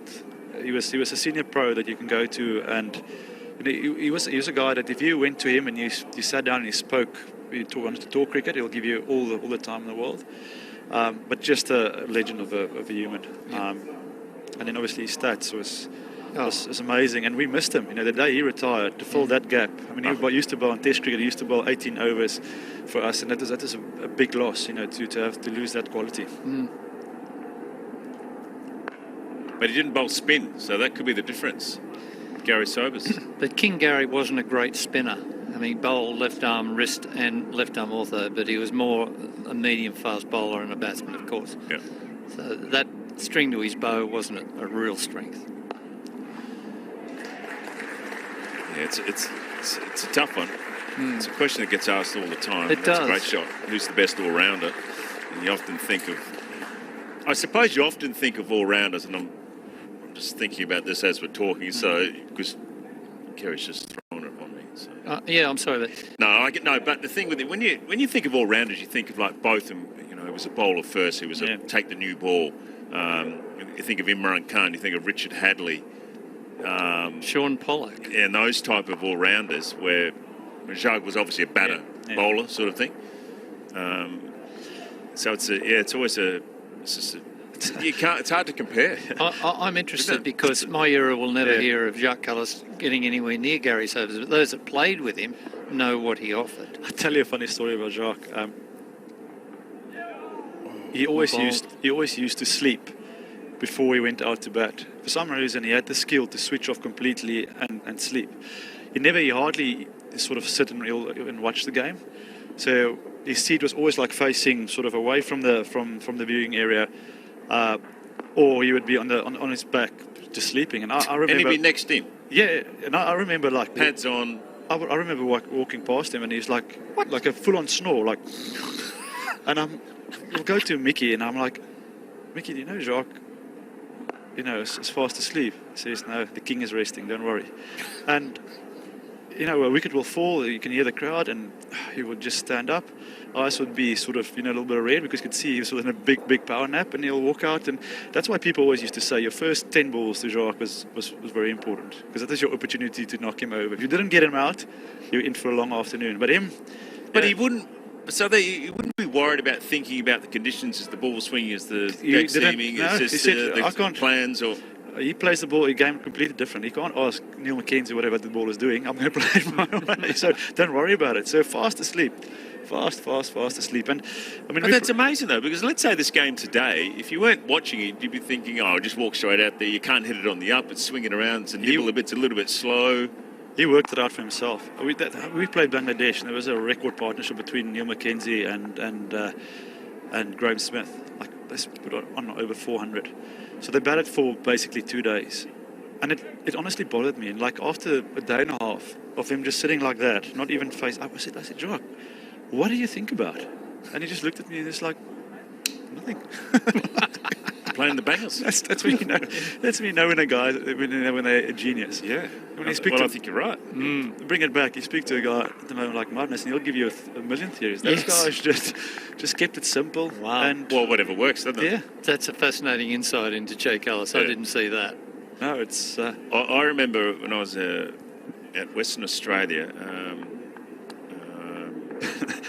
They were playing the West Indies. I wasn't playing. I was just a young kid, and I walked past the change room, the West Indies. Richie Richardson was the next in. He was asleep, and it was a one-dayer. It was a day-nighter at the WACA, and he was next in. And he was asleep. He was lying on the bench, just sleeping. yeah. So it's unbelievable. That's a good shot down the ground. Down the ground, Ashton Turner. It's starting to sort of accumulate here Yes. for Western Australia. He's got game, Ashton Turner, and he's turning it on here. There's a bit of flamingo about that shot as well. I was expecting to go through the leg side. Were you bowling in that game? No. I was a kid. I wasn't even. I was playing first class. I just happened to be at the ground, and went in the change room or something like that, and he was just asleep. And coming back to my story, so after that, all of the guys, like a lot of the middle order, then thought, okay, just trying to take him. We're going to try this as well. So we had a period sleep. So we had a period where you had Jacques Callis, David de Villiers, JP Dermany, but he was a bit of a nervous. He had a lot of nervous energy about him. So the whole middle order would be sleeping, and then we got bowled out. I think we had a Shut collapse. the lights down, put the curtains down. They were darken sleeping, it up. and then there was a collapse, and then the coach, like after the day's place, listen, they're sleeping in the change room. It's That's not allowed. There's only one guy who's allowed to sleep, and that's Callis. If you're an ambitious number 9, you walk past the middle order who are asleep and sneak out to bat. Unbelievable. I like the idea, though. Plenty of the bowlers would love that. Power sleep. Power nap. Don't mind that. So, good fight back here. Ashton Turner's led it. He's getting support initially from Matt Kelly, now from and Andrew Ty, now from Jason Berendorf. Game on. Oh, yeah, I think it's game on. And it's still the last Definitely. 10 overs to go. Yeah. I wonder if the next two batsmen are sleeping. Probably not. 10 and 11, you're not. Yes. Well, there you have it. Last 10 to go. Change in commentary. 40 overs completed. 8 for 166. Speaking of going to sleep, I'll let Adam Peacock do that too.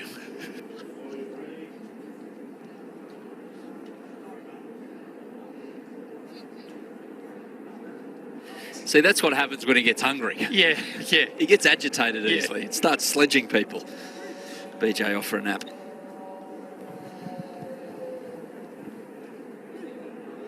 This is an impressive performance from Ashton Turner to hold this together. Know him. We're talking about right now the Tasmanian innings, I dare say. The pity is that Ashton Turner lost form in those T20s in West Indies and Bangladesh. Otherwise, he may be in the UAE. But here he is at the WACA, reminding people of what talent he has. 61 not, leading from the front. And I think too, it's, you don't necessarily look up and go, 61 is going to make a lot of people look at you in terms of what you're doing in a one-day match, but it certainly does. I mean, this 60 is worth well over 100 in context of his team being 6 or 7 for not too many at all.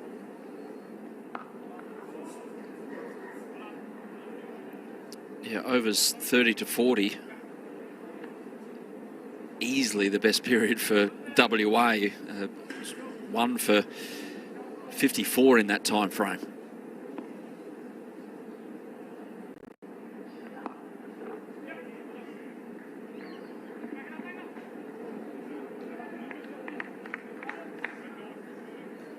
Turner, he's had 4 shoulder surgeries. Yeah. And compounding the lack of luck with tournaments like the T20 World Cup coming around and the 2019 World Cup where he just missed out.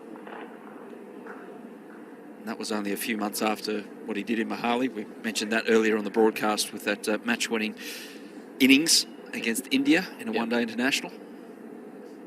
It just needs a break.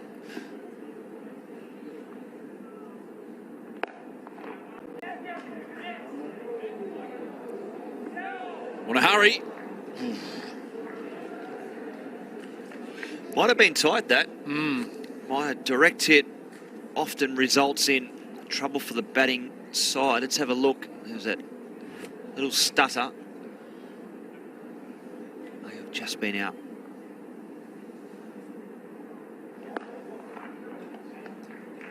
Don't run on misfields, isn't that a... I remember junior coaches telling me that. I didn't listen, obviously.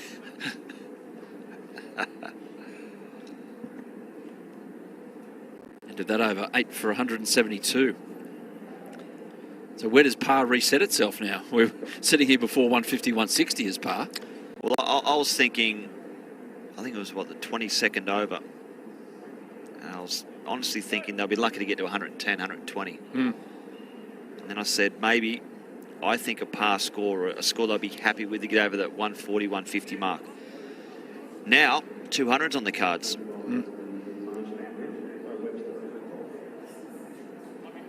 Bo Webster back into the attack. He's been really good today, Bo, with his medium paces. 2 for 31 off his 8 overs.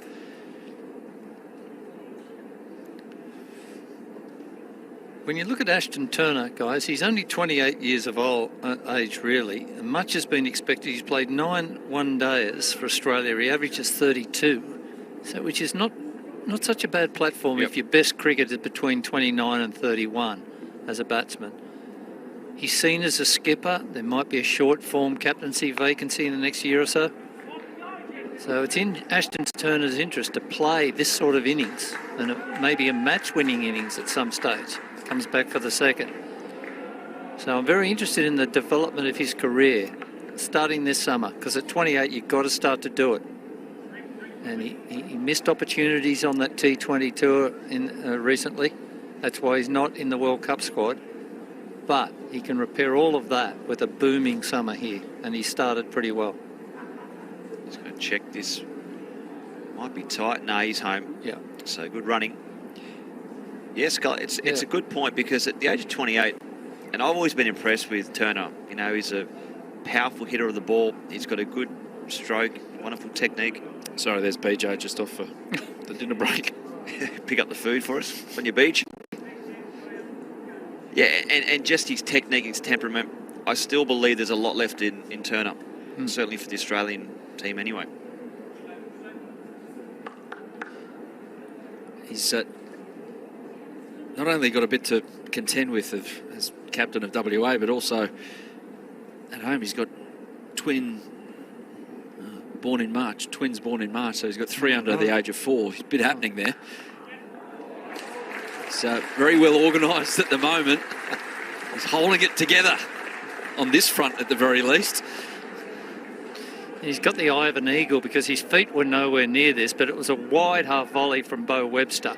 He'd given himself room anyway, had to extend, but found the sweetest of middles. So, Brett, Riley Meredith has 2 left, Peter Siddle 3 left, Webster and Andrews will round out the 50. Is this where they've got to go a little? I mean, Bo Webster's bowled very, very well so far, but... Oh, well bowled. Just a leading edge. A little tickle for 4. It would have been curtains if he missed it. Yeah, I'd be more inclined now if I'm Tassie. I'd go back to Riley Meredith and I'd bowl him out. I'd bowl him out now, because I would be waiting for the 50th over. If you're waiting for the 50th over, it means that they're 230 plus. I'd like to go for the kill now. Knock over Turner. You get Turner out, and for me, the innings is pretty much done and dusted. But you're right, if he's up against Webster, and with all due respect to him, he's bowled very well today, 2 for 41 if he's 8.3. But he's that pace where you can target it, try to go downtown, and that's where Turner likes to go, hits in the V.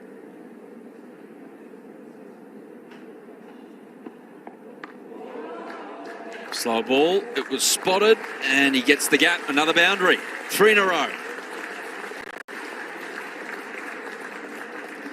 He's pounced on this. He's read Bo Webster. There was the wide half volley early, then the full one, which he managed to get to fine leg, and then an off-pace delivery. 2 full toss, take 4. Clever stuff. He's 74. He made the decision to bat first. It looked wrong. Is it wrong? We're going to find out in the passage of time. I reckon they got 20 too many. You're such a bowler, Vinger. He's gone for this one. Is it going to fall safe? It's his day if it does. Finds the hard whacker turf. And Ashton Turner's innings goes on. It's his highest score at the moment, but gets away with one there. And he's a prodigious hitter from under the ball. And this has almost cost him his wicket here. He gets right under this, swings up, more of a top edge, hung in the air a long time, finally raced in, but couldn't get there in the end. Take 2. 8 for 188. Wow, what a comeback. All of a sudden the pressure on the man in red and green. First time all innings, really. Yeah.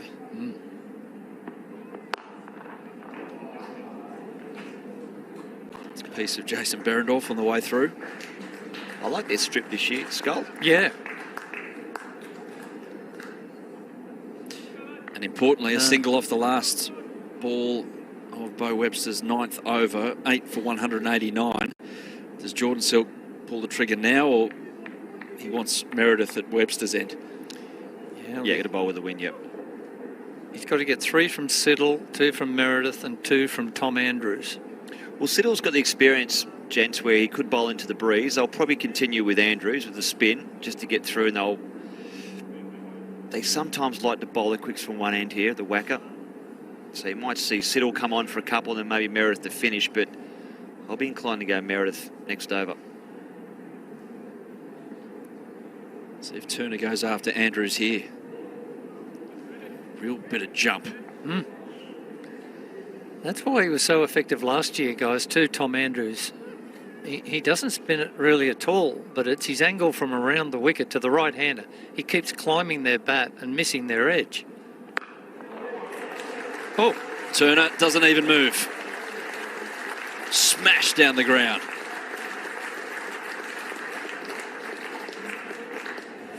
I batted first because it was a belter. And to prove it, I'll just hit a straight 6. Looking for a couple here. Well, maybe all along he saw something that the rest of the team didn't. No. Well, it's 6 for 78. I'm not sure he was. I think he's colourblind. He looked at the pitch and said, it's whacker white. And I said, no, Ash, it's green. Whatever, we're batting. Maybe the colour palette was against the pants of the Tassie Tigers. Yeah. He's looking into the sun, what he was looking at.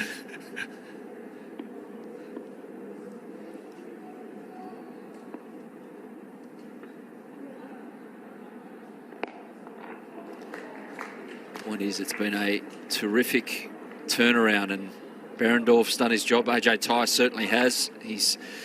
Well, if Turner doesn't get a century here and AJ Tye comes out with 3 for, he's getting Brett Lee's vote, I think, for man of the match, the way he was able to do what he did. Did you say turn around then? I did, actually. I Very didn't good. even mean it. You're such a wordsmith. But at 7 for 81, there was no way in the world that you could have expected what we're seeing right now. And suddenly the ball looks to be doing less, boys. Jason Behrendorff has found the sweetest of middles, in whether he attacks or defends. Turner's starting to hit boundaries and 6s. A lot of catch-up. It's still 7 overs to go. Yeah, and all of a sudden too, when the pressure's on you from a bowling perspective, and you've got Turner approaching 100, Behrendorff's doing a great job. He's 16 off 24. The field tend to hang back, and there's a lot of acreage when you play at the whacker. So if you hang back, waiting for that big shot, that skied ball out towards the fence, there's a lot of 2s on offer. You can just pick them off.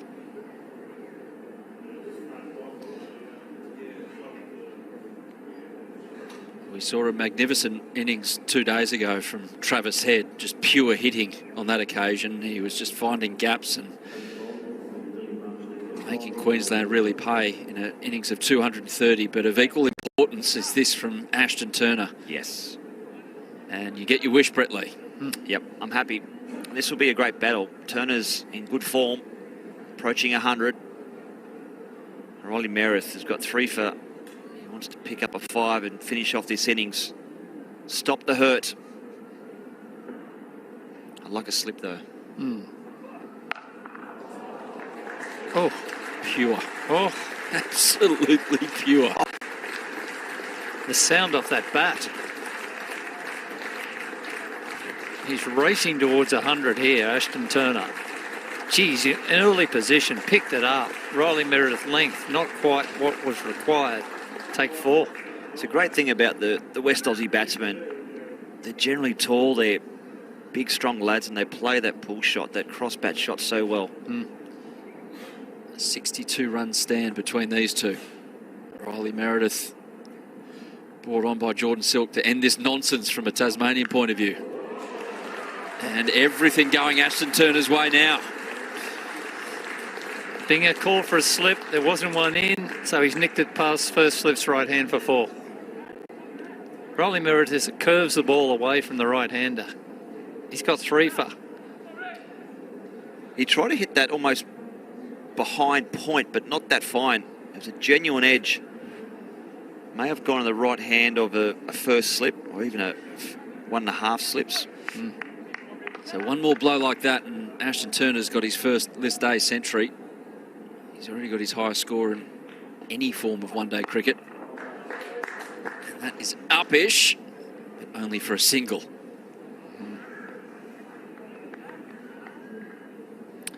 Phenomenal batting. Ashton Turner just 2 away now from that magical milestone.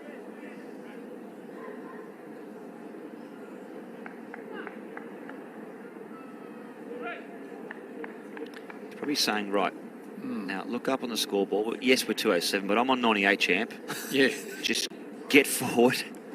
Don't get it on the pads. Get to the end of the over. If you slog, you're not opening the bowling. That's right. You never play again. It out and gets through Turner. Good work. Backing up a long way. Clever stuff. That was the method. There's 3 balls left. There's now 2. Get a single if you can. Get me back on strike. Yeah, good batting.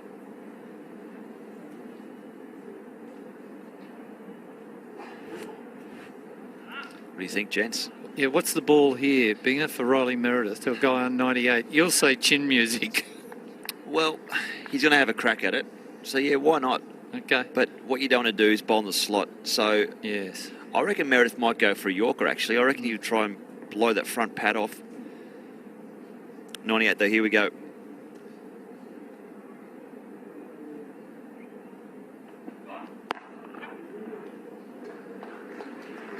.99, creeping towards after all the boundaries of the last over off Bo Webster. He's using his nous here, Ashton Turner, to get to triple figures. Well, he shouldn't be stranded. 1 ball to go. If Berendorf keeps it out, he'll have strike for the next over.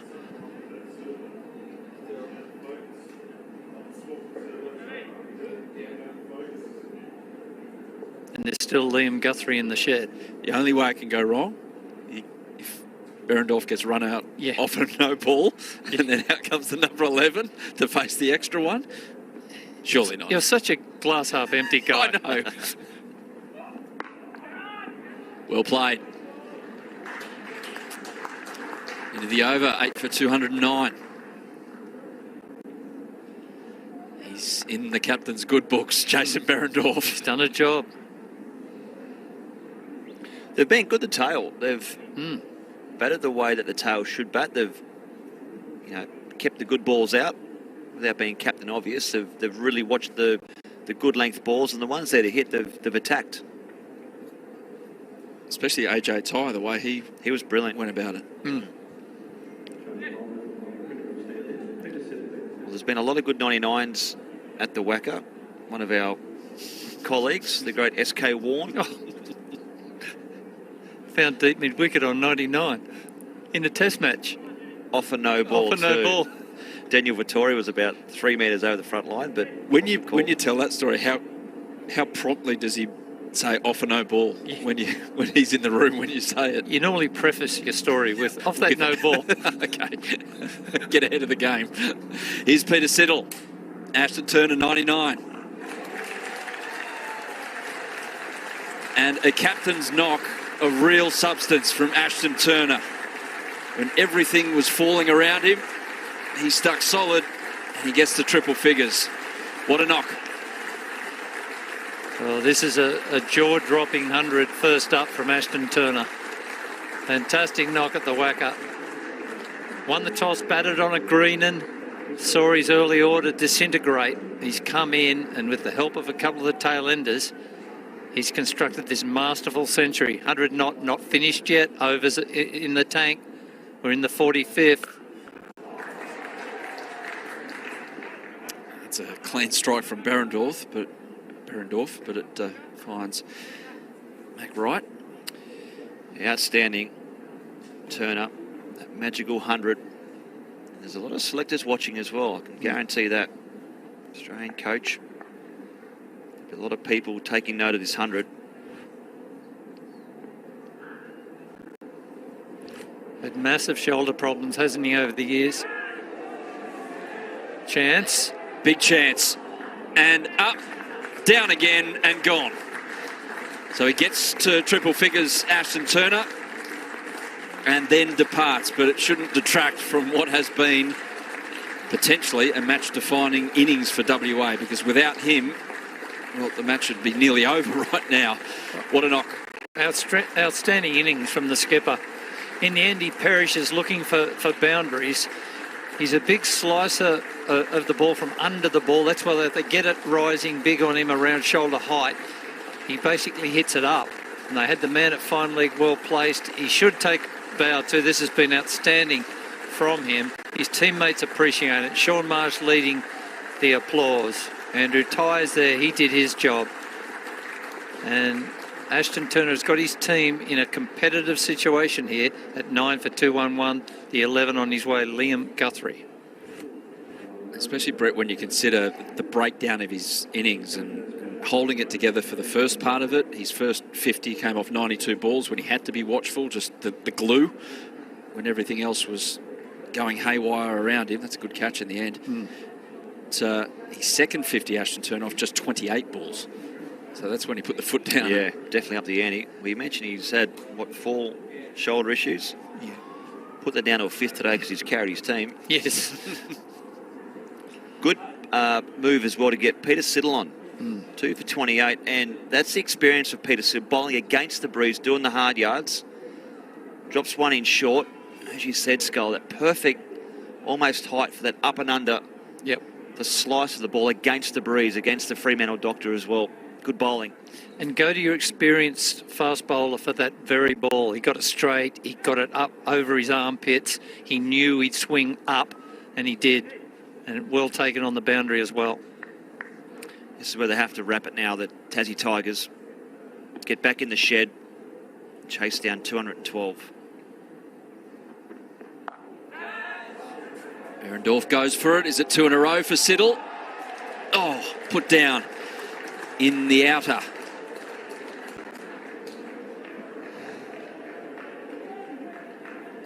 Went after it. Yes, Siddle's disappointed. Sets high standards. This should have been taken. The swat, the top edge, made ground back. Plenty of time, but no. I just wonder if he's off his mark here a little bit.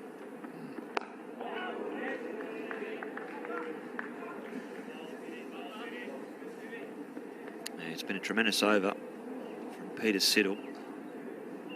Should end up with 3 for. The 11's at the crease, but there's overs up their sleeve. If they can just see off, settle a bit and hit the odd boundary, they could get it towards 230, 240.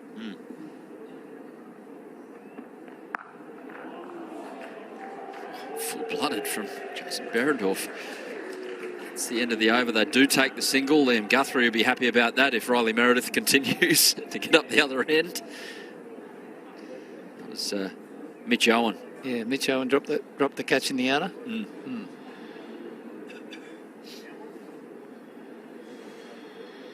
Liam Guthrie's got a bit of pace about him as well, so he'll be looking forward to get the ball in hand. But important little period. 10, 15 more out of these two. Yeah, well, I think personally they've got enough already, but you always want more than what you got in terms of runs. Just in life in general. I was going to make sure I finished my sentence then. Well, there's a spring in the step, that's for sure. The Maggie's got one, and the Western Australian Quick's going to need one as well. Good opportunities to get nice and warm as a batter. At the end, you run around for a few overs, get back in the shed. Now you've got a good total to bowl at. Does Berendorf just try and see through this over? Because it's the last one for Riley Meredith. Jordan Silk, oh, that is asking for trouble. Got through. You don't want to be taking on Jordan Silk too often. They got away with it here. He almost dropped his left shoulder too quickly. Jordan Silk, he stays upright, he gets himself into a wonderful throwing position. And just missed the left-hand side of the stumps. Just looking here, gents, at Riley Meredith, I think one thing he could potentially try a little bit differently is just he holds a lot of the ball across seams. He's probably bowled in the last few overs, I'd say 60% of 70% of the balls. This one here is a traditional seam up, which is great. You don't want to get in the habit of just bowling across the seam the whole time. You want to make sure that you can change the seam around, but predominantly keep it bowled upright for any movement off the seam. Is that a comfort thing? Is that a subconscious thing almost for a bowler, or like not trusting the fact that you might get a bit of movement? Yeah, look, I think sometimes when you're under pressure, the easy option is to go to the cross seamer because it shouldn't swing with the seams rotating down the wicket crossways, so there's little chance for the ball to shape away. But sometimes too, it's a feel, like it feels nice in the hand. You can grip it better. You're not worried about the ball splaying out and going for a wide.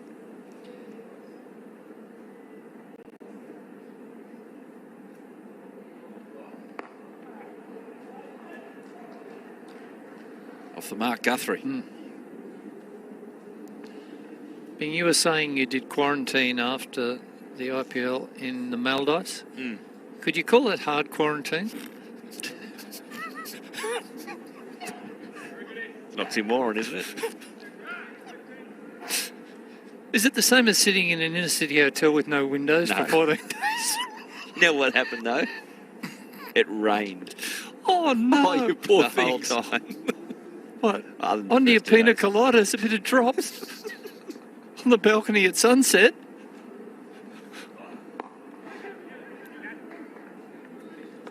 It's a pretty wonderful spot. Yeah. But yeah, I mentioned on the broadcast before, I was very impressed. I got the chance to spend a lot of days at Riley Meredith, and Yeah. just a terrific guy. Just, you can see he wants to learn. He's super keen. Got a good cricket brain as well. Big season ahead of him if he can stay yeah. fit. He's got 3 for in this opening this day game. So much more in front of him. Big Bash will be a factor, won't he?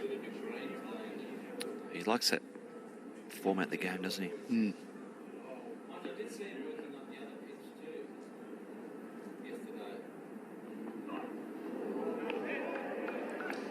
That's quick. That is very quick. Yeah, and that's better too.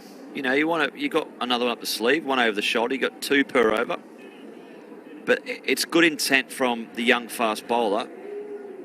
He's got to prove to them that, you know, even though he's playing on their turf, it's his turf at the moment. He's going to own this wicket. He dictates what ball he's going to bowl, and certainly when you bowl into the tail, you want to be able to rough him up a little bit. Another cross seamer.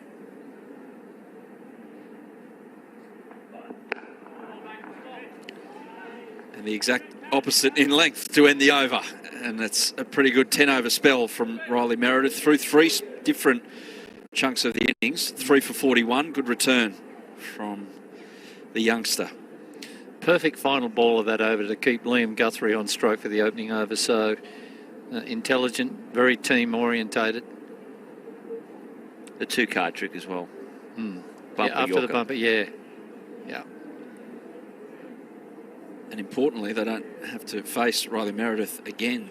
No. It's Bo Webster and Tom Andrews who might need a little extra. I think it's Andrews coming back on now. I used to love you playing against Pakistan, and Shoalback does bowl his 10. There's still another 3 overs to go. It's like, oh, you beauties. You beauties. Reward Yeah. for survival. Show back. Yeah, you're probably going to get out, but Oh. you're not going to get peppered.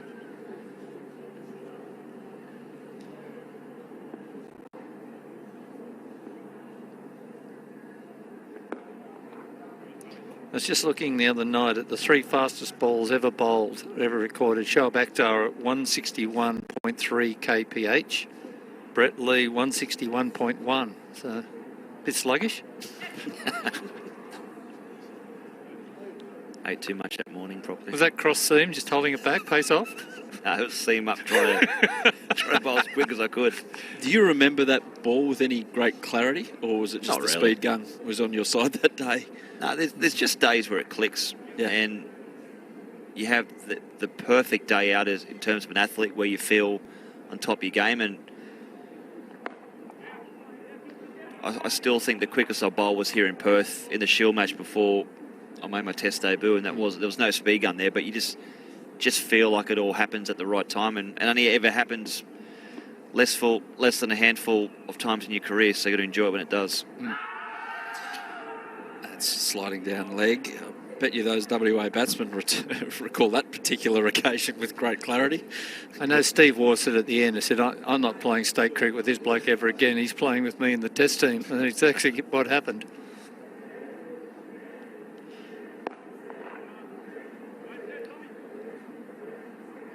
Intelligent stuff from Berenoff. He knows Tom Andrews isn't a big spinner. He knows that the angle in toward leg stump, he can just keep the face open and work it to long on for a single. So picking it up, Berenoff, he's 23 from 37. He needs help now from Guthrie. And they're also mind games as well, Adam, when you think about the longer they can keep them out there, technically going to end up with more runs, but it's also not allowing Tassie to get any rhythm. Overdone, 47, 9 for 218. Yeah, 66 runs, or 67 runs out of Ty and Berendorf. When those above them, apart from Ashton Turner, combined for 41. Right. Yeah, Philippi, Whiteman, Marsh, Green, Short, Cartwright, Kelly. Just harking back to that state game, Brett, where you think you bowled over them one, you broke an arm, Joey Angel. Oh, yeah, that was Bad. not great. Was it a Yorker that went wrong? No, it bounced. Sids is back. Yeah, they switched him around.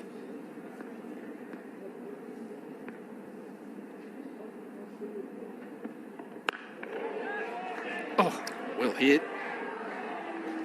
But straight down the throat of the man that they didn't want it to go to, Jordan Silk. Safe pair of hands. And Tasmania finally bowl WA out. And the target will be 219 for victory. We don't really know how the pitch is definitely playing, but advantage who, gents? After all of that, after sitting through the first half of it, thinking one way, and then it twisted, Brett Lee and Kerry O'Keefe. I'm going to say Western Australia. Yeah, I think they can defend this. There's enough in it. Par winning scores around the WACA in recent times have been over 300, but 218. It's going to take defending, but they have the arsenal of pace bowlers to do it. And the Tasmanian tail is long. They'll need their top order to fire up. Ben McDermott, Caleb Jewell, Jordan Silk himself, a man in form. But terrific effort. Ashton Turner won that toss, decided we're batting first. I know it's green. He got the brilliant 100. Has he given himself, his team, an opportunity to defend it and win this match? You know, I think the reason why I said, you know, the credit goes to West Australia is because of, look at that top order, Philippi, Duck. And then you go down Whiteman, didn't get many, Marsh, Green, Turner, with that beautiful 100. In terms of the bowlers, Peter Siddle was outstanding, as was Riley Meredith. But I think the West Australian gents, they go into the WACA change rooms with that momentum, and momentum is crucial in the 50-over format. Yeah, at one stage, WA in all sorts of bother at 7 for 81. Philippi went early in the third over, and they pitched the ball up early. Tasmania, Kerry O'Keefe, that worked for them. Got a bit of help off the pitch. Ashton Turner was very good. But is that the way forward for these WA pacemen when they come out? Oh, they have a great quartet with Guthrie and Ty Berendorf and Matt Kelly. He'll play a role. But in this innings set up, initially Cameron Green fell LBW to an off-cutter from Meredith, who'd bowled so well. Sean Marsh kept playing his shots from the outset, and he looked in terrific nick.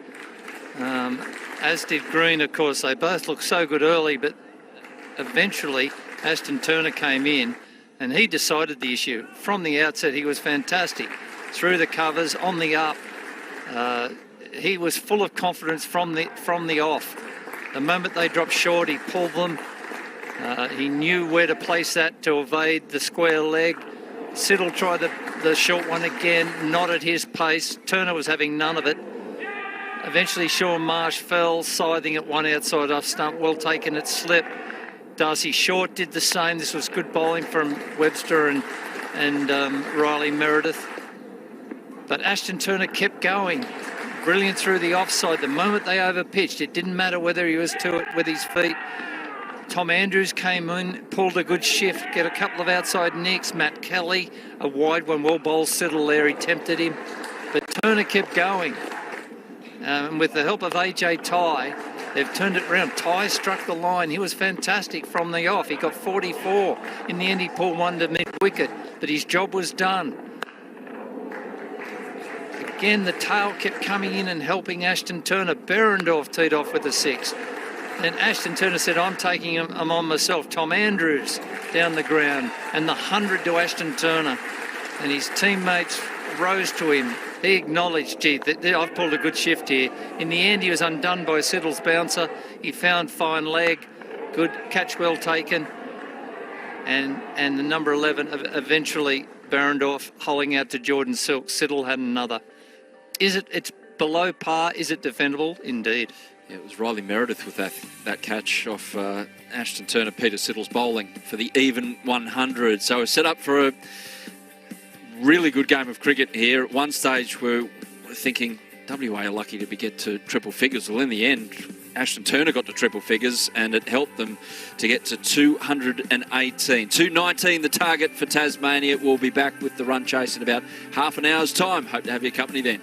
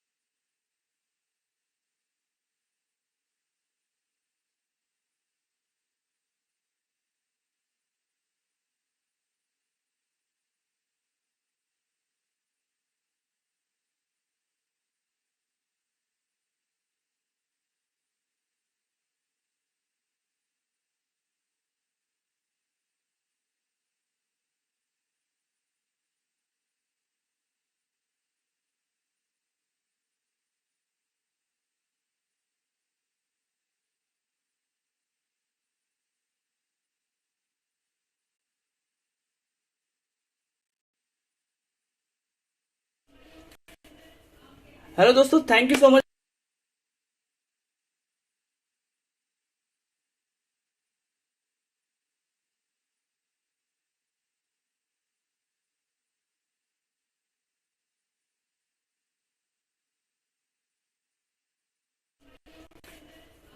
Hello दोस्तों, thank you so much भाई channel से जुड़ने के लिए। जितने भी लोग देख रहे हैं सभी लोगों का शुक्रिया चैनल से जुड़ने के लिए, स्ट्रीम को देखने के लिए।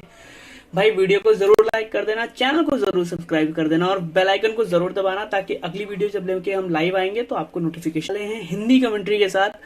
तो दोस्तों जल्दी से चैनल को सब्सक्राइब कर लो, बेल आइकन को दबा दो और वीडियो को लाइक जरूर कर लेना। थैंक यू सो मच सभी दोस्तों का, लव यू ऑल।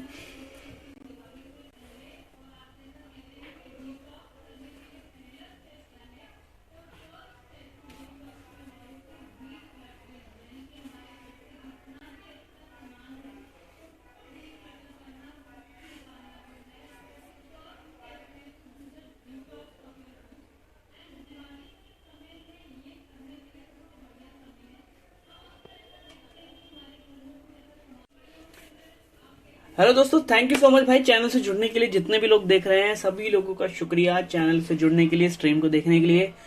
भाई वीडियो को जरूर लाइक कर देना, चैनल को जरूर सब्सक्राइब कर देना और बेल आइकन को जरूर दबाना, ताकि अगली वीडियो जब लेके हम लाइव आएंगे तो आपको नोटिफिकेशन पहुंच जाएगा।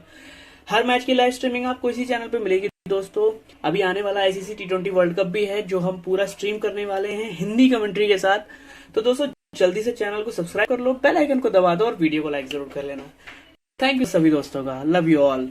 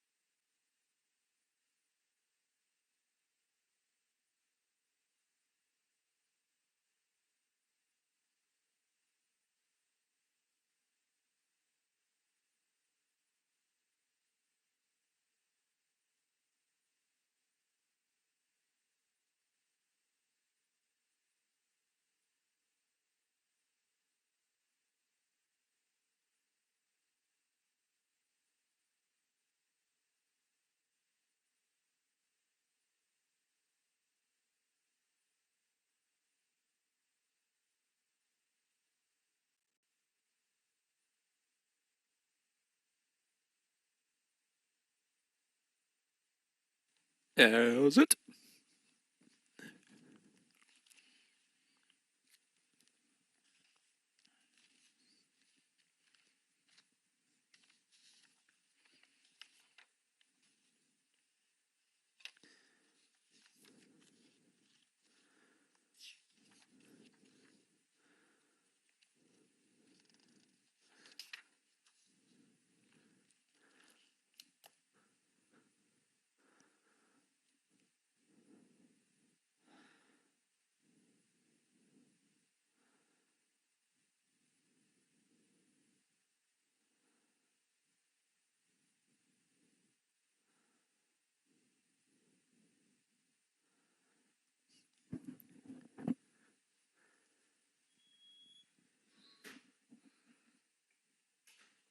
Sweet.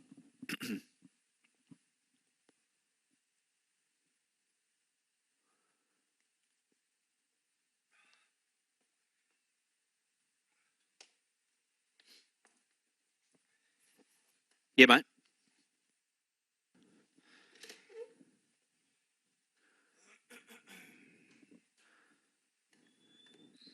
Geez, this could be a sluggish first after piling all that food. Oh, I need a nap.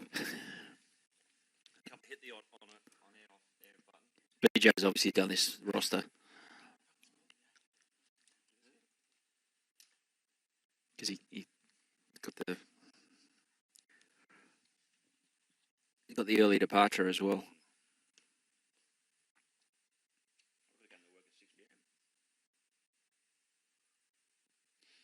Here we go.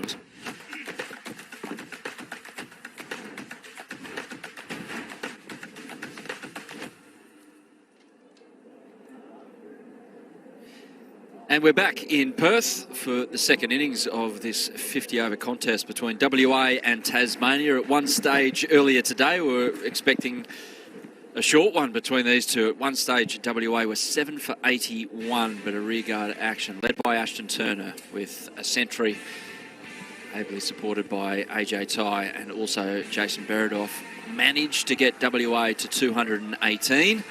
Riley Meredith, Peter Siddle, 3 wickets each. Bo Webster as well with his medium paces, very valuable, 2 wickets. So out they come to defend the home side. Fantastic record at the Wacker. And a Peacock alongside Brett Lee and Mornay Morkel.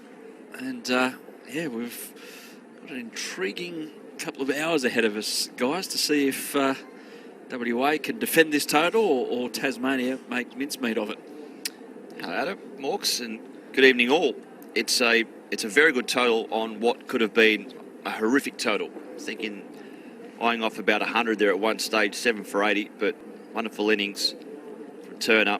And I think the momentum shifted now into the hands of Western Australia. They've gone into the change room with that right momentum. Got a decent total, 218 on the board. And if they can go bang, bang, bang in the first 6 overs, pick up 2 or 3 wickets, they are right in this game. For sure. I just think it's also important for them to keep it simple. I think a lot of times you think now, okay, we need to get at least 3 wickets in this first 10, and you can over-attack, but still just let the ball do the work for you. You know, get it in the right areas, enough in the wicket if you just keep it simple. Ben McDermott to face the first ball shortly from Jason Beridoff. Caleb Jewell is there as well.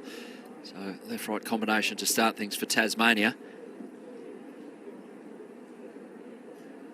Ben McDermott, he went on that tour of West Indies and also Bangladesh. It was an up and down tour for him. He got to play. He only played about half the matches and picked up a quad strain as well. And he's missed out on the T20 World Cup. So here he is opening for Tasmania. Here's Beridoff.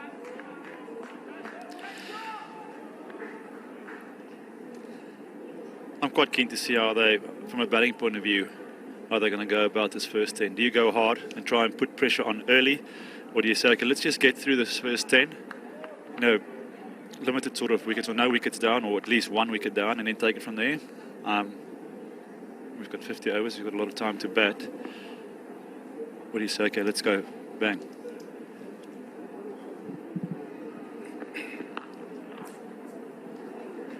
It's well struck. Right off the middle, and the first boundary for Tassie.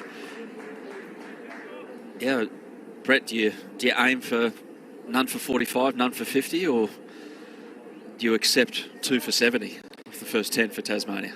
Look, if you look at the way that the first innings unfolded, it's definitely a new ball wicket. So that's where they struck, that's where they were most consistent in terms of where they got their wickets, LBWs, nicked through the slips. It's definitely got a strike with that brand new white ball. Well bowled from Beridoff, right up in the block hole. So from a batting perspective, I think they've just got to get through the first 10 overs, get the shine off the ball, because we know that as the game goes on, the wicket will become a little bit more flatter, the ball gets a bit older. And we saw the way that Ashton Turner turned in what was a difficult first 50 into a flourishing second 50.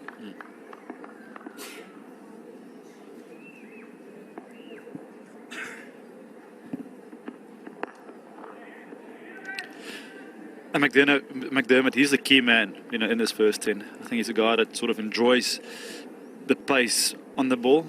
I've seen him in the Big Bash sort of taking bowling attacks apart. So in terms of the game, from bowling side, you would like to knock him off over, and for the Tassie, he's the guy that you want to take this game as deep as possible, or at least get you off to that good start.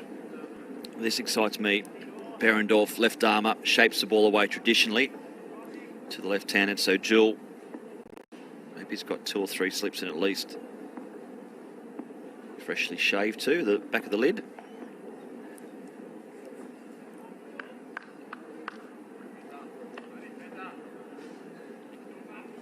Did weird things to your hair in lockdown and COVID cuts. situation, COVID cuts. Yeah. He just wasted that one there, Behrendorff, didn't he? Just a little bit too short. Previous ball to McDermott. Got that nice shape if he kept that same angle. Of course, WA don't have the problems with hairdressers that the majority of the country has suffered for the last few months. And that one's up as well. Good point onto the pads. So he has chosen to go to a hairdresser and get that haircut.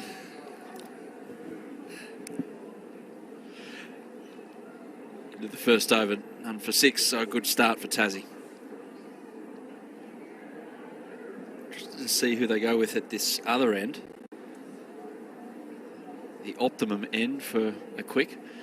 I'm sure both you gentlemen, when you were playing at this ground, had a quiet word to the captain the night before or something, or didn't need to be said? I think you've got to put your best case forward, especially when you're in the team with McGrath. He should get the pick of ends and generally did. It's Matt Kelly who gets to start. Morno, did you just expect a bowl from this end? Not really. Stanky was always he had the first pick. I was always sort of told quite late in my role in the team. If there's any left-handers the night before, I knew I would open the bowling. But other than that, I had to just sit and wait until either the guys up front bowled poorly or there's injury. So at times sort of avoided eye contact with Graham or with AB or whatever, just because there was a very attacking batter in. But I had to adapt quite quickly.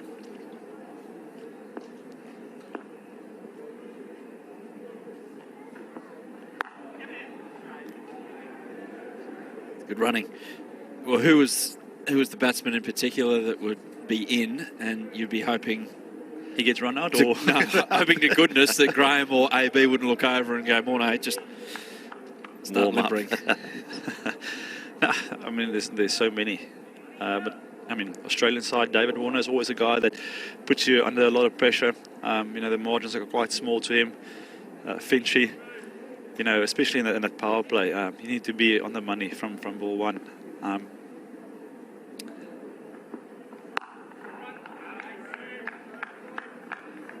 But with that, it's a challenge you need to enjoy, and that's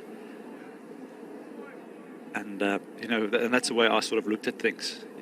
With those attacking players, it gives you the opportunity to get a wicket as well if you get it right.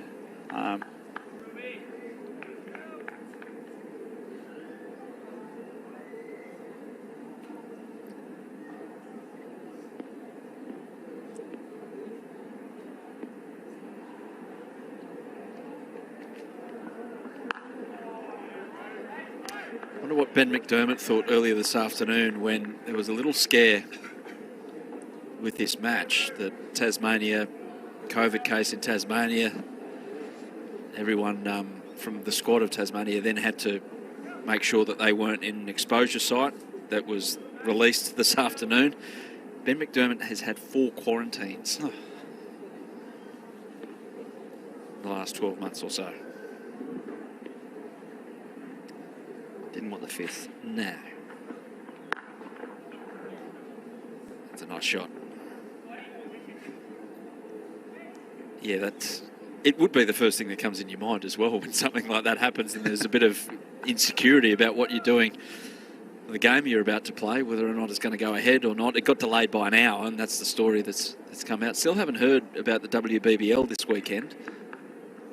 Cricket Australia were hoping to do something where they're all in a bubble anyway, get the match still played, but southern Tasmania has gone into a 3-day lockdown.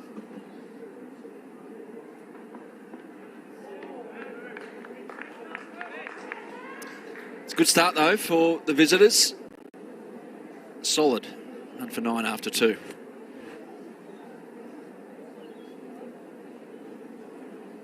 Held its line nicely, that one. Yeah, there hasn't been a lot of shape other than Berendorf for those first couple. Not a lot of shape there from Kelly. Good lengths though. And it's not always about how far you swing the ball. It's got to hit the right areas. I like the fact that Kelly gets in nice and close to the stumps. Very straight sort of run up. And from there, the ball only needs to move, a little bit either way and you're in the game. Bit of extra bounce and carry there for Berendorf. Operating with 2 slips and cover. I wouldn't mind seeing a traditional gully go in for Jewell. Certainly when he opens up that front foot and he drives, and he might just be inclined to display one to that gully region. Maybe bring someone over from the onside and almost position up that gap. So just in the right of your screen there.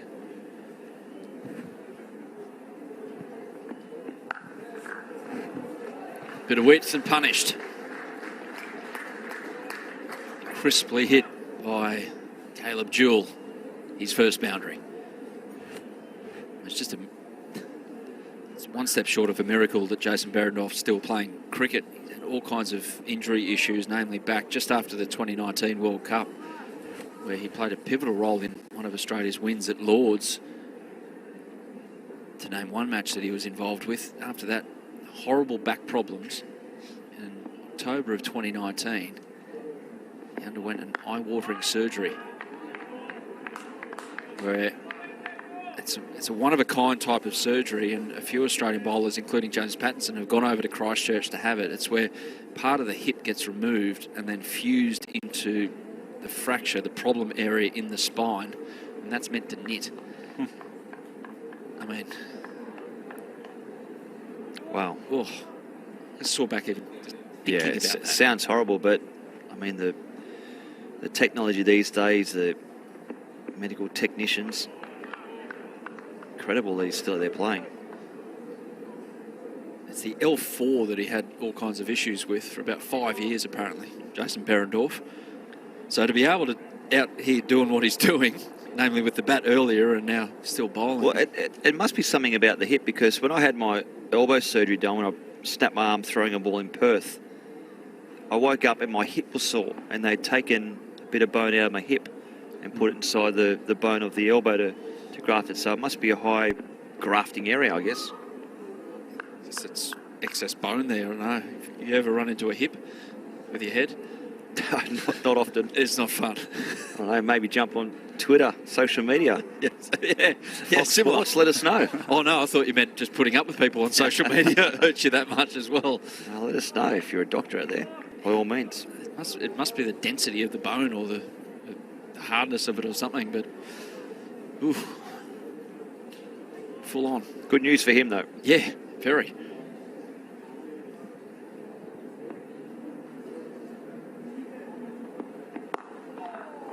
Another full one, but dealt with by McDermott. Doesn't get value, perhaps, for the quality of the shot. And that's the end of the over, none for 14.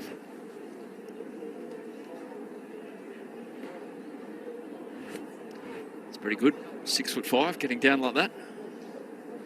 How tall are you, Morks? 6'5". 6'5". It's a long way down, yeah? Very long way. 6'5". I mean, that's just so good. For a fast bowler to be 6'5". Genetically blessed. Didn't think of basketball? No. I've got not a great deal of explosive power. Okay. And we've all seen that movie, White Man Can't Jump. So Favourite movie of all time, Billy Hoyle, Sydney Dean. Couldn't dunk a teabag. Back home, or my hometown, it is just rugby and cricket. A little bit of golf.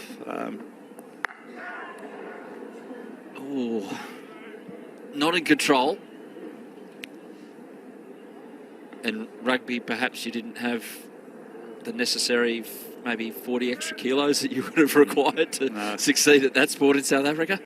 No, I sort of played up until I was 14, and then sort of from there just got my height and was a skinny sort of tall guy, and then decided, no, that's me. I'm not gonna, because the thing was to get me into the forward pack, and all of a sudden, you're up against guys that are sort of 90, 95 kilograms plus, big boys. So I quickly tapped out and say, I'll buy a squash racket or just focus on my pre-season for the cricket started very early. Just get that same position right. Yeah. Like a springbok just going through one of those game parks and pops a line or something like that. It's totally outmatched if you get caught. More like a giraffe. Have you ever seen a giraffe drink water? I mean, that is the perfect picture. Very good. And down. Full-blooded shot from Ben McDermott. And full-blooded shots at the whacker, they are going to fly. And that one's just a little too quick for second slip. It was beautifully bowled. Just watch the shape there late.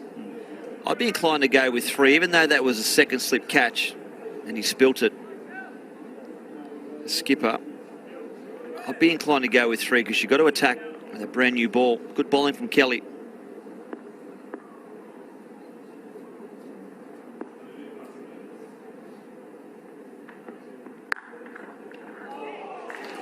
Oh, that's brilliant fielding.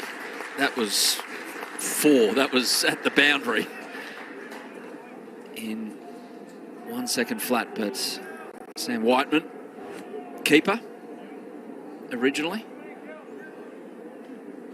Obviously adept at getting down leg side pretty well, because that's essentially what he had to do there. That was extraordinary fielding. Well, you want your reserve keeper at mid-off or cover, don't you? No, for sure. In the hot zone. And they're going to need this afternoon. The field will have to back the bowlers up.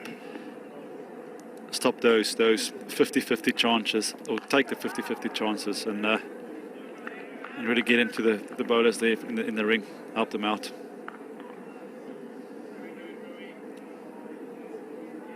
Just got to stay patient here, Western Australia. They're creating enough chances. Bowling some decent length, and it's the length which is swinging. It's going late, so shouldn't get too disappointed about trying to bang the ball in too short. Later on they can. Whilst the ball's moving, get it up there, allow it to swing.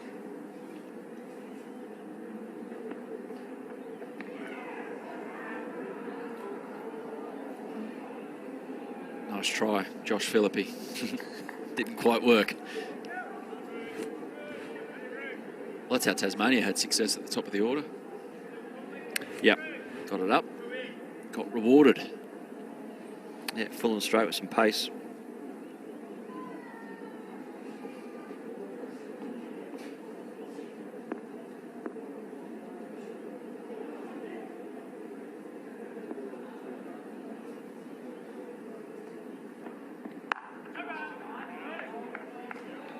Good over from Matt Kelly, but doesn't get rewarded. It's none for 19. That Shield match at Adelaide Oval, South Australia in reply to bowling. Queensland out 152, 2 for 89. Travis Head at the crease after his heroics of a couple of days ago. 28, you weren't with us on Wednesday. No, but geez, I saw the highlights. Oh my gosh. Extraordinary innings. Just the power.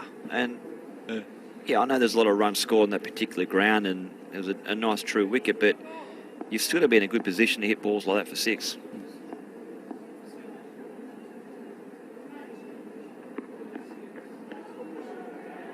It's a wide. Yeah, so Jason Gillespie, who knew that he had to fix a major problem with South Australia in the off-season, that was to be able to bowl teams out on a consistent basis. Well, he gets a bit of reward today at Adelaide Oval. He could blow. Jason Gillespie. And bat. Pace. Bangladesh. And bat. Double 100. Well, here's the question for both of you as the end of the over is reached at none for 20. Oh, that's the first ball of the over, sorry. Dinner's still settling in. Here's a question for both of you.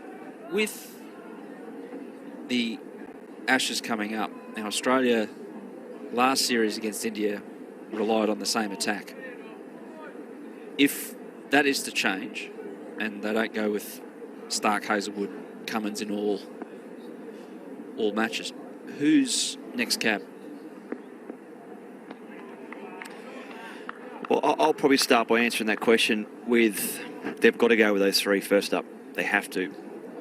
I think unfairly sometimes Starkey's the guy that gets labelled that he probably shouldn't be open the bowling or he shouldn't be in the team, and I would have him in my team every single time, Mitchell Stark. I think that, and yes, he had a knee issue last year and he wasn't at his best, but he is a phenomenal bowler for Australia. And I reckon that the three of them complement each other very, very well. Josh Hazlewood, I mean, he's in terrific form. Just look back at what happened throughout the IPL, just bowling good pace, getting wickets. I know it's a different format, but it's still the same length wicket. And then you throw in, the golden child, Pat Cummins, who could swing the ball both ways. They all bring something different and unique to the table. So I'm not even looking at that fourth cab off the rank at the moment. I'm looking at those three to start. What about the fact that there's only 4 days in between each of the 5 games? 5 matches. To me, that's why it's called Test cricket, because it's a test of your courage and your commitment, test of your endurance. If it was easy to do and everyone could rest, well, then there'd be a lot of people playing Test cricket. But Mornay, it's hard. It's hard to get through one test, let alone to get through 4 or 5. But that's what you have to do at that level. So I don't want to see guys rested in Test cricket. I don't want to see the makeup of the bowling attack change unless warranted. If they haven't done well after the first couple of games or first 3 games, well, fair enough. Straighten him up. Look, this might sound selfish, but for me, I didn't when we did the whole rotation thing, I didn't enjoy giving my spot away. Right. And I say that it wasn't really my spot, but I felt like at the time I was bowling well. A new guy will come in, he'll take a 5 or 6 for. You have 1 or 2 bad games, and all of a sudden the heat's back on you. 100%. Because you've got no rhythm. If it's no rhythm, you have to start all over again. So, and for me, I needed to bowl, and the more I bowled, got him. Behrendorff gets the breakthrough. Caleb Jewell is the man to go. It was almost a nothing shot, wasn't it? He just almost hung about to dry it. Jewell, he got 9 off 11, and I think he's in 2 minds. Just have a look at where the bat goes. Almost going to leave it at one stage. Do I play it? Do I not? No real foot movement, a little inside edge, but it's a good length from Behrendorff, back of a length. He gets his man, and Tassie lose their first, 1 for 21 after 5. That is the end of the over, yes. Yeah, so coming back to it, so I needed, a spell or two to really find my rhythm. And yes, I understand the rotation policy, you keep your guys fit and stuff like that, but at the end of the day, it's Test cricket. Those guys, they've bowled the overs now for a number of years. And then their bodies are conditioned and used to that. So you pick your best squad, your best sort of, bowling unit that can get the job done, and you stick with that. And in terms of the squad, I mean, guys that jump to mind, Nessa has been incredible, he's bowled well. Jai Richardson, if he's fit, I like the look of him. And then you've got James Patterson. So even your stocks are, there's enough in the stocks for you guys not to worry about, or Australia not to worry about.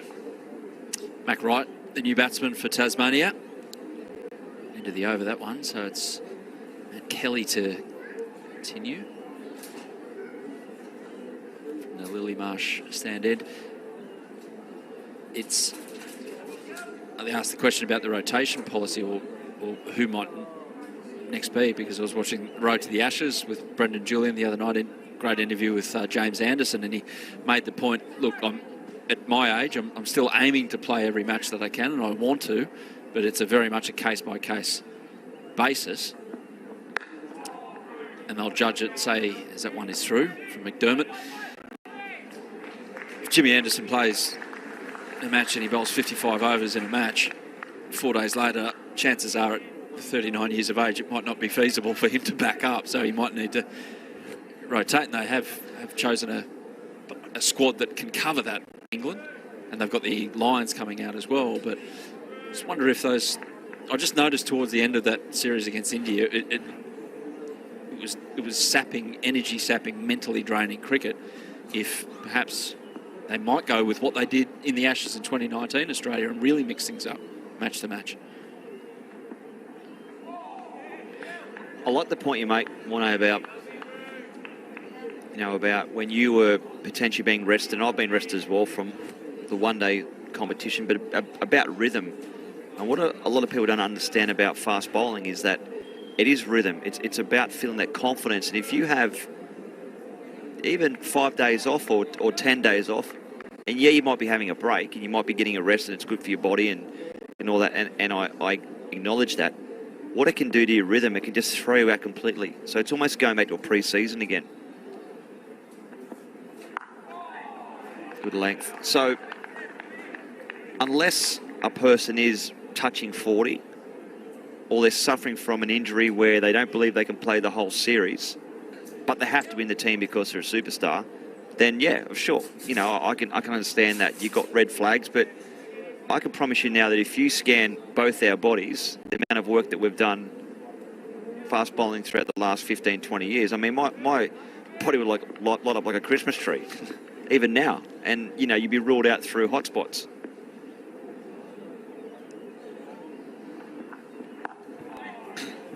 Is it? I mean, not to sing my story on air here, but, I was told by a doctor that my career is finished. And I got a second opinion. Found people sort of away from the Cricket South Africa setup.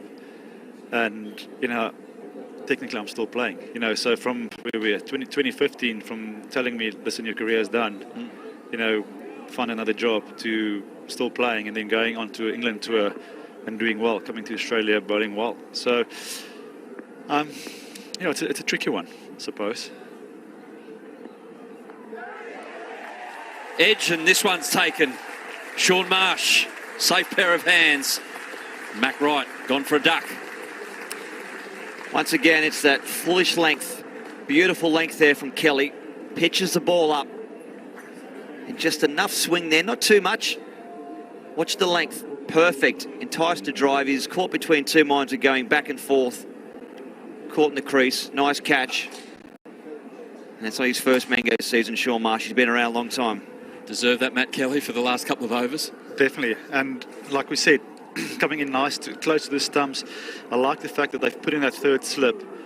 Really attacking here. If they can get another 1 or 2 here in this power play, it's definitely game on here. Now for the captain, Jordan Silk.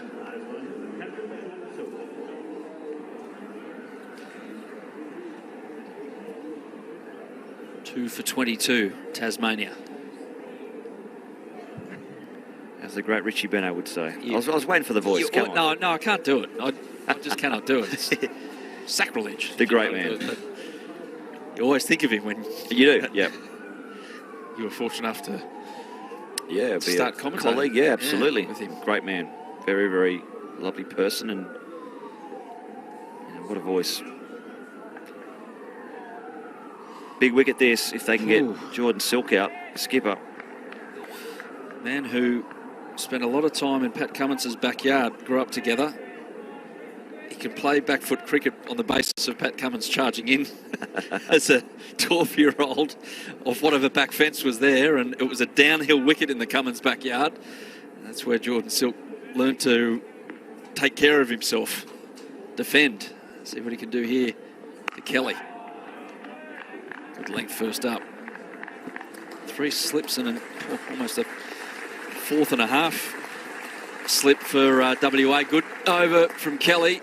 It remains 2 for 22. Well, so they wanted 3 in the first 6. They've got 2, but they've created enough chances, and that's probably the underlying message here that Western Australia have to do is continue to keep asking questions. Very good from Berendorf. Yep. 2 for 1 off 6 balls.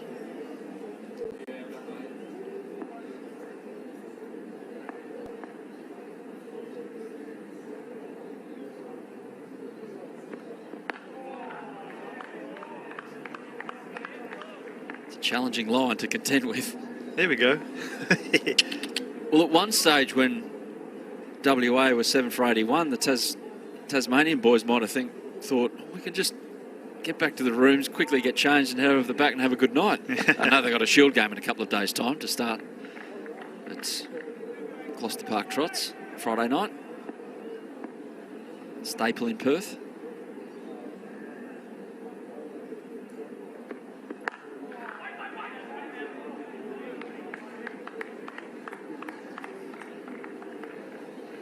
Michael Vaughan's already been on Twitter, by the way.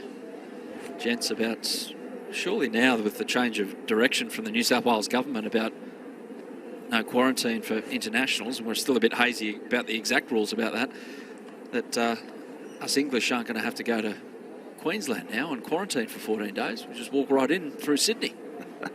Play retest in Sydney, is that what he's saying? Well, he's saying front foot. Speaking of front foot, that's McDermott on the front foot and through. Potentially a couple, or a couple more than a couple. Double it. Yeah, one thing you do at the WAU is you get value for money as a batsman, just blocked. And it was an unfortunate bounce. Filthy bounce. And that's flown the fence.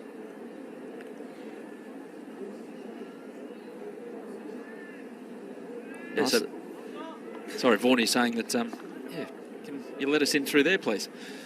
Sydney.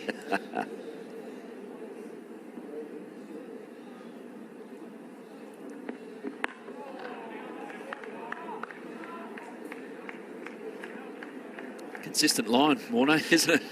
I like the fact that the guys on the offside, they're nice and tight. You know, there's no sort of drop and run. That's going to be the key for Tasmania. Is going to be rotating the strike and running well in this first sort of 10. And they're really, really creating a lot of pressure there in that inner ring. It's almost like forcing the guys to hit on the up, which is a dangerous shot on this wicket to try and hit it over their heads. Oh, wild. That's the one that goes across. Behrendorff special. Operating with a couple of slips here, and he's left that vacant land through that extra cover region, so he's trying to entice McDermott. He likes to play his shots. It's that one there that goes across the right-handed batsman. Big space there, trying to drive through and induce that nick.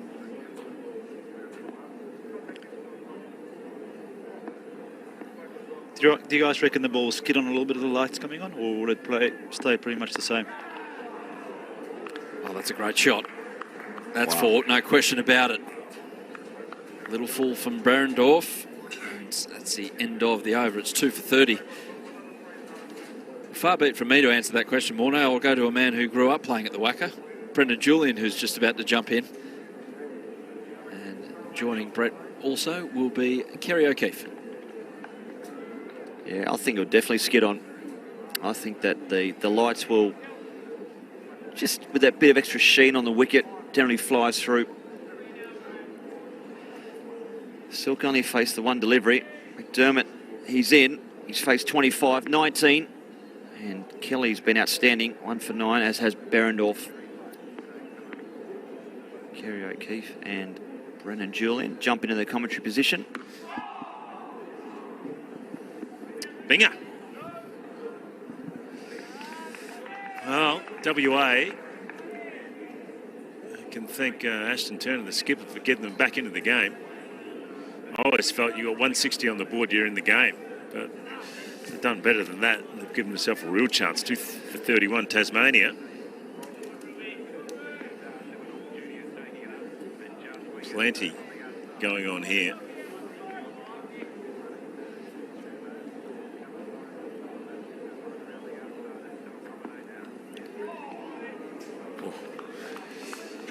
Oh, you always felt with this pitch, Binger, that there was always going to be something in it for both sides, no matter when they were batting or bowling.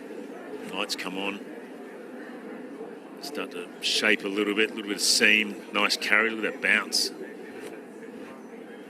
Yeah. Kelly's a good swing bowler. And his length scull's been impeccable in his opening spell. Yeah, and mate, that curve away from the right-hander.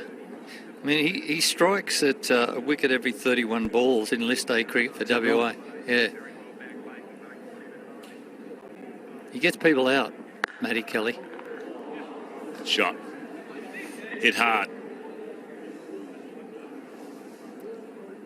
The big spell coming up, guys, is AJ Ty, isn't it? What can he... It seems to have slowed a little bit. The nibble is not quite as there as it was early in the day, but there's still enough curve for bowlers like Matt Kelly to be asking questions of the right-hander.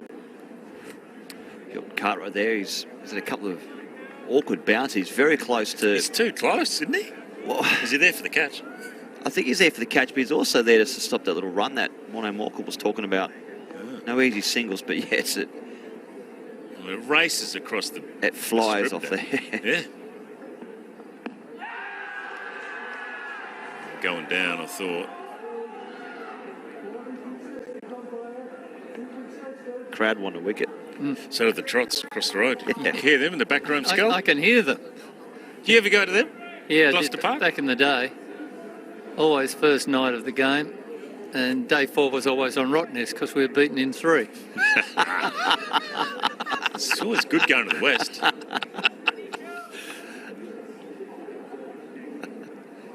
McDermott and Silk are the 2 big wickets, guys. I think both average over 40 at the WACA and List A cricket, so they know about this pitch.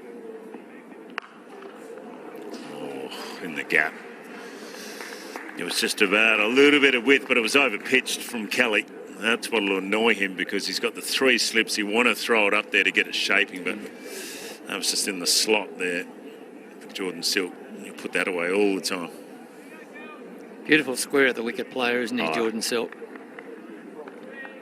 Just the way that he extends those hands and that beautiful wrist position he gets, the way he lifts his bat, cocks the bat.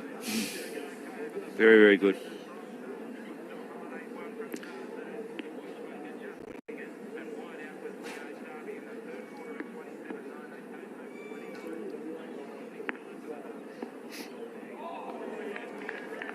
Certainly, Mark Waugh's not here because he could be having a bet and still listening. Go number 8. Listening to the Trots in Gloucester Park while he's commentating on the cricket. Yep. Perfect day for him. Yeah. Hello, Junior. Be watching. He will. Good luck to him. But again, Matt Kelly's perfect away swing there. Behrendorff continues, but really the testing material will be AJ Ty to McDermott and Silk at some stage. Well, I think they're chipping up here, and Turner, the skipper, has gone, I want my main man, Behrendorff. He's have 5 on the trot, pardon the pun. Red hot. If you get one more wicket here, crack open this middle order.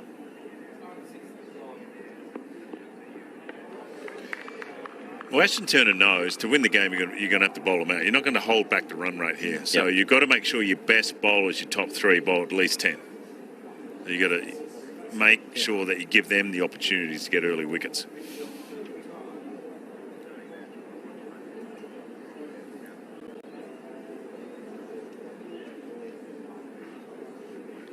He's a good batsman, Ben McDermott. I've often said for the last couple of years, he should be dominating Shield cricket.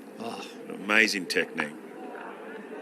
He just hasn't done it. You know, I always thought he could be a guy that could bat 6 for Australia, have a couple of good seasons in Shield cricket, and he could put his foot down.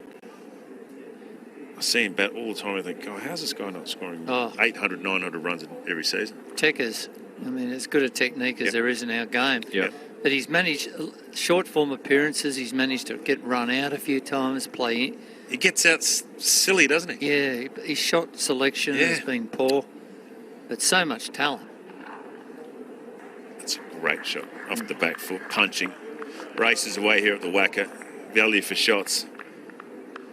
Just shots like that, you think, He's a coaching manual, isn't he?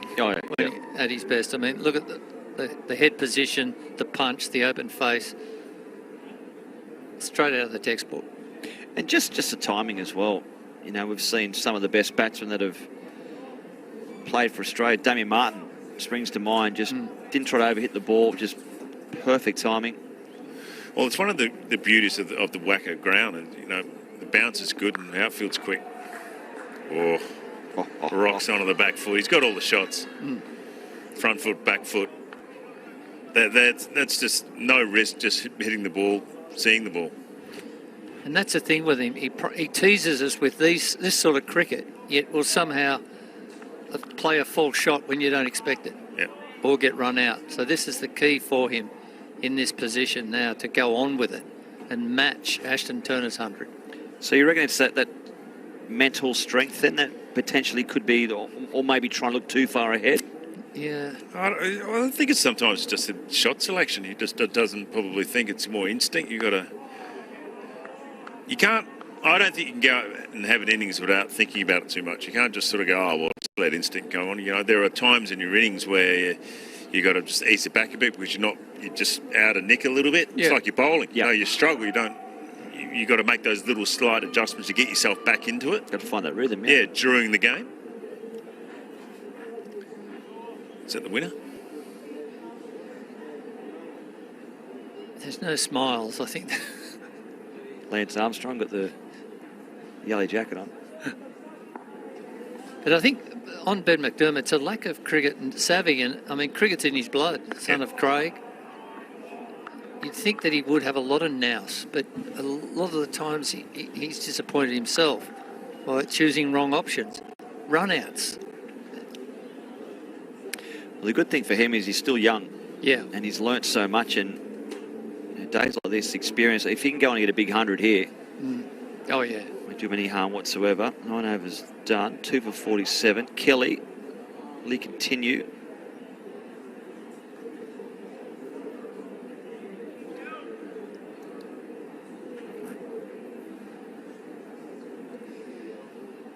You're right, guys, about the field that Ashton Turner set. The 3 slips and a catching gully to Matt Kelly bowling right arm outswing to right-handers.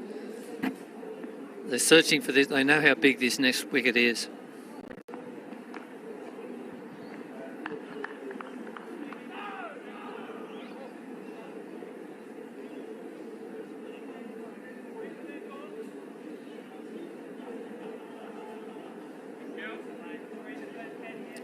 Well, they've chipped up, so 5 each from the quicks first up. Searching for that 3rd wicket.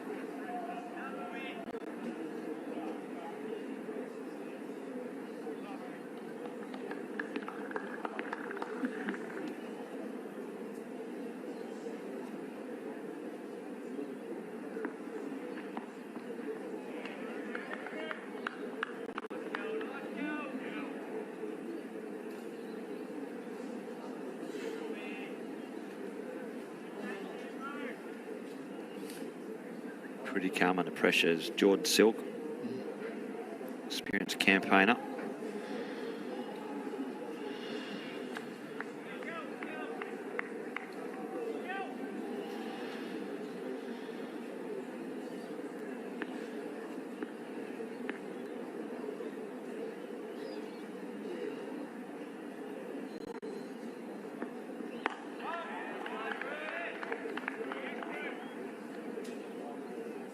Matt Kelly has to be keeping it straight to sort of discuss how good he is square of the wicket, and so far spot on, forcing forward presses, bowling at the stumps, putting pressure on Silk.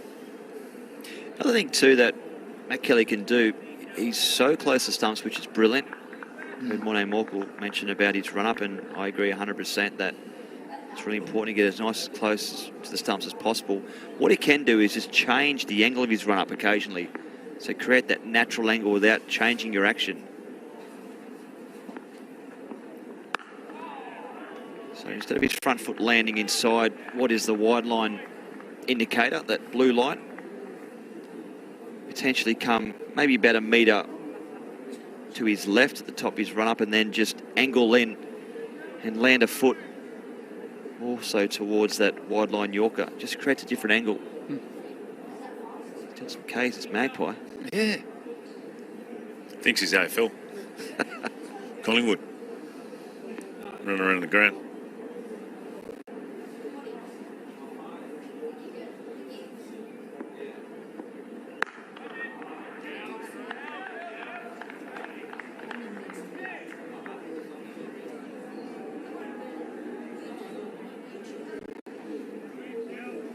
He's getting Jordan Silk pushing, open face, defending his stumps. He's got the catching slips, guys. It's time to move one away, isn't it? Yeah, we happen to get a nick Who's your pick next over, gents? Well, I know Guthrie bowls pretty straight, but AJ Tye has the tricks, and you're searching for a wicket. I go tricks.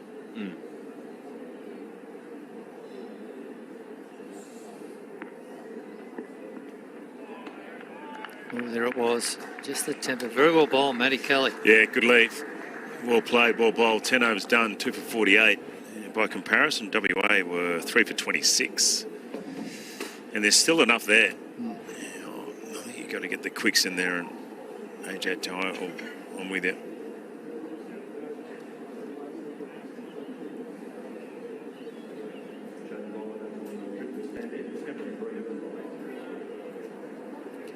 They've gone to green.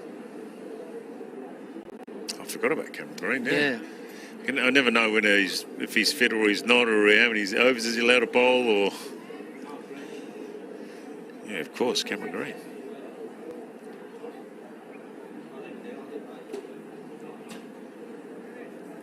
Push around. Australian cricket just wants Cameron Green to get more wickets, don't they? I mean, he bowled a lot against India, but just didn't get any breakthroughs, and they kept having to recall the 3 quicks and line. So they had the 5th bowler, but Tim Payne had to keep recalling the main 4 because he lacked wickets. But I just know with his revamped action, Bingham and BJ, you know, he's had back problems. But I remember when he first debuted, he was getting fifers with bouncy outswing. Yeah. And he had real whip. But because of his back problems, he seems to be a lot stiffer in his release. I think he has restructured his action a little bit. But with that has gone his effectiveness. He's not quite the bowler he was when I first saw him. And that's only a couple of years ago. But when you've had back problems... And I think that'll improve in time, Skull, too, because when you've had back injuries or issues, like I've had a couple now, I broke my back twice, and it takes a long time to, as you said, that you feel stiff in your body, you can't really bend forward and get that power through the crease because you're worried about your back and it could hurt. So I think over time that his body will loosen up. And he's so young, he's shot up. Yeah.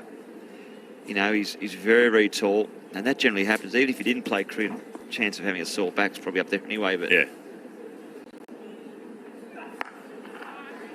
Yeah, I reckon I'm with you, Bing. I often say to people between the age of 19 and 23, that's where you're going to have your injuries and you're going to have your problems. And then you'll end up, your body will get more confident and you'll get the workload into your body, and then you kick on. It's a bit like Pat Cummins in the early days. He was injured, and then his body matured, and then he moved on. Pete Siddle was probably the same. I mean, there's James Pattinson from Victoria. Those just that growing pains. If you can get through that period and still bowl, then your body just suddenly sort of gets used to it a bit better. And you also learn to live with what is good pain and what's pain that's going to cause injuries. Yeah. And you've done it, BJ. It's confidence been too. in a position a million times where you're sore, but it's that, okay, I can push through this soreness. Yeah.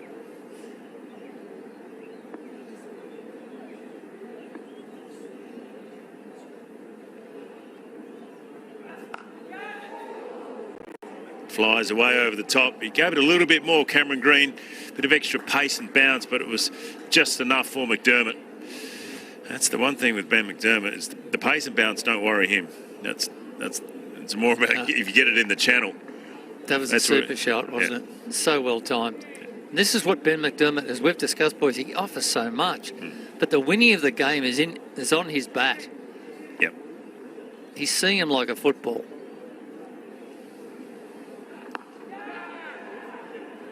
Just like that. Like a chip one straight to mid-wicket or mid-on. That one he's got away with. But that's what we're talking about, aren't we? Oh, definitely. And teams often have a catching short mid-wicket. Because he doesn't play through that area as fluent as he plays through the offside. So they try and get him turning the bat face. They haven't really got that catcher there as well placed as some teams would have. But I would, because that's his... there's a softness there. He's much more comfortable offside than working off his stumps leg side, off the front foot. I think, too, just going back to Cameron Green with his length, I mean, if you can watch the way that Matt Kelly bowled in his first spell, pitched the length up, it's on the cusp of what is a full and a good length. And because Cam Green's so tall, he can afford to be a fraction fuller at the whacker as well, definitely. because he's got that natural, beautiful trajectory off the wicket. I think Cam Green doesn't want to be short. Yeah. So another change, double change. This guy's got some wheels.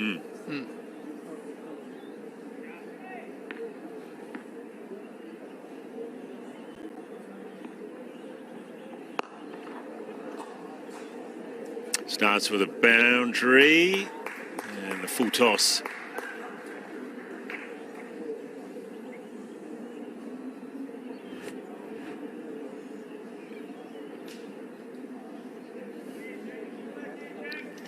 Guthrie there tried the glory ball first up. Maybe a few nerves as well, just over pitched.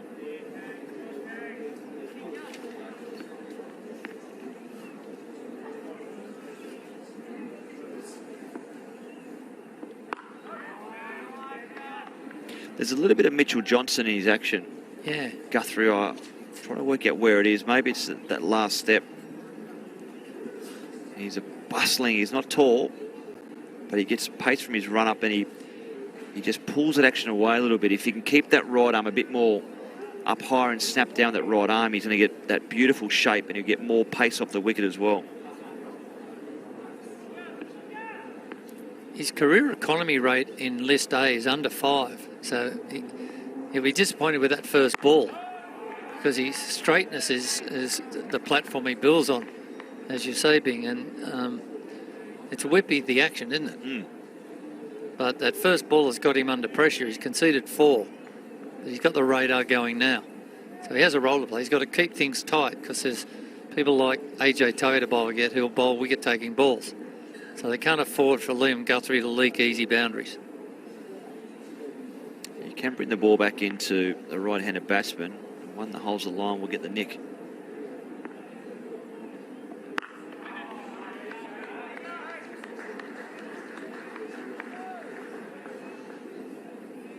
Just think Jordan Silk just wants to get on the front foot to him. Probably thinks he's a little bit skiddy. Hit through the line. Not a lot of shape there for Guthrie at this stage.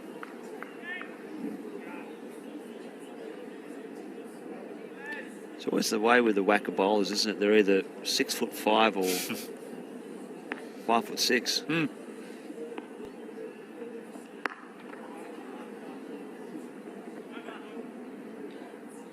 Thinking back, BJ and Skull, to West Australian fast bowlers that aren't sort of tall in height.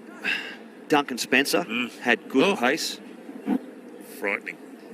You ever face him in the nets? No, thank God. Wouldn't want it. He was less than 6 foot. Oh, yeah, he's 5'8". Is that the guy Viv Richards said that's the fastest bowler I've ever faced? Yeah, when he was playing for Kent, Oh, mate, he's serious. He's serious wheels. One of the great things, when I played a lot of cricket with him, ripping bloke, but if you ever wanted someone to clean the tail up, he did it. He bowled the best Yorkers I've ever seen at like 150 clicks, and you just go, right, 7 down, boom, get him on. D. Spencer? Oh, unbelievable. Frightening pace. I remember one Shield going to play with him. We were in Tasmania, and he kept bouncing Ricky. And Ricky was the only one that was just hitting him in front of square for 6 onto the hill at Hobart. Wow. And I was at Gully, ended up taking the catch, and I stuck my hand on a quarter, but it was one of those days where you're just in awe of what was going on. The quick bowler and the guy taking him on. It was just unbelievable. Good effort there by AJ Ty on the fence. Might have to check that, though. Maybe, I just wonder if his foot touched the rope as he had the ball in his hand. Good effort. Again, just getting the line wrong, isn't it? Got to bowl straight.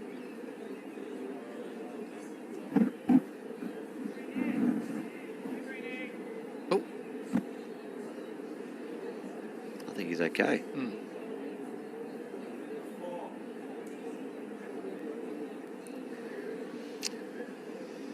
not sure now. Yeah. I'll call that a tie. Ah, very good.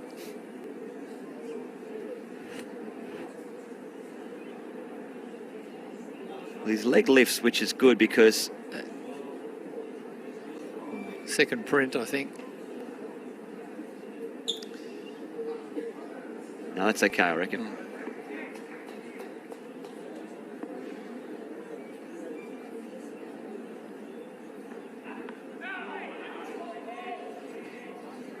That length there from Cam Green, even just a fraction fuller skull, Yeah. because that, with his height, that's going to go on to maybe just clip the bales or slightly above the top of middle leg stump. If he can be a fraction fuller, that's where you get the LB in the court and the bowled. And mate, is the springy out swinger, does it come with confidence? As you say, your back eases and you get more confident with your thrust and you can get that away swinger going a bit? Yeah, so he seems to have lost that a bit from when he first debuted. And that can happen from not trusting your body. So when you've had a back injury, you don't get that beautiful follow through. So he's still the snap down with the front arm's good. Yeah. Let's go of the ball. The seam might be in a pretty good position over his hand, but if you don't follow through and then get your left arm going over the back of the side screen or over the umpire's head, that's where you can lose that beautiful rhythm and that natural action. Yeah, if you can get your action more consistent, your line of length's more consistent. It's a bit like a golf swing. You know, you got to finish your swing off, or you've got to have that consistency. And if you're not finishing off and following through, then it affects your length. I think you're absolutely right, because it was his finishing off that allowed him to bowl those hooping, bouncing out swingers that first alerted, wow, we've got a bowler who bats a little. Now he bats a lot and doesn't get a lot of wickets.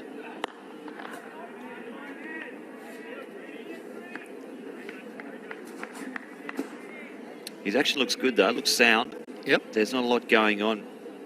First thing you want to look for boys and girls out there, if you want to become a fast bowler, is that you want your body weight going straight towards the batsman. You don't want arms and legs going everywhere. Keep it really simple. And just try to keep that momentum, transfer that weight, jump straight towards the keeper's right foot. Perfect.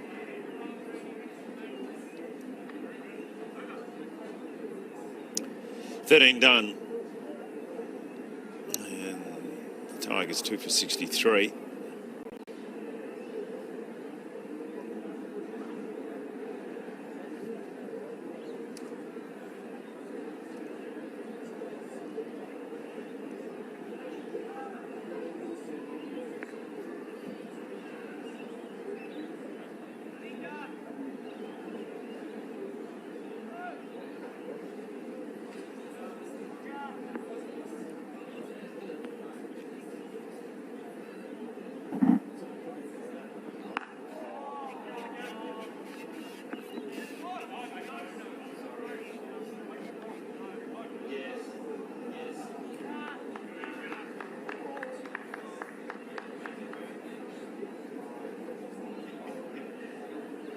Nice to see the crowds back.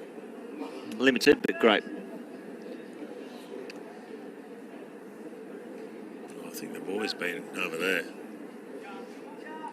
Packed it out, that AFL Grand Final. It was great to see, wasn't it? Yeah. Hard to watch, but it's good to see for them. Yeah, on the East Coast. It's good to see the games back at the Wacker too. I know that Optus will have the test match in the BBL, but good place, a good second ground. Hey, you're over there. Yeah, there's always a special place in my heart, the Wacker. Oh. Great place to watch and play cricket.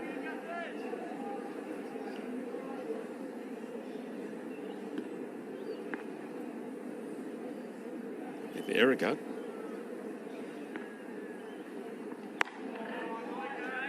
Oh, a little bit of shape there. Watchful Jordan Silk.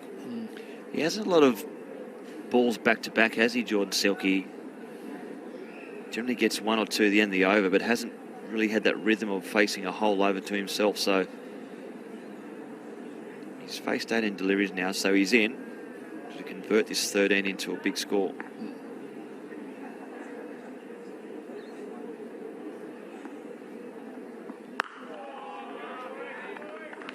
And they're bowling well to him now, aren't they? They're just bowling middle stump. And Guthrie's on point after that nervous start where he conceded a boundary off his first ball.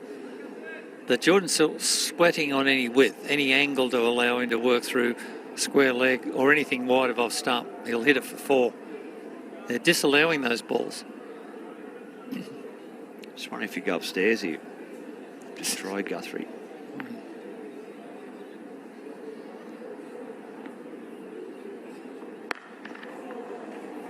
Overpitched. Went the other way and paid the price. It looked like the one where he tries to take the seam position towards first slip, angle the ball across. Yeah, a little bit shape away. And unfortunately, just the angle combined with the over pitch created a fall.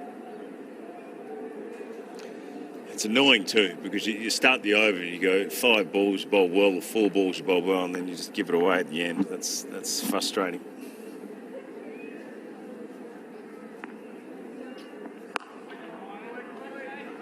It's a pretty good over. Just that one delivery that cost him the boundary, Liam Guthrie. So he's bowled 2 overs now, 1 for 10.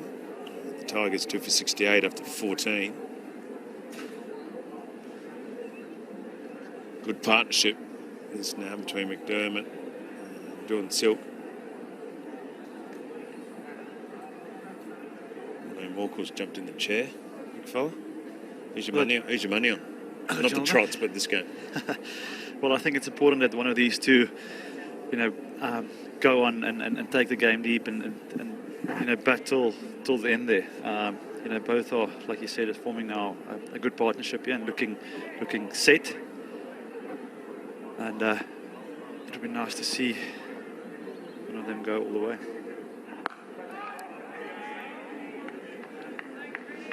That's the line there from Cameron Green, just a little bit of shape away, and it had McDermott outside his pad and sort of feeling for it. It was a nothing shot that from McDermott, was it?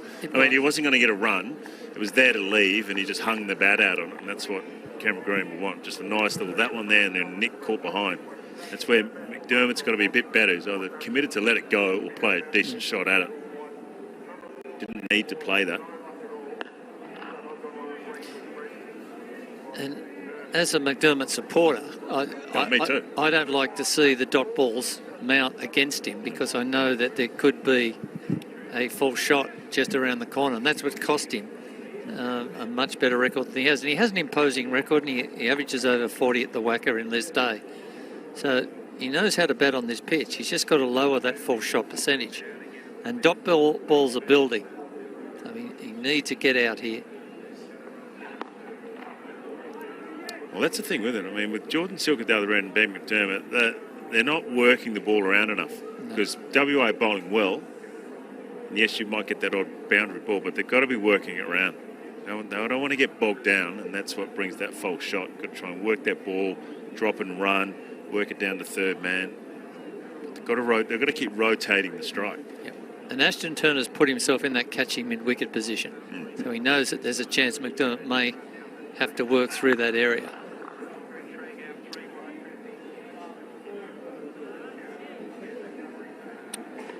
I agree 100% with you guys, but I also think it's a period now where Western Australian are, they're bowling well. So let's absorb that pressure for 3-4 overs. Look, yes, to rotate. Be busy at the crease, get into good positions.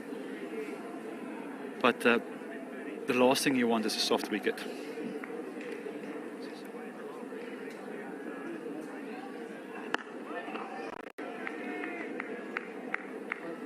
Are you guys surprised that Green got the nod before Ty? Yeah, I am, because I think he bowls wicket-taking balls, and this is the partnership they've got to split before it gets too set. And Cameron Green's bowling well, but he's not curving the ball as much as to get the wicket. Whereas Ty's going to bowl cutters and off pace and everything. Well, I thought that too as well. I thought the breeze is in, so that's why Guthrie bowled down breeze, because it suits the left armour. Cameron Green coming into it, so I thought, maybe that's why they're waiting for AJ Ty to come down. End of the over. 15 done now, 2 for 69.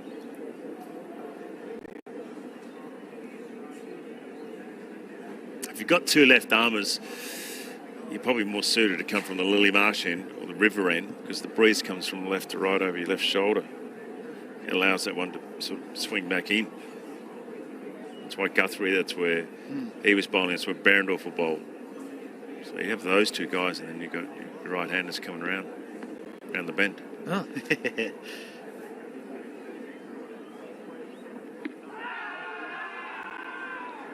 That's pitching way outside leg. I like the look of Guthrie. It's the first time seeing him bowl sort of live, and yeah, it's definitely something about him.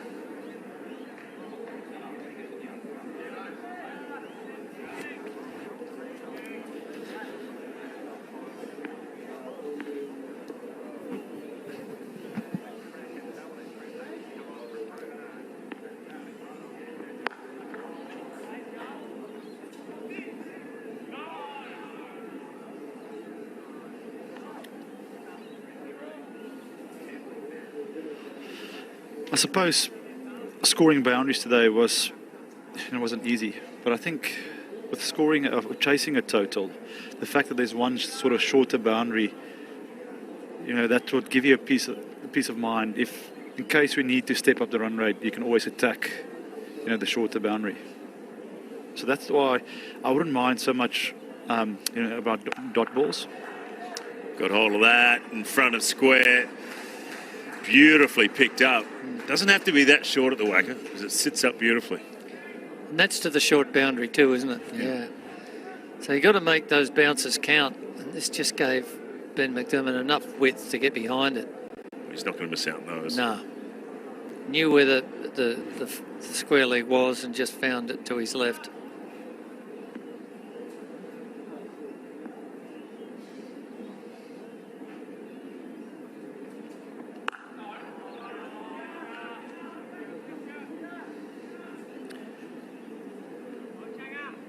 Good comeback that from Guthrie.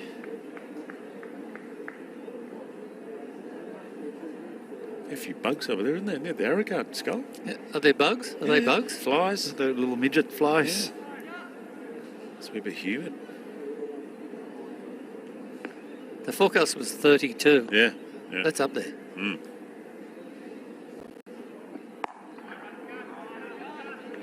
Yeah, well, once you get the sea breeze in, it cools it right down.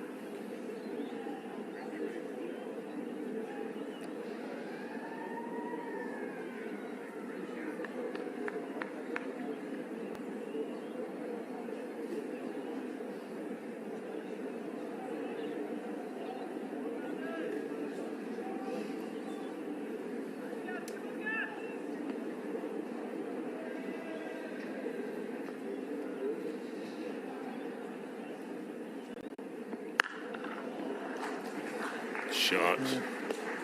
Hit hard. Tell you, when he hits them, they stay hit, don't they? Team meetings, no offside width to Ben McDermott. And there's where Liam Guthrie, he tried the bouncer, it didn't work. He's pushed it across him. That's meat and drink. He's a beautiful cover driver, Ben McDermott, one of the finest in the country. If you're going to err straight to him, the width is 4. 48 for Ben McDermott.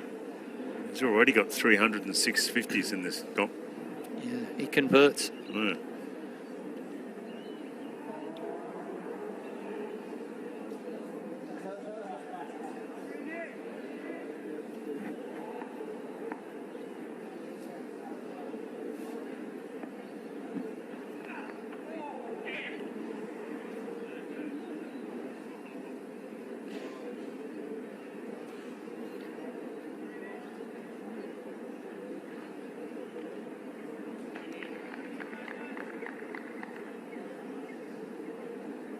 And are these two teams playing the Shield game in two days' time? Yep. Quick turnaround? Yeah, quick turnaround. Sunday it starts. Be a pretty good Shield game if it's these two teams playing in it. I mean, the players, Some, a lot of talent on show.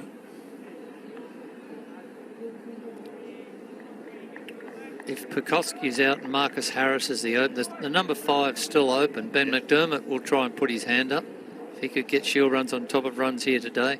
Yep. Travis Head, of course, would appear to have the inside running after his brilliant spell of form in the last fortnight.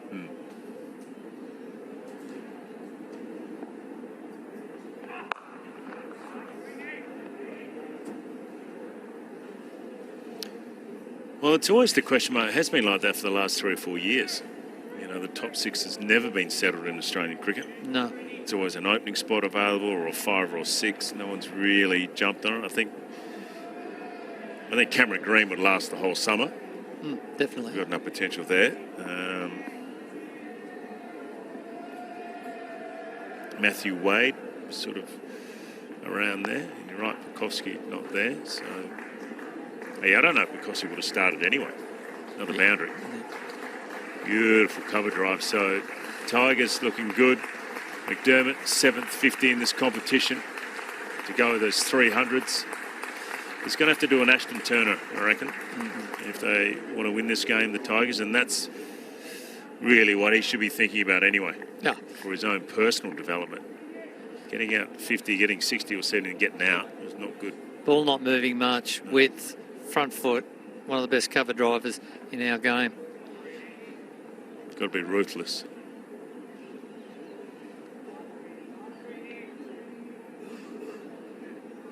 That's as we've been talking about, Skull, that's the big thing with Ben McDermott. He needs to go the next level and get teams in a situation and take it home and win the game. And that's what people stand up and recognise. Not a great 70 and then your team just gets over the line. And I think that's how you become a good to a great. It's in that tough situations when your team is down to go out and win a game. Situation today, opening the batting, scoring that 100, getting a 100 not out, and take your team home. And from there, when he gets sort of back into the Australian side, just give him some time. We had so many players in South Africa failing, but you give them the opportunity. AB de Villiers is one of them. I mean, his average was 20 this first, 13, 15 games. But they saw potential in him and they stuck with him. Aidan Markman's another. He started well, but then went into a... Rightly or so. And for me, when I watched McDermott play in the Caribbean, it's almost like Australia wanted to adapt that aggressive style of play. And on those wickets, you needed to be a little bit more street smarter. And sometimes with that, when you buy into the team policy, you can put yourself under pressure. And, if you fail, you just need the backing of, give me a couple more games just to find my feet. Whoa. What happened there? Andrew Ty. He's too nice a guy to hit that, Jordan Silk. Hang on. Free hit. Oh, it's a free hit. Was it a no-y? I think when the ball goes off the wicket. Oh, I thought that was a dead ball. No. Oh, no, he's hit his toe. It's the toe crusher, but his own toe.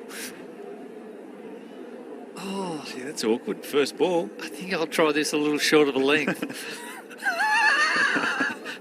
He wanted to bowl the bumper to just get his body going, and then it's got a little short, too short. This might be the first free hit I've seen in 50-over cricket. Wow. That's the shortest short ball I've ever seen, I think. Where's he going with this ball? Back of the hand slow one or just normal hard back of a length? I don't think he go slow ball bouncer? That'd be gutsy. Yeah. Here we go. Free hit. Oh, he has crunched that into the chairs. Oh, it was a bit of I suppose it's hard, but it's your second ball of the day. I don't think slot was the ball for that. I think he was just happy to get it down the pitch, maybe. So, Jordan Silk smacked that. Got it. Oh, clean hit from Jay Silk. And AJ Ty's playing from behind here, a bouncer that bounced 6 inches from his front foot, and then the slot ball for the free hit. Work to be done.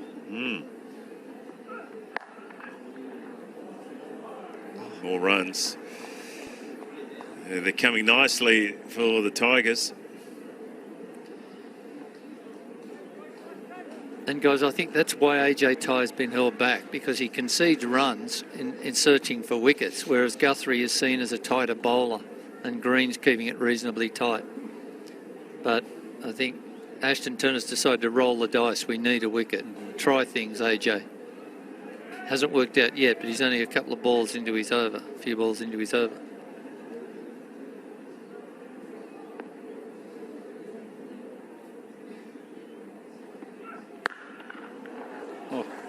That is just top quality shot. Oh, I tell you what, it's been a tough over for Andrew Tye so far. Been productive though for the Tigers. They're just good shots. Oh, Ben McDermott, please. That's a beautifully executed cover drive, guys, isn't it? And the key is he's not overhitting the ball. No. It's all pure timing. You know, waiting for the ball to come to him.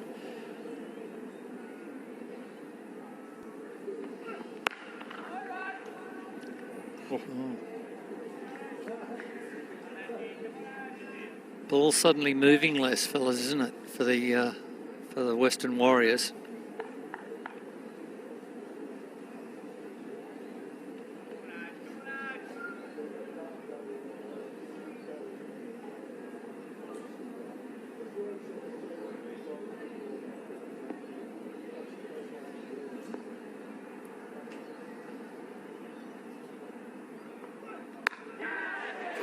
In the air and gone.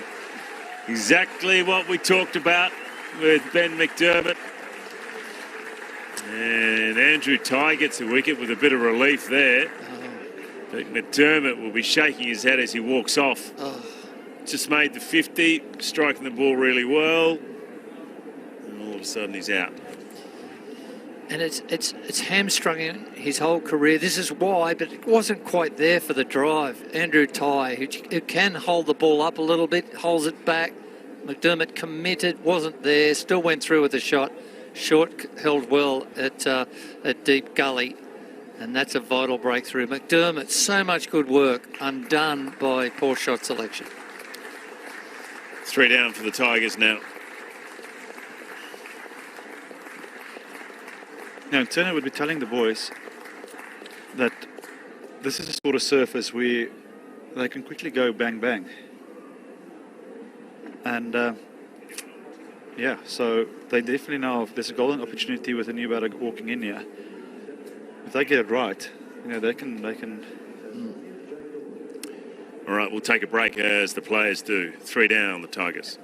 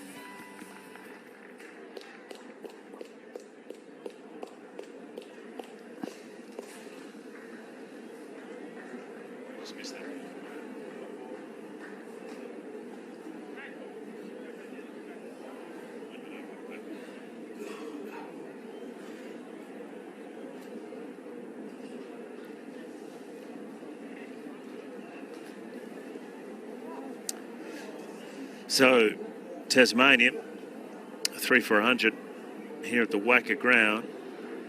Chasing 219 to win this one. Ben McDermott, the last man out for 57 off 63. Tasmania was looking really good. Had some nice shots, but soft dismissal caught in the gully. And up Bushley. But he gets away with it, Jordan Silk. Luckily.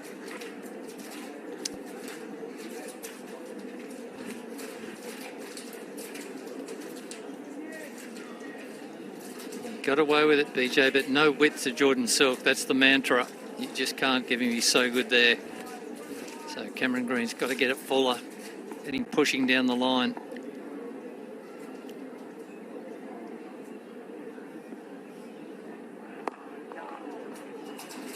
I've noticed that Cameron is bowling a lot of balls cross seam.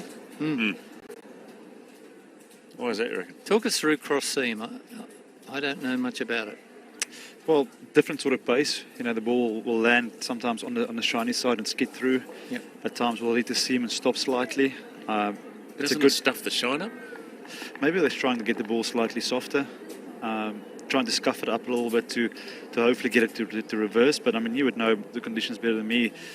You know, I don't think it's a sort of surface where the ball would reverse, but I think it's just you know, under lights a little bit, get it to skid on, especially when you bowl that hard back of a length sort of ball.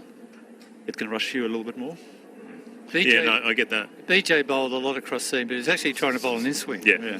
I think I was ahead of my time. I often said that to Tom Moody, the captain, when he'd throw the ball back to me and have a big scuff mark in the middle of the shine. I said, mate, I'm just trying to do him a cross seam. And that's what a lot of bowlers sort of go to. If there's not really any swing or any seam movement when you bowl the ball seam up, it's a good option to go cross seam because you do get that variation off the wicket.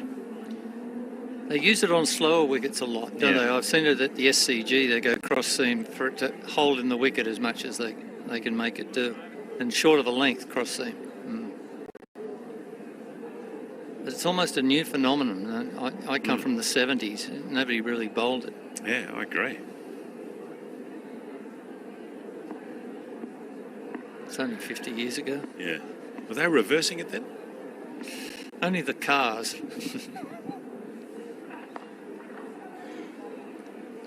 Jake Doran's there. Had a very strong underage career, Jake Doran, and really hit his straps last year in Sheffield Shield for this. Much has been hope for Jake Doran, but he's mid-20s. Yeah. A lot of talent. Not really a List A player. Hasn't played much. But I'm interested in his season. He seemed to have turned the corner last year. Got a number of runs late. Very good deflector and worker behind the wicket.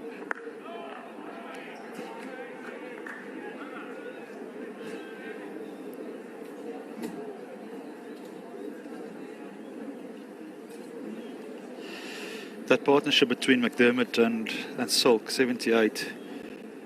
And, I mean, one of your KPIs as a batting unit is to at least in a 50-over game, you know, get 100-plus batting partnership. And that's also crucial, you know, chasing a score of 218. It's one partnership that can put the game away completely. So just the timing of it and losing that wicket. Oh, they had the gun by the scruff of the neck, didn't they? Now it's all of a sudden for Tasmania, the pressure's back on them. Yeah.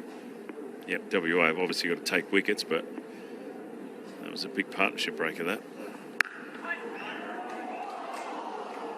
Interesting on Jake Doran, guys. He got 123 in the last Sheffield Shield match at the Wacker against Western Australia last year. Hit 10 boundaries, 6 behind the wicket, I noted.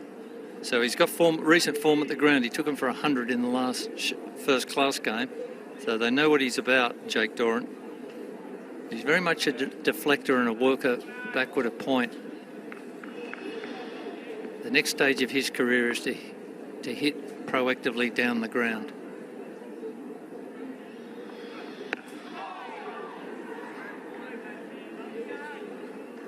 I don't know if you guys could see, but I mean, I just got a quick glimpse of the ball in AJ and Ty's hand, and it still looks brand new. I can still see the bird and all the writing on it. So the ball is still hard, which is a nice sort of, it's a nice sign for the bowling side in terms of getting that little bit of extra bounce, a bit of movement.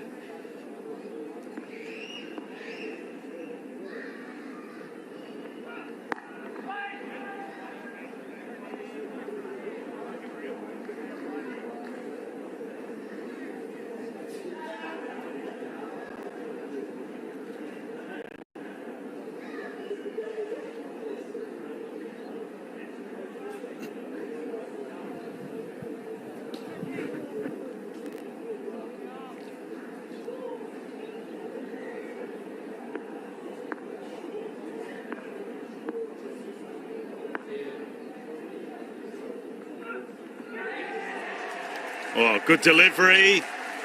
And an outside edge. Around the wicket to the lefty. Hit the seam nicely. Big fan of bowling around the wickets to left-handers. You just create so many options for yourself. And smart move by Ty to come around the wickets. Ball before, Doran sort of walked over to off stump. And I think that's one of the reasons why I decided to come around. Just to channel that, sort of challenge that channel of off stump. And mate, we've done 2 matches, and you've often recommended to these right arm quicks they've got to come round the wicket to the lefty, and you've been bemused that so many have stayed over the wicket. Ty's gone round the wicket, produced the Jaffa, Doran on his way. Ty has 2. Geez, come back well. Andrew Ty, hadn't he, after the first 2 deliveries? Yeah. No ball 6.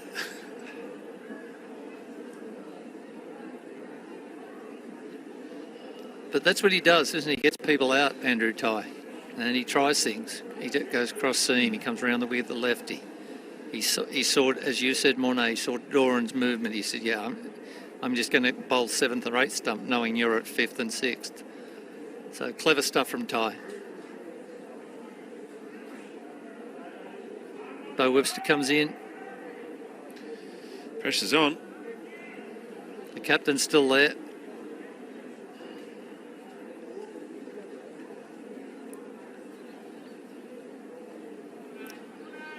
Need the captain's knock. Kirsten Turner.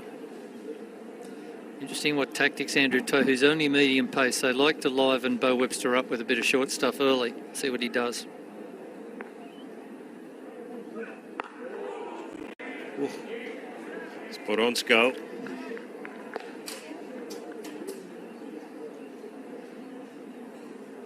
It's a good straight bouncer too.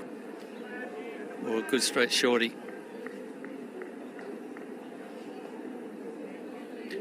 Lights are on. We can maybe just quicken up a little bit, I think.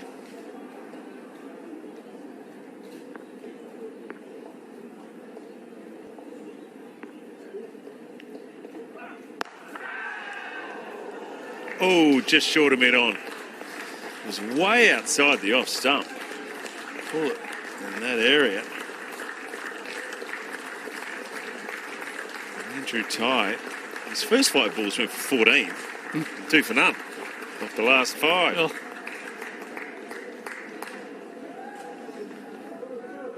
And his first delivery of his spell actually almost hit him on the toe, didn't it?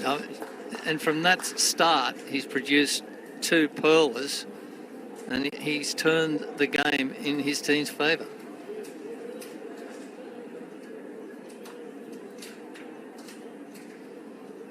It's not how you start, it's how you finish. Jordan Silk, all the pressure now. He has to match Ashton Turner with a match-winning innings. Run rate still at 5. Nicely placed run rate-wise, but they've lost 4.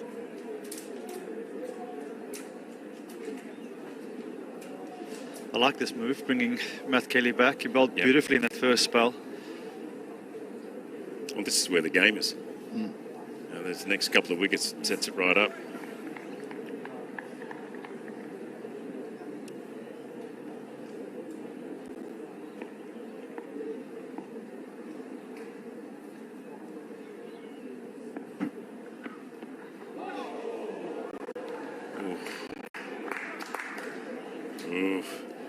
think your point It's is all valid. happening. The lights are on. They're still all starting to do something again.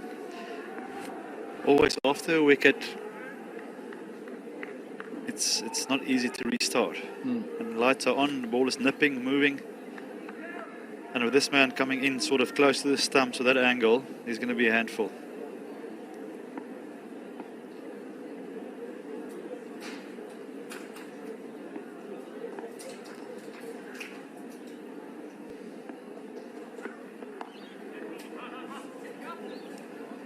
You're right. This is one of the straightest approaches I've seen.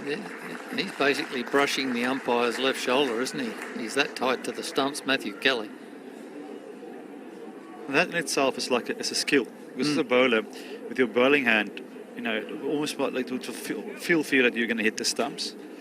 And that's why, I mean, Stephen Finn, that sort of changed his career slightly a little bit, because he kept on knocking the stumps, and you know, they called him no ball for that. And for me, it is such an advantage if you can get close to the stumps, because then the ball just have to, you know, only need to move a little bit off the seam and you're in the game.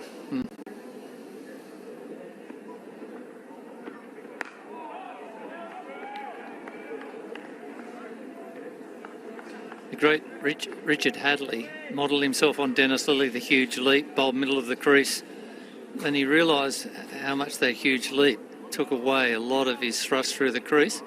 He modified his leap, got tight to the stumps, and the rest is history. Yeah, it certainly worked.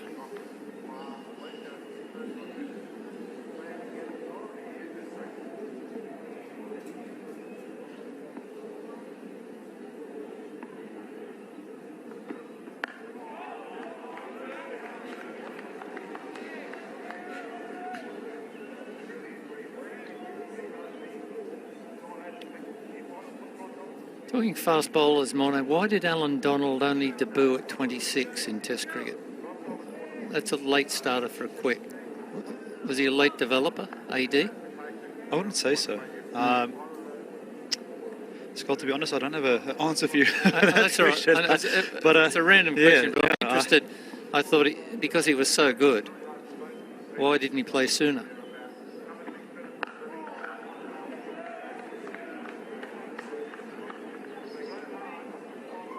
And he was pretty good. No, we were special.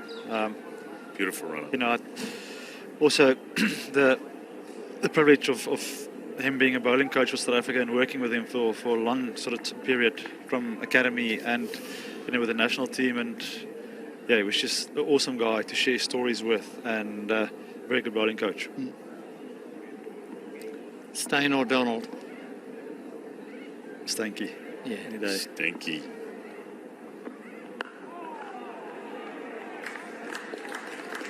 This is very good from Matt Kelly.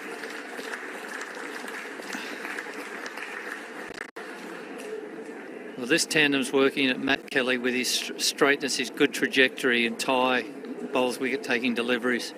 So it's working for the Warriors. Silk has a job here. They've becalmed him in the 30s. And they're going to try and rough up Bo Webster at the other end.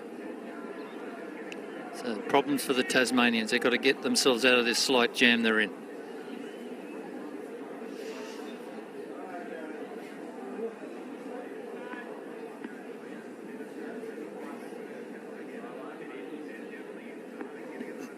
Who for 14, Andrew Ty.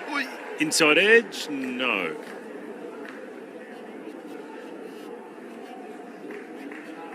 Ball's starting to do a lot, isn't it? That is snaked back nicely. Good take that from Josh Philippi.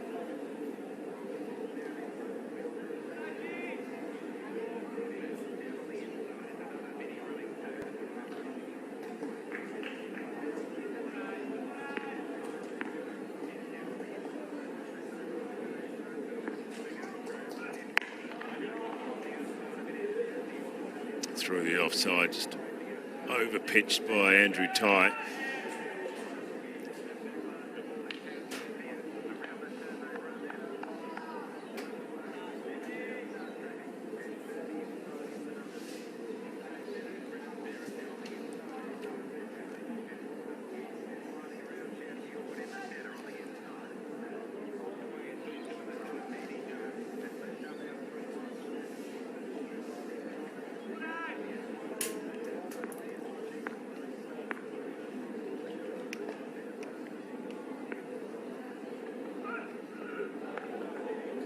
Oh. Wow. Zips through. A few good cards up the Warriors' sleeves now. Ball's starting to really zip around and bounce. Who's your money on, Skull? Oh, I'm all over the Warriors. Are you? To You defend. think, right, you think one more wicket and that'll just about really crack it open then, wouldn't it? I think we discussed they could defend this, and they're doing a great job. Silk has to play out of his skin here. And he's capable, and Webster has the support.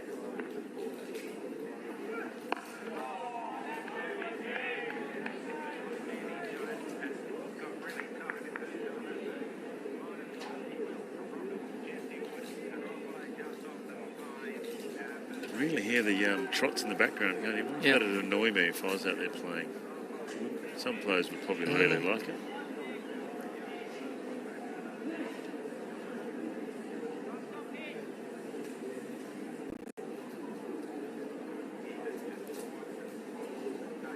I just can't remember them playing in the background on a Friday night. Yeah.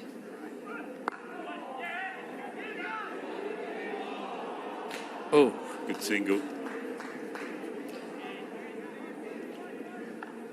Visiting teams always to Perth, you know, we'd get bowled out on day one, and then they'd say, but you've got complimentary tickets to the trots. They'd give us dodgy tickets. We'd lose all our match payment. We'd trail by. They'd have 10 wickets in hand and lead. I think it was a plot. They give you a drink card, though, at the nightclub. Yeah, That was good. Yeah. But But you got home at 3 a.m. Yeah, we had no money for a kebab. Down the hippie club for you, Skull? Yeah. Oh. I don't understand why our manager booked only for 3 nights when we arrived. He said the game lasts 4 days. I said, yeah, but I know the form.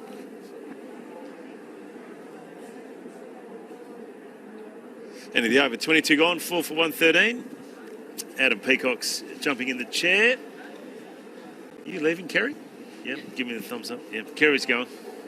Big Brett Lee's coming in.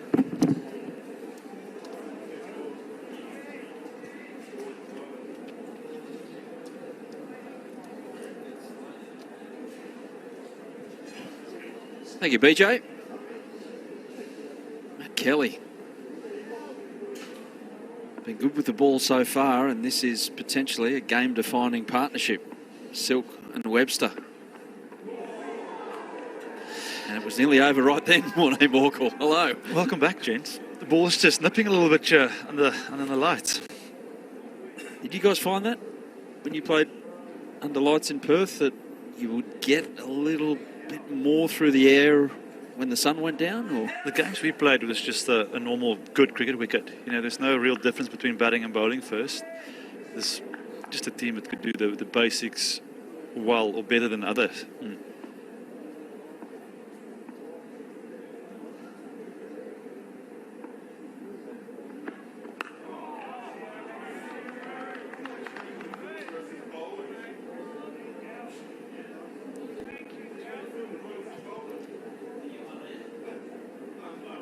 they're vocal. You can hear them, that's for sure. They know they're one away from having a very much advantage WA, which was remarkable. If you are joining us this evening, if you're enjoying your Friday evening, it was 7 for 81 at one stage, WA, before they got to 218.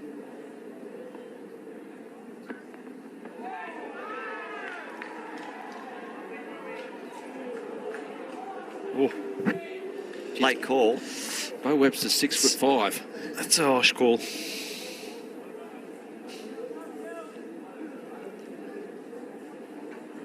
He had to put absolutely everything into that, Matt Kelly, to get that ball up where it went.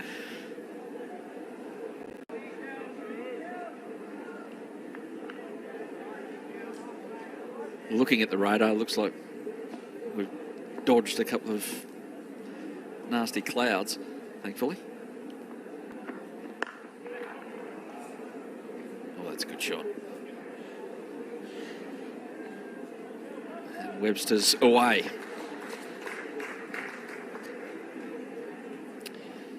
He's got long levers, that's for sure. Did well with the ball, and he's looking okay with the bat. Didn't try to overhit it, just almost opened up the face, read it through the extra cover region. Darcy short a good chase, but not quick enough. It's just the second boundary off Matt Kelly.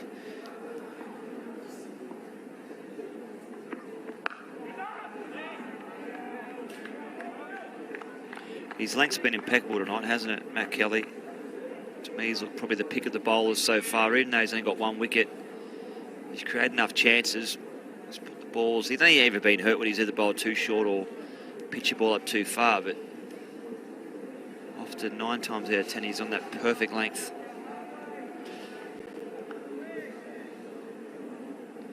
And line as well, Bing. I think he's bringing in all the dismissals. Nice and straight. Nice and straight, especially on this surface, on this field. He can't afford to give any width at all. Opens the face, and it races away.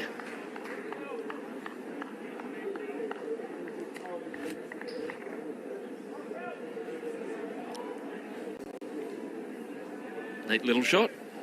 Yeah, pretty well struck in the end. Looks like he's using a harrow bat, doesn't he?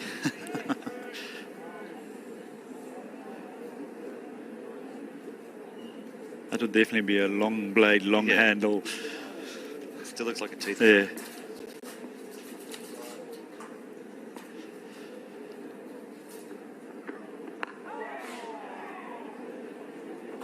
They like that behind the wicket. The man in yellow. That's the end of the over. A good one for Tasmania. 4 for 123.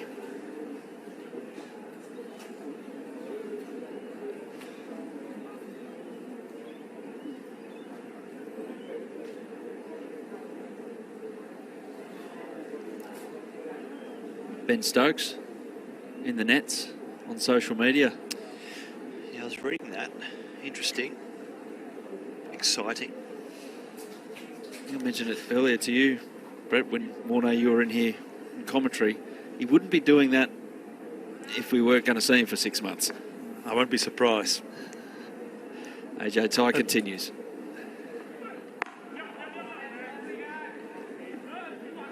Yeah, I won't be surprised if we see Ben Stokes on a plane play the last 2 tests. He's got the finger issue and obviously stepped away from international cricket to give himself a bit of time to recuperate mentally and physically.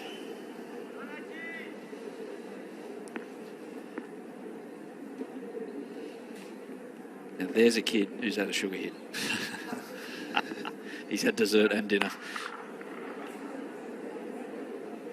Neatly punched away there by Silk. Doesn't quite get all the way. It's Jason Berendorf, with all those back issues that we've mentioned before, throwing himself around there. Was he all better? Yeah, and to bowl 5 in the trot as well. First up with that new ball. Good effort. But Jordan Silk, he just knows exactly where the gaps are, even though it didn't go for 4. Just that little, almost like a cross-court shot, tennis.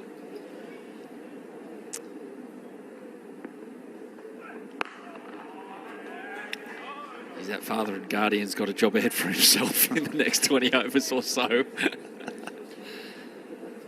He'll be out for a few more quick wickets, that's for sure. Kid in the West Coast shirt looks, he's got trouble written all over him tonight. Happy it's Friday. Why not? That's it. Take your kids to the cricket.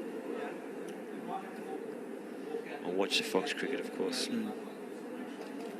So Berendorf got 5 left in the kitty. Matt Kelly's bowled 7. Cameron Green's still halfway through. That's going to be, for me, the test with Berendorf is bowling that 5 up front and then standing in the field. If you've got lower back issues, that's where things start to tighten up a little bit. And then, for that... Didn't look too tight just then. Yeah, but still. And then you come back for that comeback spell. It takes a bit of time for the body to warm up and for the juices to flow. So it'll be interesting to see at his comeback spell. How they use him, yeah.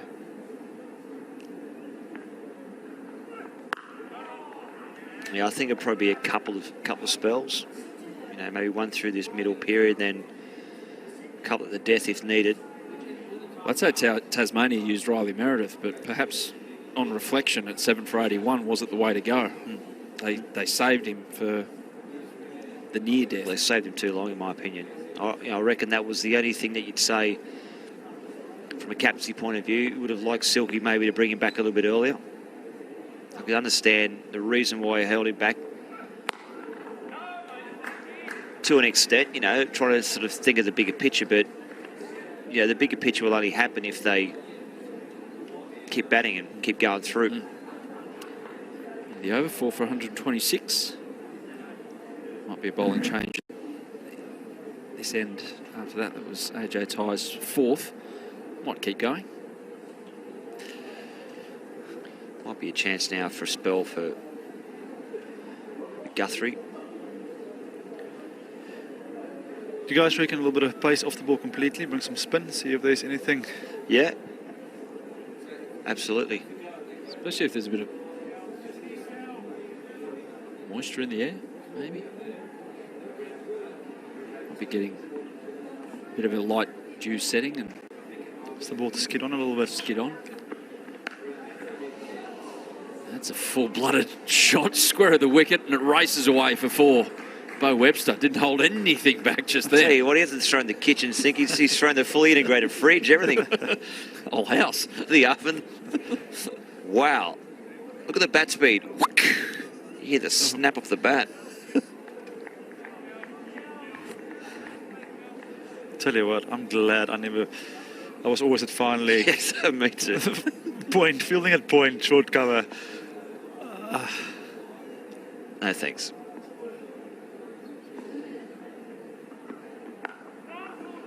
Oh, and pretty appropriate that we're both here in terms of both nations. You know, you think of the world's best around that region, Gully Point, you know, on one-day cricket, Ricky Ponting, Jonty Rhodes, just the fact that they could pick that ball up, you know. Some guys would watch the ball off the bat, other guys would follow it right from the bowler running in. We had, when I started, we had Herschel, AB, sort of Justin Antong, JP Dermany, and that sort of ring field was just, you could actually afford to bowl a whole volley because you knew the ball was Half a chance of being stopped. They'll stop it. Don't worry about it. That's allowed, no. I was going to ask you both, though, didn't you find that those guys that were put there in those positions, they wouldn't want anything else to do apart from go and field there? They just loved being part of it and being in the game. And Andrew Simons. Yep. You know, and Herschel, for me, he used to come to me all the time and he gave me a lot of advice in terms of length. He said, listen, I want the ball to come to me. I want the guys to sort of press on the front foot, hit the splice hard, you know, and he gave me a lot of information in terms of length, especially as a youngster, sort of trying to feel it out and find my perfect length. Well, that wasn't in control. Half a chance of getting to the boundary, but outstanding from AJ Ty in the deep. Evergreen. I thought you were to say there that Herschel Gibbs was going to say, look, try and stitch up. Look, you should bowl short and wide, try and get yourself in the game. Yeah. No, he was brilliant for me in terms of helping me find the perfect length on the wicket, standing on the side there. But Not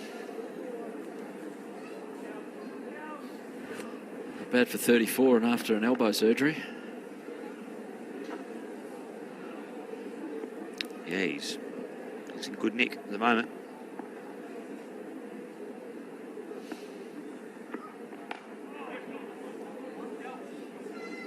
It's busy again down there. This one a little more elementary. Yeah, 2 years ago, AJ Ty was in the stands commentating because his whole arm was incapacitated. It was a pretty serious operation that he had, so he's come back well from it.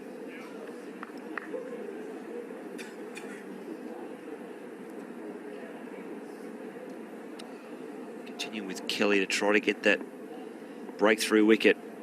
1 for 34 so far for him.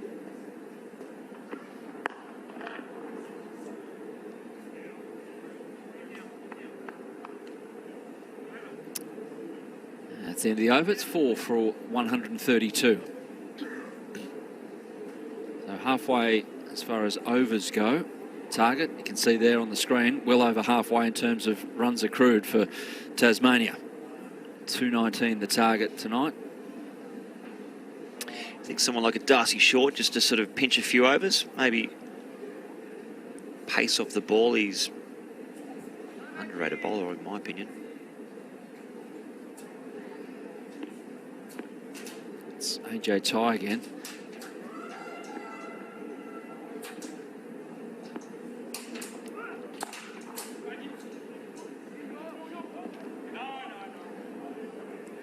Thought about the second, not quite. Good comeback from Tye. And that ball, it was like Uncle Jim in the backyard on Boxing Day after 4 or 5 lemonades.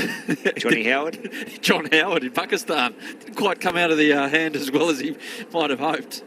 And then those 2 deliveries to elicit 2 shots out of Tasmanian batsmen that they're probably still sitting in the dressing room thinking about with a bit of regret. Ooh, one just skips on. I think it's a good ball to bowl, Webster.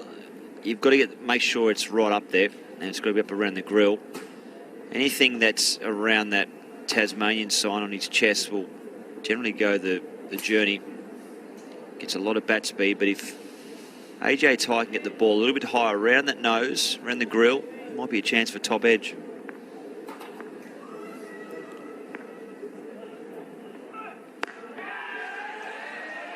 In the air, and what is that? Just short. Guthrie.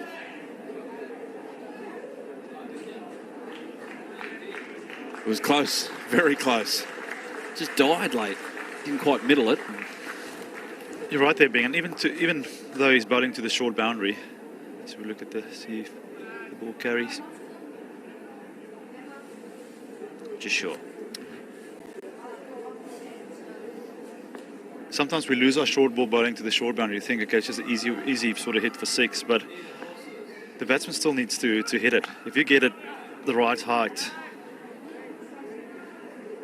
and the right line, it's still a hard shot to hit. Yeah, and often too, they see the short boundary and they go, I'm going to pump it for 6, I'm going to smack him out of the ground. They try a little bit too hard as well. That's when they can obviously be their downfall.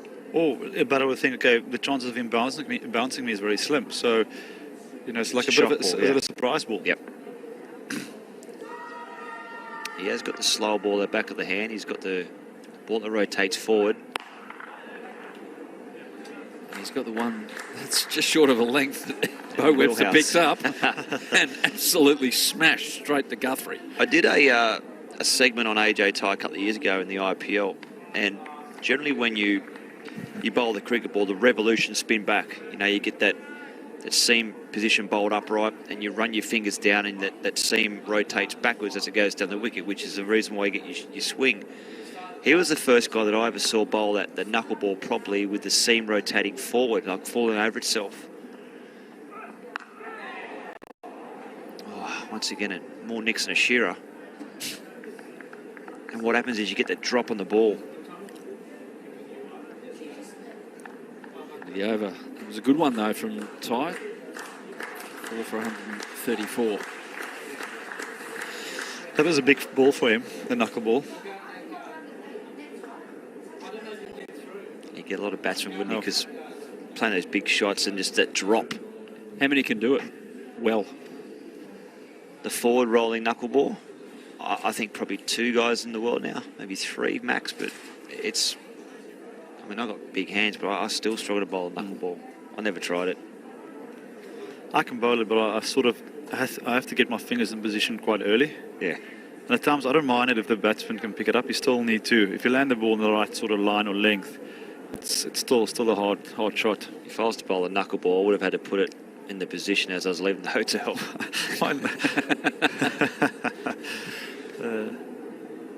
Here we go. Spin option. Here we go.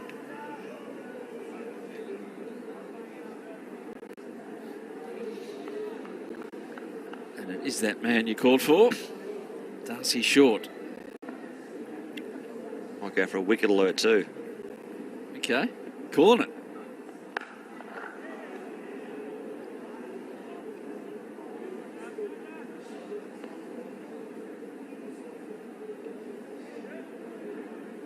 They need something because this partnership is all of a sudden building again after the few iffy moments they had Tasmania.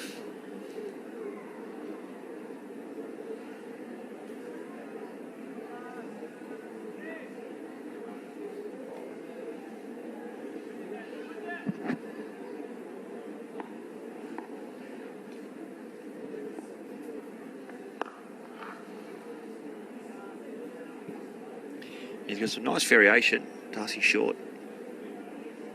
It's a bit of turn on wickets that allow it to happen. Spins the ball back into the right-handed batsman, but it's got the toppy and the googly as well.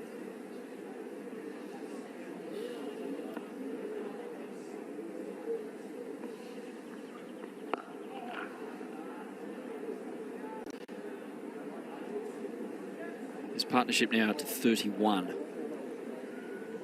Chasing this 219 for victory.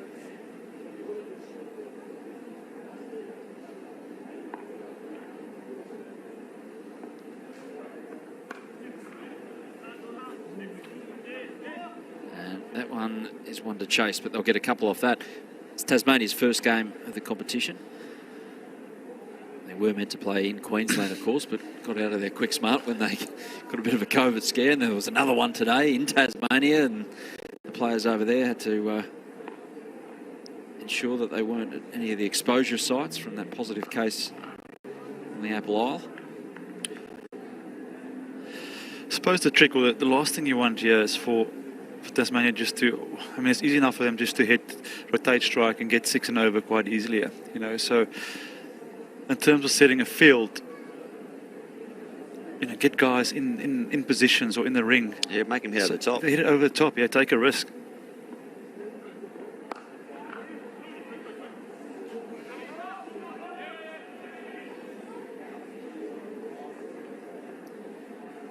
That's a really comfortable over for Tasmania, exactly what they need in these middle stages. It's 4 for 142. This is the time of the game where both teams have really got to understand the lack of runs that's on the board. If you think about 50 over cricket, I mean, to get to 218 was a remarkable effort. 219 is a target there, you can see on the screen. But for me, it comes down to 4 wickets down for Tassie. And if I'm from the bowling team, if I'm Western Australia at the moment, you get Silk, get Webster out, it's game over in my opinion. So I want to get my best bowlers on now. Who's my best option taking a wicket? As you said, Mornay, get the field up, make him hit over the top. Behrendorff. You like this move? Well, I do. He's got 5 overs left. He might bowl maybe 3 here and leave a couple for the death. Or he might be better off with his, you know, coming back after the back to go straight through rather than warping in. I think the way they used him, I know Big Bash is slightly different. Is the bowl is overs out before the death. I think they can use Ty, they can use Matt Kelly at the back end. So if there's anything on the ball now, I'll let him go.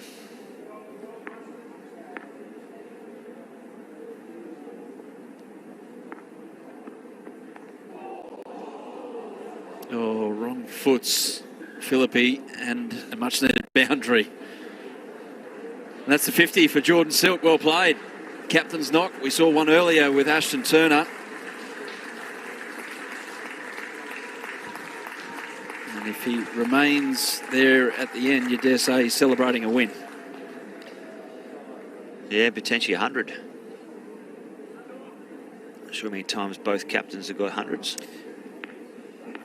Pretty sure Jordan Silk's never got one in this competition. 11 50s, yet to get to triple figures. 12 50s now. So, with Webster, as we said a couple of overs ago, I think the short option is a very good option for him, but also get mid on, get him up close to the bat, put some pressure, no easy singles. I want to make him sweat for every single run. Just see there right at the screen. Not a massive hit.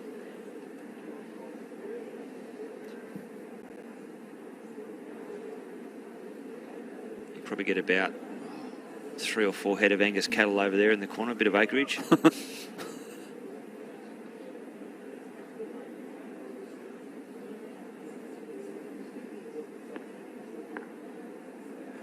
Don't think they'd give you much if they were up on that dirt hill.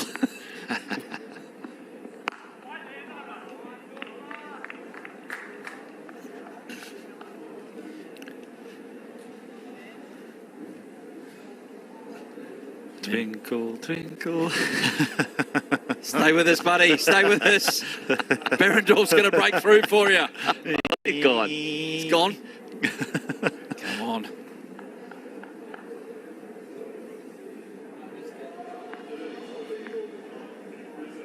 That's Mick Hucknall areas, though, with the hair. Envious.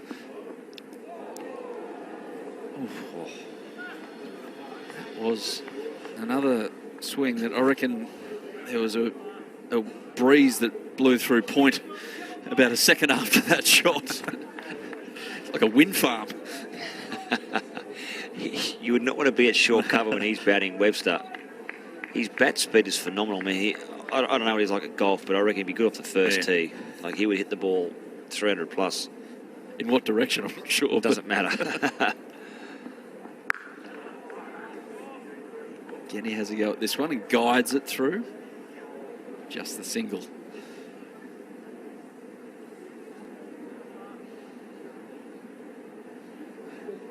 Still got enough runs up their sleeve to play with. Western Australia, they just need that breakthrough.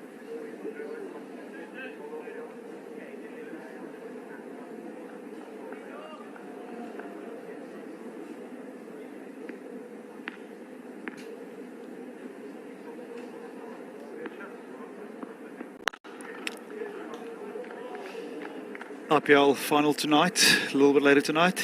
Yeah. Bing, who's your money on? Oh, I think probably CSK. You know, they've been there, they've got the experience. Although KK know how to do it. Hang on, Morno, just before we duck out for Kerry O'Keefe, you answer your own question.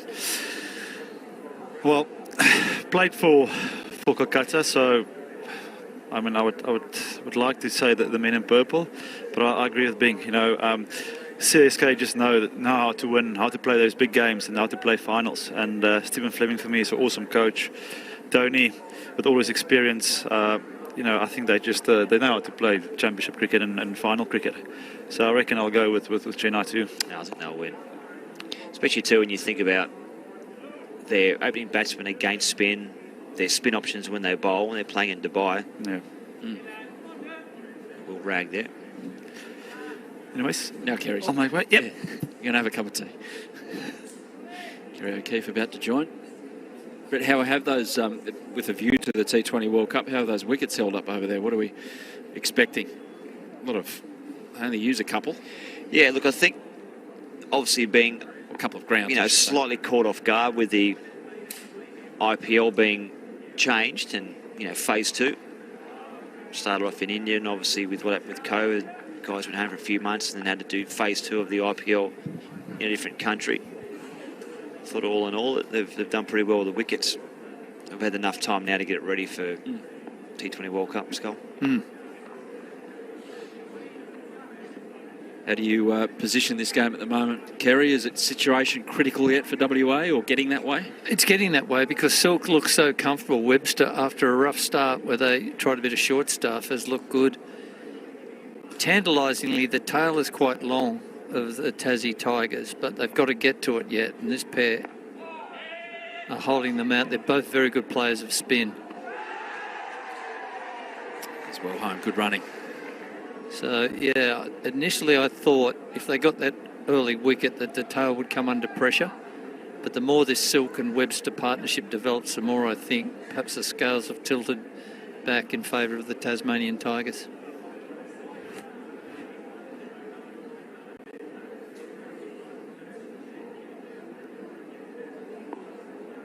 Pretty good throw from the keeper. Pretty good umpiring as well. Look at that perfect position to be in.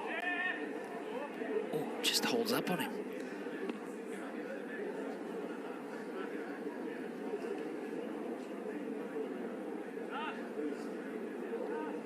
I've got to say, for a wicket that green in tinge, and the fact that West Australia chose to bat first, the amount of wickets earlier that were taken, I think that if you get yourself in as a batsman, it looks as though it's pretty true. It's the end of the over. It's 4 for 152.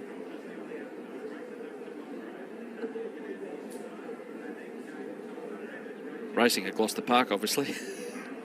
Just hear it Yeah. Faintly.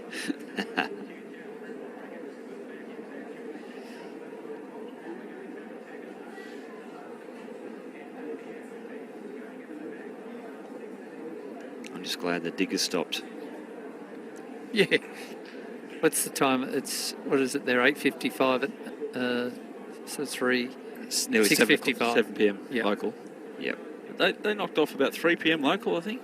That's so fair they're enough. either told to, or they just decided, hey, it's Friday, Arvo. We're in Perth, the pubs are open. Get in there. Off we go. Straight the trots. So Jordan Silk's aware here. He's got so many balls up his sleeve. He can just pick off the deliveries that have to be for 4 and just work the rest. So with 67 off 126 balls, he's got plenty of leeway here to just play his game.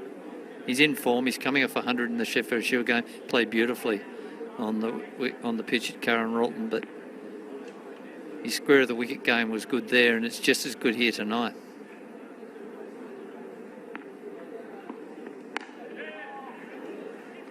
And it's also a calculated risk. Someone like a Jordan Silk knows his game so well. He'll be thinking, right, Berendorf might be my biggest threat. Skillful left arm fast bowler. He might want to wait till Kelly gets his opportunity, or more of a skiddy left arm coming on. And so he's got some good options ahead. Take his time. There's a good tash. I'd say it's Merv-esque, but Merv doesn't have the tash anymore. It's just a full-blown beard at the moment. Does he need, for this over, and needed 67 off 11 to get a bonus point as well. I'm sure that's not in the thinking. Win's a win. No. And they haven't won in Perth for so long. This is a breakthrough. This will be a breakthrough victory, and it ends the run of victories for the local team too. It's a fortress here for Western Australia, the WACA. So this is a big moment for Tassie and for WA if Tassie can affect this breakthrough win.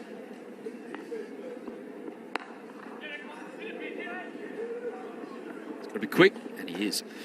They copped it a bit after the go slow against Queensland, Tasmania. The lack of ambition to win a game in the Shield warranted. I just think that they made up their mind that the pitch was just not going to do anything on the last day, and they decided they weren't going to set them a target, and it would be difficult to get 10 wickets on that last afternoon.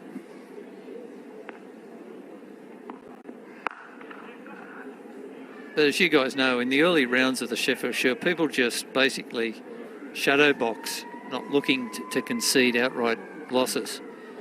And then they take risks later in the tournament. And that was a typical example there. Flat pitch, it'd be difficult to take 20 wickets to win it. Therefore, we concede, we'll just play draw.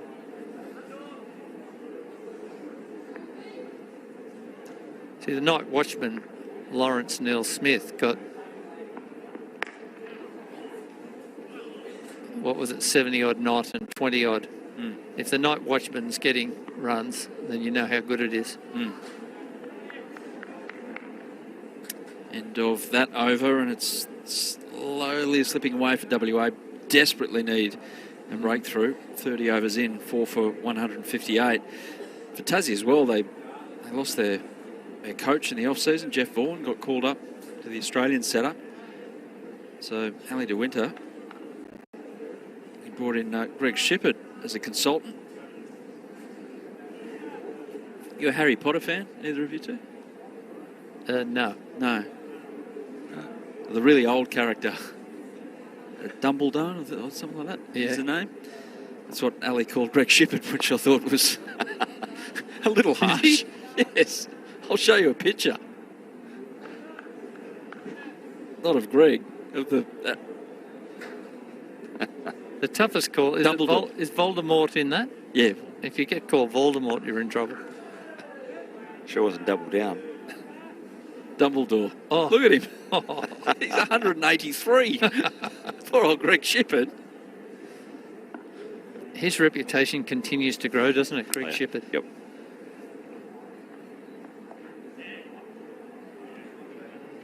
What is it, being you've played under his coaching at Sydney Sixers? Was he there then? No, look, I've obviously been around the scenes when he's been there, but not directly, no. But from what I hear from people that have played under him, like properly, yeah, very, very good. Gets a good rapport with the players.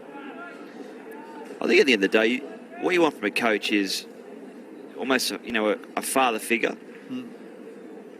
But more so, someone that can understand different personalities too.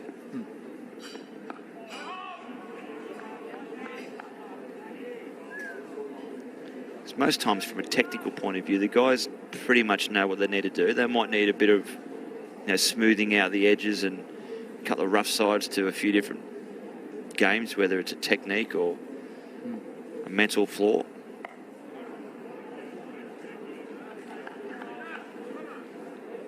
End of another over.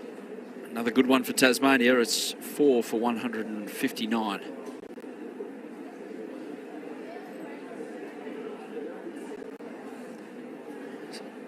Starting to get tough for the Western Warriors. They've got through a couple of Darcy short overs.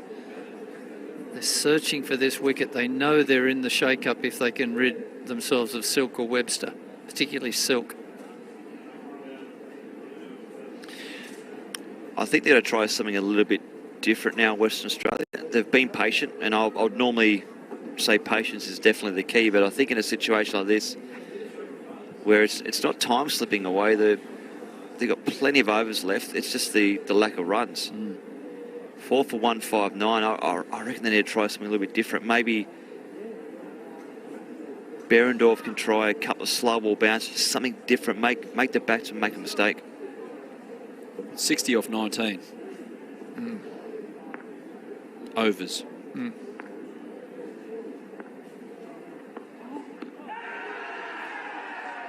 It's probably high and down leg. That is.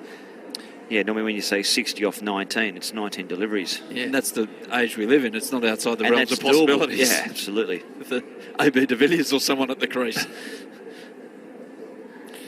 Now, they hold a lot of good cards, the Tigers. Plenty of balls up their sleeve. Behrendorff searching here. That was encouraging. That ball snaked back in to Bo Webster. So he's got to get one to Silk as much as if he can. Keep it straight to him. Hit the seam.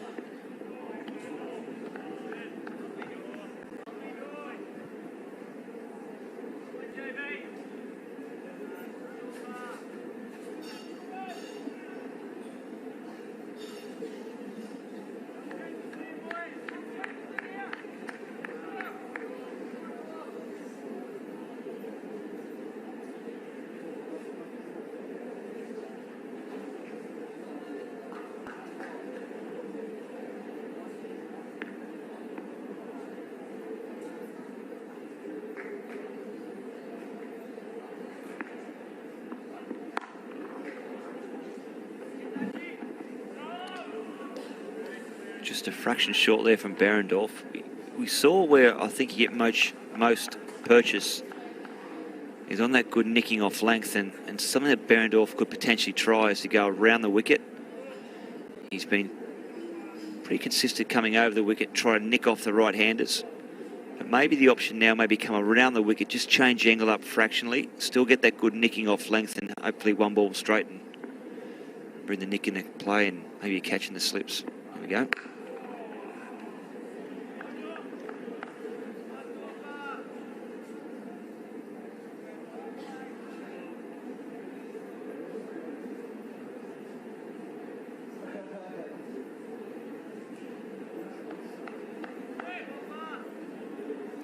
This is his third over of this spell. Good skills, by the way. Lovely first touch. Wonder if he bowls the 5 out that he had remaining. Comes back, saves the 2 up the sleeve, just in case. It's a full-blooded shot from Bo Webster. He strikes them well when he gets hold of them.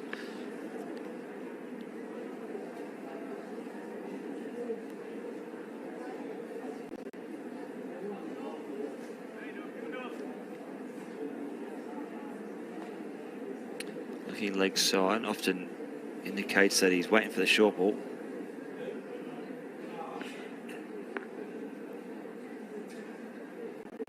Aim for the armpit. Even higher. Brad.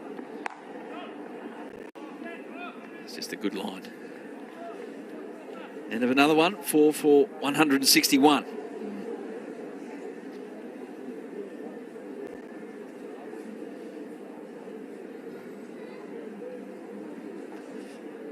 So Ashton Turner has to make... He's going with Darcy Short, but I don't think Cameron Green should be far away. I'm looking for somebody that can stand it up against Bo Webster.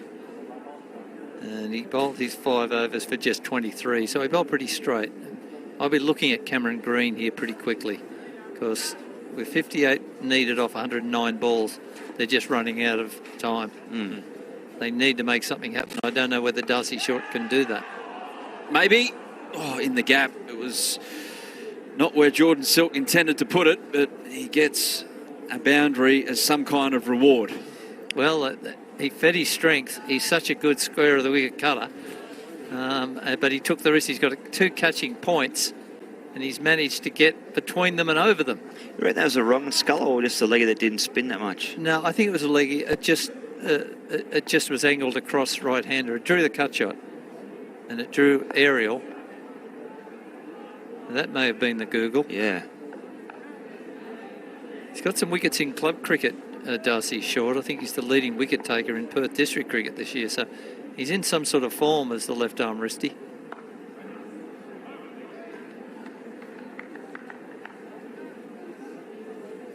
Liam Guthrie, just 3 overs, 1 for 19. Might be worth another spell from him. Maybe, yeah.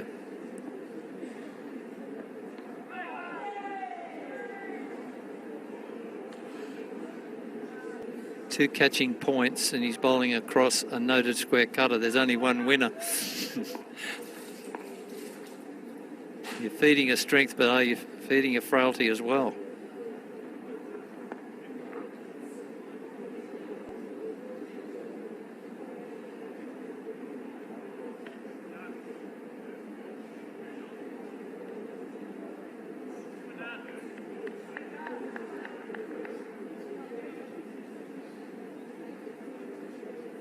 Slip in. Last ball of the over.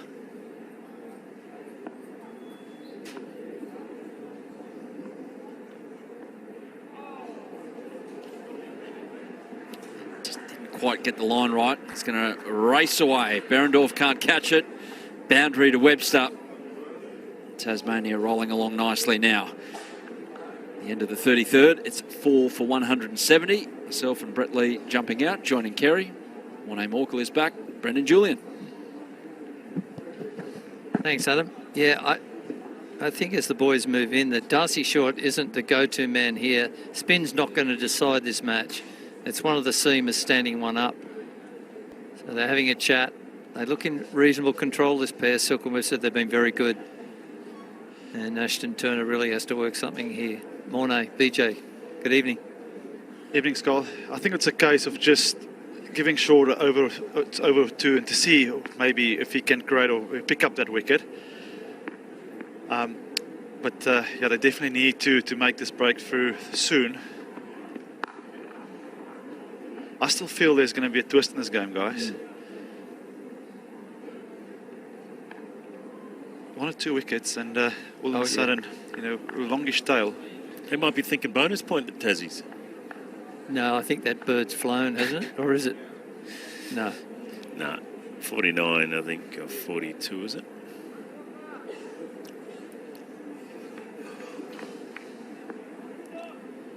No, you'd be thinking about trying to win the game first. Yeah. Don't have enough wickets in hand. Try, full bunger. No ball? Close to it. I know a couple of years ago their tail capitulated to lose a game they should have won. I think Silk and Bo Webster are aware of that they've fallen inside of the finishing line in the past, so they're desperate to get them over the finish line themselves, not leave it to the tail. But I agree with Morné. If there is a wicket here, there's real interest in what happens then.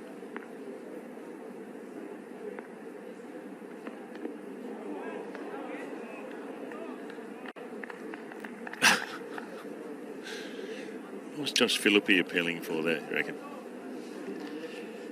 Well, 4 feet over his head, and he's asking the question. I mean, I haven't watched a lot of cricket in Australia, but I just know Adam Voges, and he's the sort of coach that will make sure, you know, that these guys on the field fight till the last ball. You know, that's his personality. And this is a proud one-day team, Mono. This Western Warriors have been the most consistent 50-over team in Australia for a number of years. They've won 2 championships in the last 4, and they were beaten finalists last year. So they know how to win these games. Have a quality team, quality side. But they won the toss and batted on a wicket with nibble. Some errant shots early, and they may pay a price at the end of the evening. But they're going to fight. As is Jordan Silk, of course. Yeah, I'm surprised they've got that wrong, because I reckon they did win the toss and batting.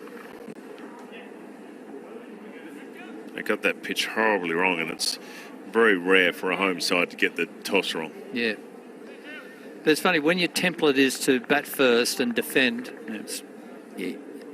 Ashton Turner said that's the way we win games. But he didn't factor in how much the ball was going to move off the seam. Because they've come off Karen Rotten where it didn't move at all. But they must have known it was going to do something off that greenish pitch. I mean, Tassie got a good bowling lineup, though. Yeah. Wouldn't be giving any of them half a sniff. No.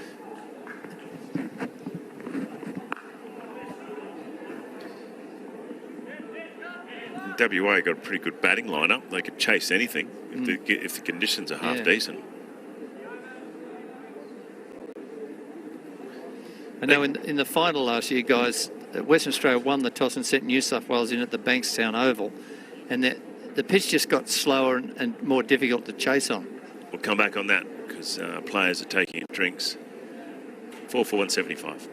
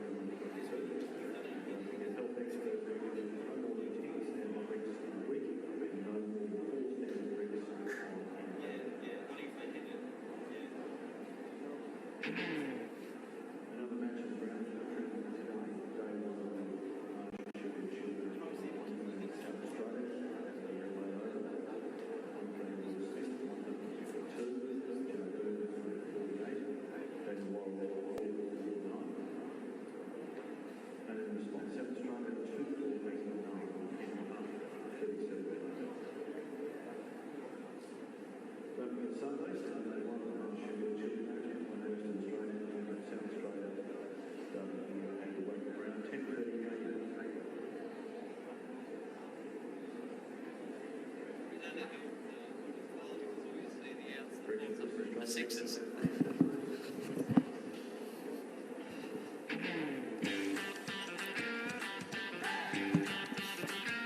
Welcome back to the Wacker. Jordan Silk, the captain of Tasmania, not out 64.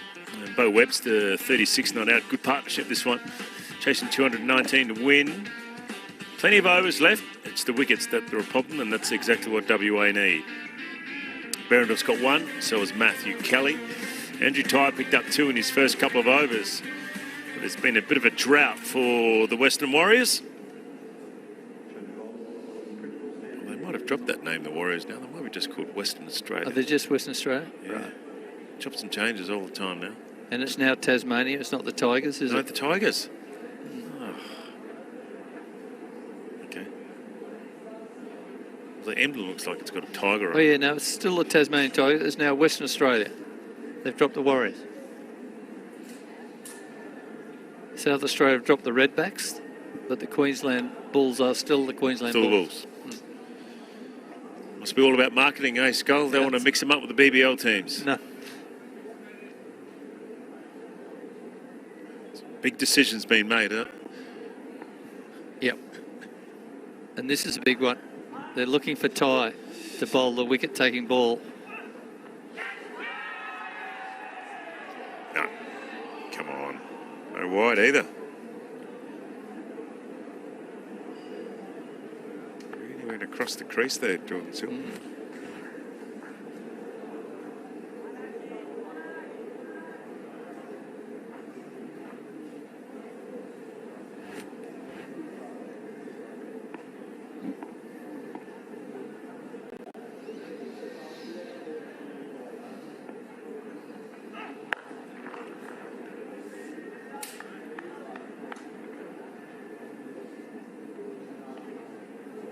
You sense that AJ Ty's going to try different balls, so there'll be 4 hitting opportunities. But in between time, he might just have that pearl that breaks the partnership. So risky, but you've got to take risks when the asking rate's as low as it is. Yeah, that's right. I mean, Tasmania don't really need to play any big shots. Webster just needs to rotate the strike, give it to Jordan Silk. They need to pick up 4 and over easily. Fields back. That's a good delivery. How did that miss?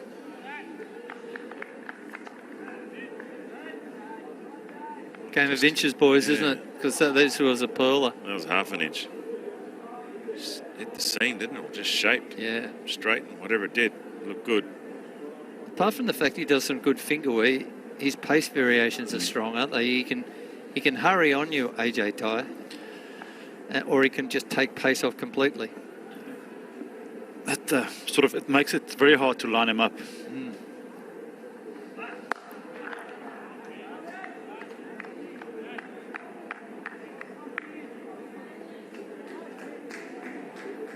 Might be a bit of a superstition for him bowling with 2 different colour boots. I think it's like a yellow and orange. Yeah.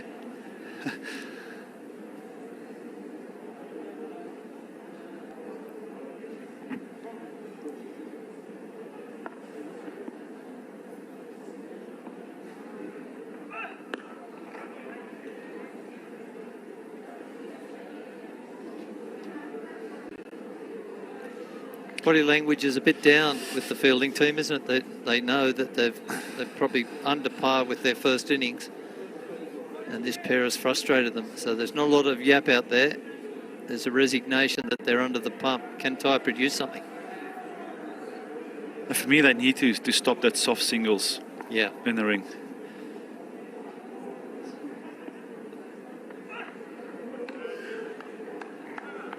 Didn't mind the short one. Yeah.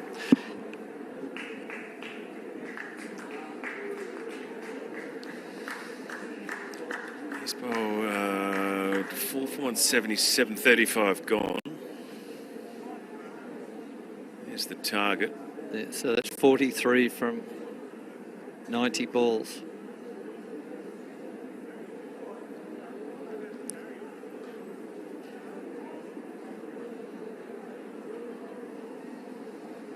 .42 from 90 balls.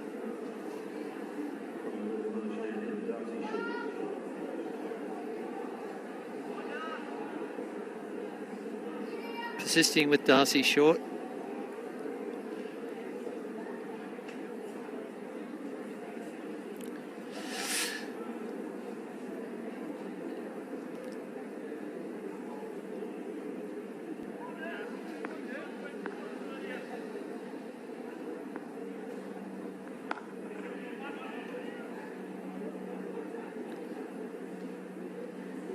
They just need to play it in the gaps, don't they? They don't need to do anything. They don't need to run down the wicket, try and hit it over the top or anything like that. There's no pressure. Darcy Short basically gets wickets when the team are under the pressure to get 5 or 6 and over.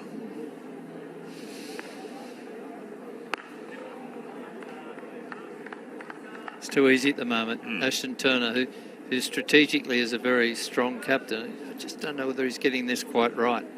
Well, if anything, he's got to bring the field up. Yeah. If he wants to do that, make them hit over the top, then he's got to put the pressure on them.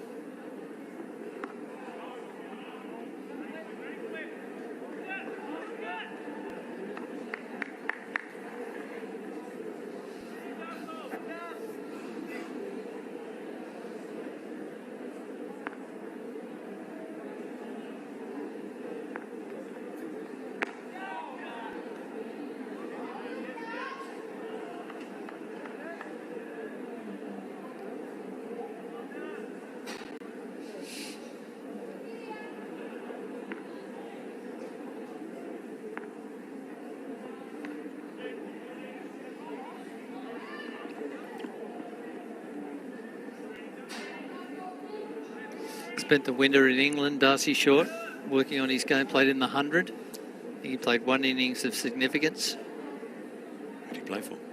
Hampshire. Oh, was it? Yeah. Yeah. Did they win it? Hampshire? No. No. And played for the Trent Rockets, I think, in the 100. Did you guys enjoy the 100? Your thoughts on that? I thought it was a lot of hype. Yeah. I didn't see it any difference to the Vitality Blast, to be frank. Yeah, I was trying to work out why they actually invented it. It was a marketing thing, wasn't it? Look, there was, a couple of good finishes. Yeah. I enjoyed the final day of the Vitality Blast T20 competition. I thought that had a big crowd. I think it was at Edgbaston. It was a terrific day. But the 100 persists. ECB are going to push it, aren't they?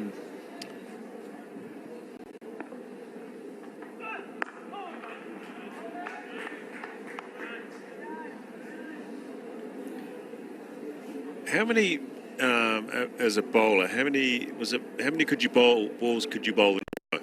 Was it still 6? No, 10, I think. So either 5 or 10. Right. So you had to pick one or the other. You couldn't bowl at 7. Yeah, no. So the captain could make a call to stop you at 5. Yeah. And if he didn't, then you had to bowl your 10. You had to bowl another 10. 10 Sorry, another 5. Yeah, 5 balls. Right. That's a Shot. Put away nicely. That was just in the gap, but all the way along the ground. No risk there at all, Jordan Silk. It's a big over, 10 balls. Yeah. And could you bowl from a different end? No. No. So you couldn't bowl 5 and then go to the other end? No. And how many balls did you have to bowl from one end at that consecutively? What's the... Because it's not overs, right? It's still overs. Right. No, sorry, that's balls. No, so they count it on the ball. It's a ball count, yeah. But could you bowl one ball at one end? No. So you're 5? Either you're 5. It's only 5. Yeah. You always had to bowl at least 5. 5, yes. Yeah, okay, right. Maybe I would have enjoyed it more if I knew the rules. That's all right. It was new to everybody, BJ.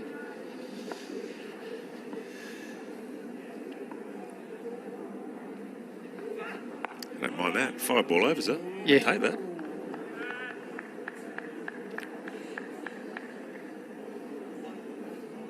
I'll be right up my alley, that type of game. With a few no balls, you'd have got through 10. Yeah, I would have bowled at least 8 ball over. I would have brought that back. So, faces a bit long on the Western Warriors players. AJ Toast trying things. He has a wide variety. This is a big ball. He must try something different here. On the bat, high and out. As you said, Skull. He tried it. God, he dug a few short ones in. Yeah. I would have thought that Webster would have got used to it. Big wicket. Is this the twist that we were calling? Yes.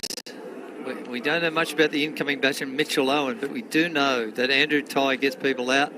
He knows Bo Webster may have a frailty against the short ball. They've peppered him the whole time. And in the end, he spliced it to short mid wicket. So Tye has his third, and has he turned it a little bit towards the Warriors? You'd think not, but this Tasmanian tail has let them down in the past.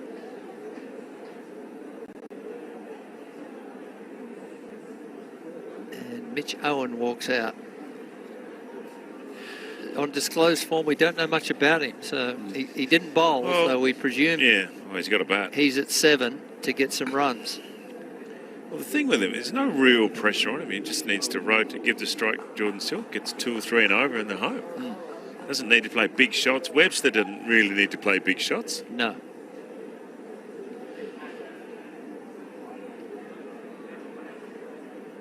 But surely now we'll see him from both ends. Yeah. Do you go Guthrie or do you bring back I bring back Green. Green? Yeah. I know.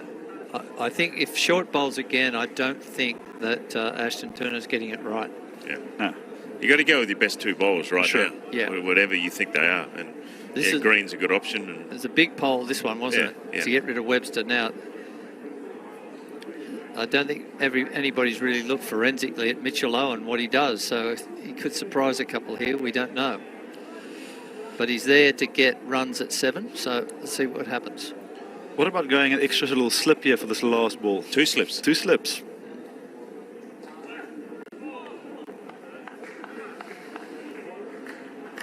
Good over.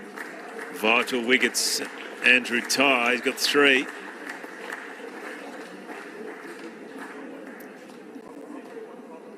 Skipper always plays with a smile on his face, Jordan Silk, doesn't he? The degree of anti-nastiness is M. Morkel to Jay Silk. It'd be just nice. Be nice competition. Oh, I'd be lovely. Nice game. Well batted, well bowled. Well done. You're a great bloke. You going to try chin music? No, you're too nice a guy. Too nice a guy. And so are you. But However, will it change Jordan Silk's attitude to this game? Now he's lost his main partner. He's got a young bloke at the other end, and short continues.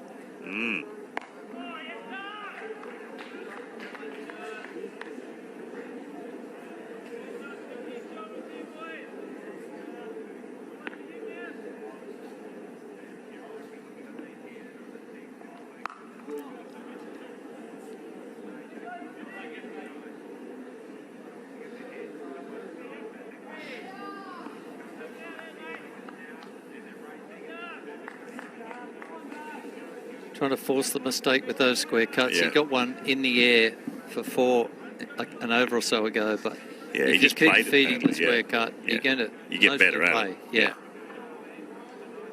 Those last couple of shots, his balance is a lot better. One he hit in the air was falling away too early when he was cutting.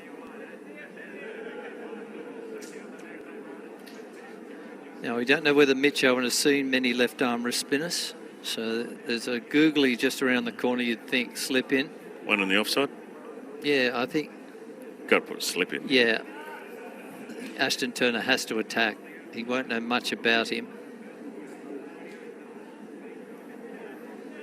Yeah, men are coming Well, you in. definitely got to bring the field up. So as Mornay said, there's no singles for Mitchell Owen to get away. They've got to be charging in, keep him on strike. Beat out the back of the hand. Pick it.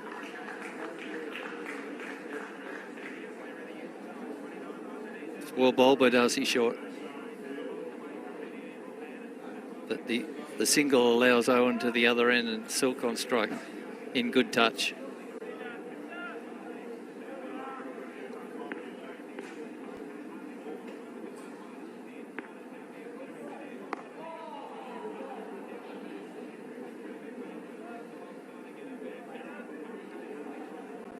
He's a great example, Jordan Silk, isn't he, of the more you play, the more, because when he first emerged from Sydney club cricket, he didn't really know how to read the hand, but he's just got better and better, and he picked that wrong and pretty easy, got on the back foot, worked it for 1. So his experience really standing him in good stead here. He would have faced Darcy Short a bit too, wouldn't he? Oh yeah, he would have, of course, so he really knows what Das bowls. Yeah.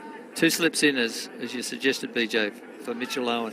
I was thinking one on the offside. I wasn't thinking 2 slips, but yeah, I like that. That big wrong one with pace on it.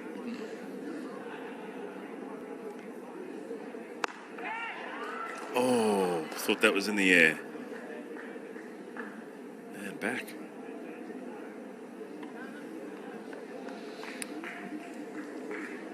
And the over 38 gone. And just 27 needed. from 72 balls, so plenty of time. Short's done a fair job. Who will Ashton turn to now? Ty continues, you'd think. But there's a seamer just around the corner.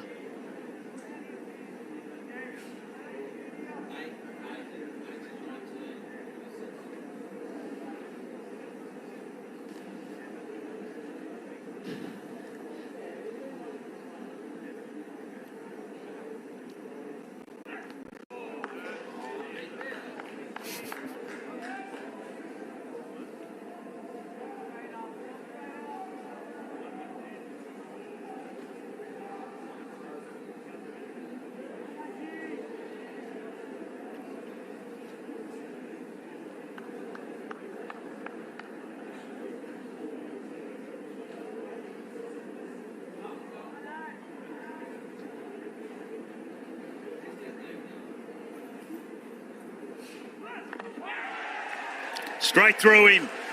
Beautifully bowled. Mixed him up with the bouncer and slipped in the Yorker, and Owen just missed it completely. Fourfer. Oh, he's deviously filthy, is Andrew Ty, isn't he? He changes his pace, he works the lengths, and this one full, a little bit quicker. Mitch Owen probably hasn't seen much of AJ Ty, and undone by a rip snorter, Mornay. For me, it was the perfect setup. The ball before, good fast short ball, and then nose and toes. Oh, what a formula. The young bloke will learn from that, but a wily old competitor, AJ Ty, has forfeit, and suddenly his team are right back in this. Tail coming in. Tom Andrews walks out to bat. Skipper still there. Ty with overs up his sleeve. Could this be a man of the match performance to defend a low total? We're going to find out. Well, Jordan Silk's probably got to try and get most of the strike now. Yeah. He's got to do most of the strike, most of the hitting, scoring. Well, they're only 6 down. I mean, number 8 should be pretty good. But Siddle can still bat. I mean, yeah. Pete Soddy's. Sam Rainbird. There's not a lot to come into in a tight situation with the ball moving. But Silk's still there. So if they were to get him, it becomes much more difficult. But you think 27. You've got 4 in hand. The house will say Tassie win, but we'll see. I think he's got to put 2 slips in. Catching gully. Oh.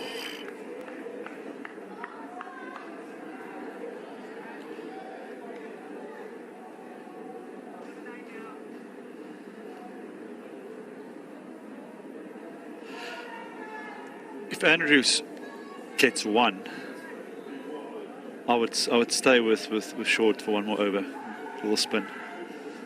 If not, you have to try and bring back Seamer to strike.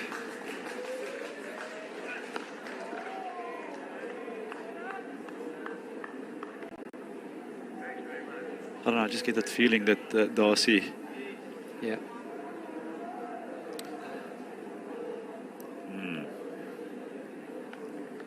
Can get 1, 2 to slide on. Yeah. Little googles. Couple of slips. Yeah. He'd be looking for the Google. Gets one that slides. Yeah.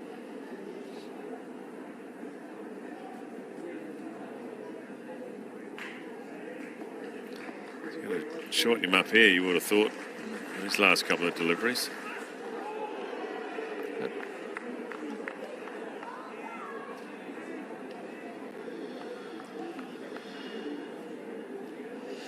That'll be the second one for the over.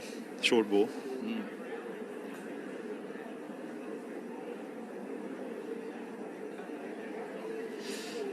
So as a batter, you're sort of planting at front foot now. I would still maybe go hard into the length here. Get that line nice and straight. Yeah. Because you're expecting now like a full sort of length ball. There we go. Nick him off. 2 slips in. He's gone round the wicket, Mornay, as you suggested. This could be interesting.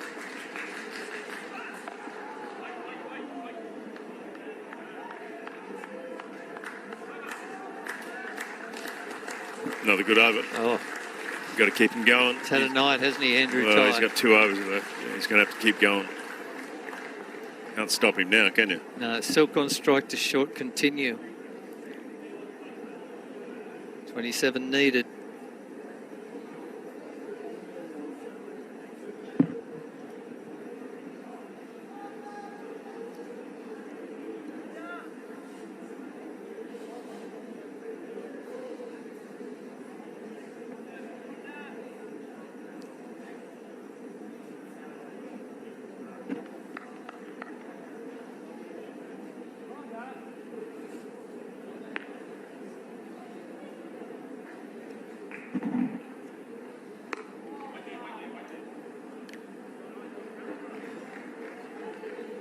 Turner not unduly worried if they take one here. One. I would give him one. Yeah. I would, everybody. No, exactly.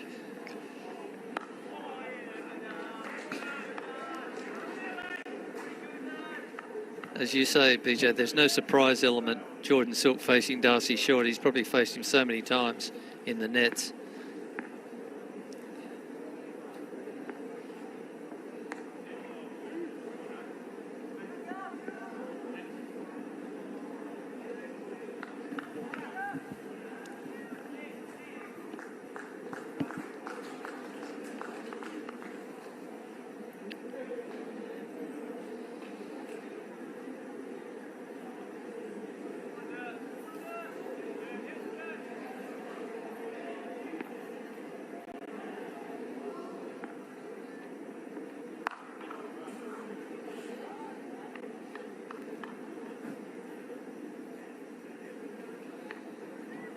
Now the field placement here will be the interesting thing.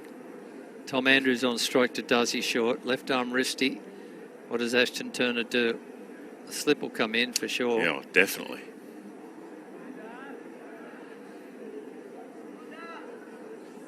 I didn't even have one just on the offside there.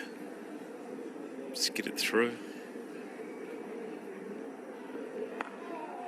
Oi. Jeez, right back.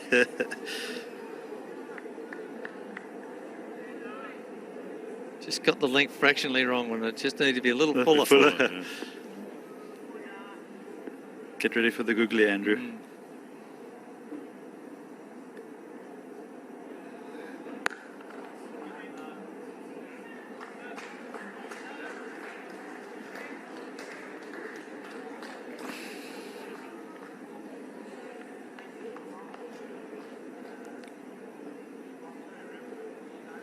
Six for 195 into the last 10. You would have thought it'd go 10 overs.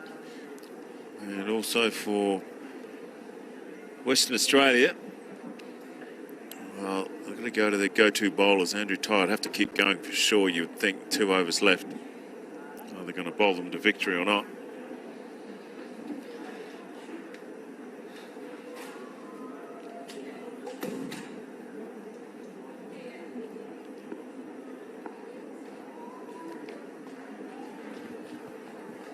Four for 32 so far, Andrew Tye. I think that's just happy to get it the one off. Get Andrews at the other end.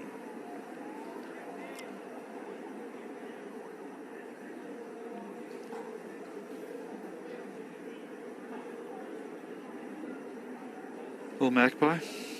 He's getting a lot of coverage.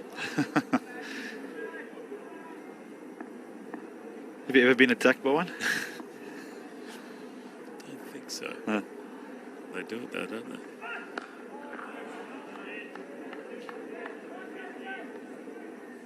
Well, Andrews has got to look to score. I mean, it's nice if he's a number 11. He's a number 8. So you've got to at least knock it in the gap, get off mark, get off down the other end, get Jordan Silk on strike.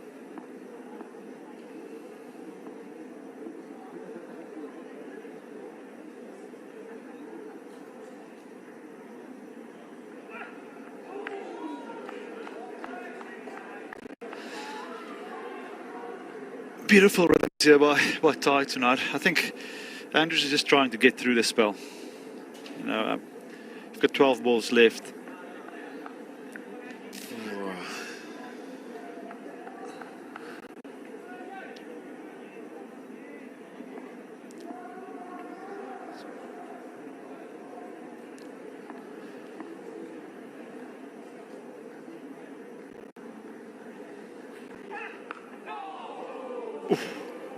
His feet are not moving at all.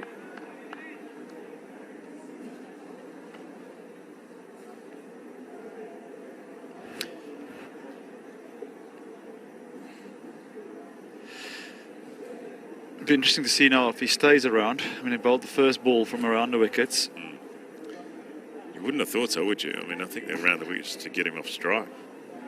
Either that or he's going to go short and sort of hoping for a missed time pull shot.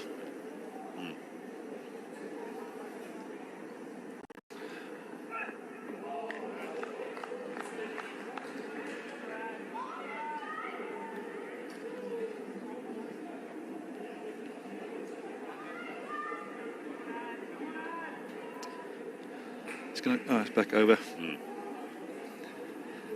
I would go short ball again. Back to back, 2 short balls now. Mindset was, okay, bowl this short ball now. He's going to try and nick me off.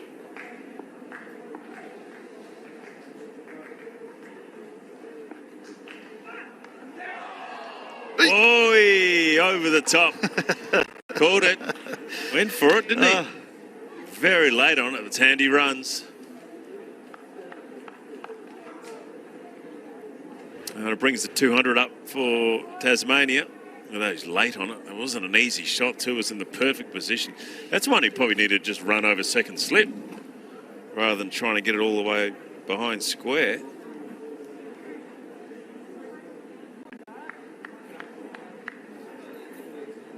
I think when it's a short boundary, in the back of your mind, anything slightly short, you think take on the short boundary. But that was the perfect sort of short ball. Outside his eye line, nice and wide.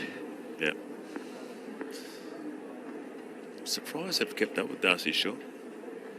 Maybe because Andrews is on strike. Oh, has he got enough on it? He has. Where's that come from? 9 deliveries, blocking everything, and then 1 shot straight down the ground. Said I had enough sighters, I'm going. That takes the pressure off. Yeah. Jordan Silk now. That's why I was surprised that Darcy Short's still bowling. I would have gone back to Cameron Green. I think the seamers are the ones that are going to get the wickets here at the Wacker. If he doesn't get a wicket this over, he's definitely gone.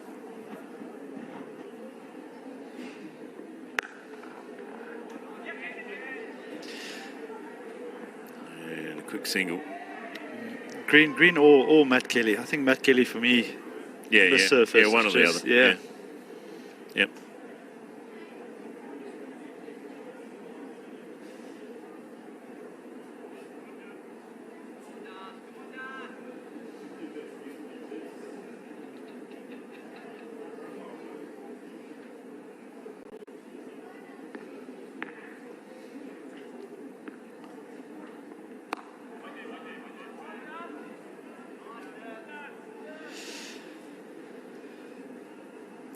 Can you give me some names for man of the match here?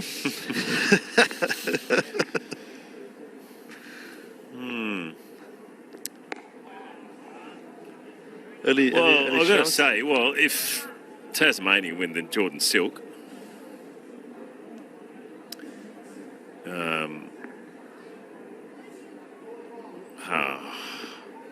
Yeah, I suppose to you. That's another good shot. Really good shot. I'd have to say, yeah. Well, who are you thinking? Ashton Turner or Andrew Tye if WA won it? If he gets Pfeiffer? Yeah, I think score 100 in that position they were in was an amazing knock. But it's very similar to Jordan Silk. He's had the pressure on as well. If he can get his team over the line, scores 100. But he won't be. Unless he has a couple of big hits, he won't be able to do it. Yeah, but I felt that the spell that Riley Meredith bowled today was just exceptional. Good. Yeah. Okay. Is he your man of the match? I would go for him. I'm part of the bowlers union. He gets 100, but loses. Silk. Well, at the end of the day, you've got to say that Ashton Turner gave WA a chance to win. Was they were gone for all money. At one stage, they could have got bowled out for 100. He's got them back into the game. But then I'm going to say, man of the match as captain for WA, won the toss and batted first. So I'm going to take points off for that, because it was definitely a bowl first pitch. Well, let's wait and see till the end. Let's stop speculating. But I'd have to say winning team. Yeah, for sure. Jordan For sure. Silk taking them home. 6 to win. Won't get his 100, even if he hangs in there.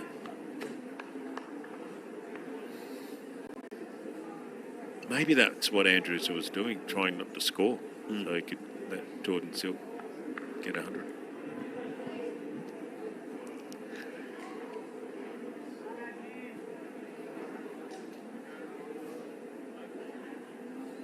A good spell though from Andrew Ty.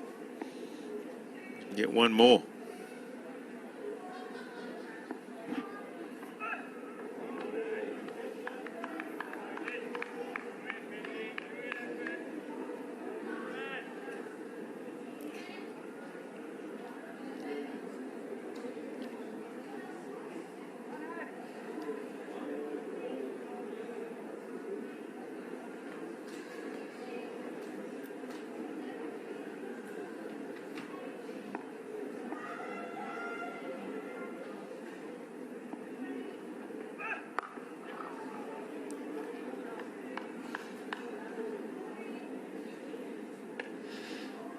They don't do like a batters and bowlers sort of man of the match award. I think tonight... Can't get enough prizes in.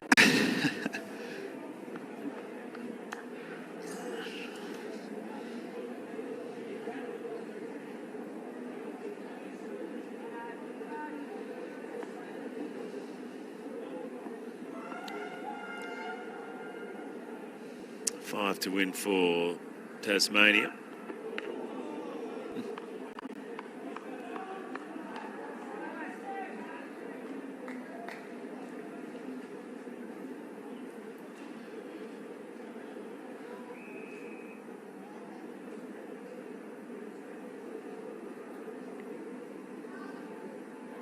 Two deliveries left from Andrew Ty. He's got to be aiming at the stumps. Full and straight. Yeah. Don't think he wants to waste it on the short ball. Oh.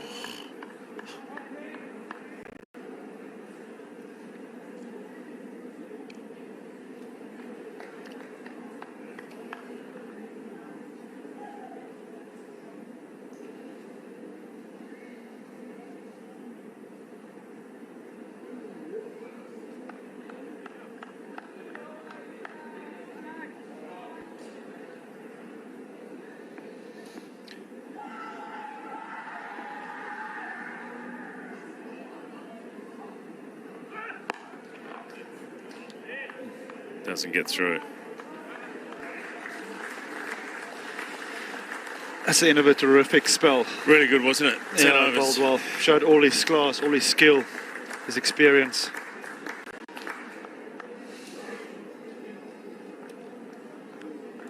Giving WA a chance. Not Looks to be though. 5 to get. Continue with Darcy.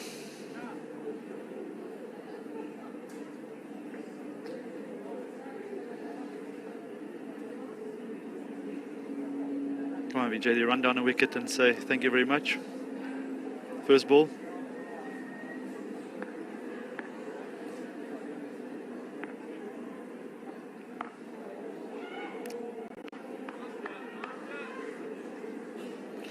.90 from 96. It's been a captain's knock so far.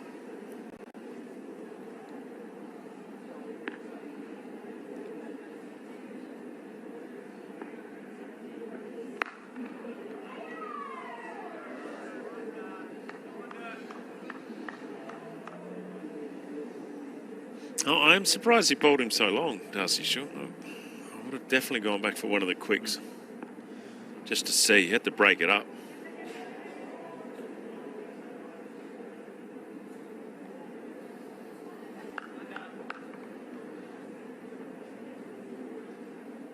No, for sure. And I think we had that similar sort of scenario on Wednesday, where they just bowled spin too long. For one or two overs too long.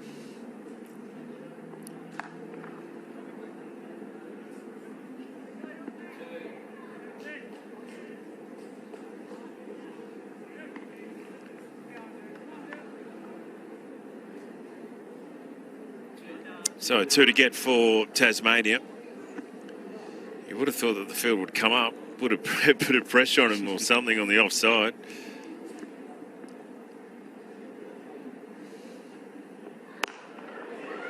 And he goes over the top, Andrews, and that will be it. A victory to the Tasmanian Tigers over Western Australia in this Marsh Cup game. That man there, Jordan Silk, the captain, and it's been a captain's knock. It's been a tale of the two captains today. Ashton Turner with his 100, his first one in the competition, giving WA a decent total of 219 to chase for the Tigers. But in the end, a valiant effort from Andrew Tye. Morné Morkel picking up 4 wickets, gave them a bit of a chance, but in the end, too good, the Tigers. Yep, Tye tried his heart out tonight, bowled beautifully. But you must say, Silk, man of the match in my eyes, played a real captain's innings, absorbed the pressure, and took the game deep. Gave them a chance. WA winning the toss and electing to bat first. We talk about the toss and, no. So you couldn't bowl 5 and then go to the other end? No. And how many balls did you have to bowl from one end at that consecutively? What's the... Because it's not overs, right? It's still overs. Right. No, sorry, there's balls. No, so they counted on the ball. It's a ball count, yeah. But could you bowl one ball at one end? No. So you're 5? You're 5? It's only 5. Yeah. You always had to bowl at least 5? 5, yes. Yeah, okay, right. Maybe I would have enjoyed it more if I knew the rules. That's all right. It was new to everybody, BJ.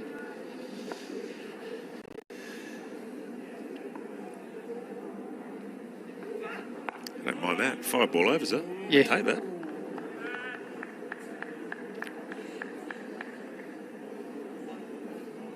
I'll be right up my alley, that type of game. With a few no balls, you'd have got through 10. Yeah, I would have bowled at least 8 ball over. I would have brought that back.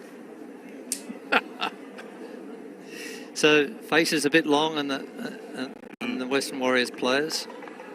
AJ Tace trying things. He has a wide variety. This is a big ball. He must try something different here.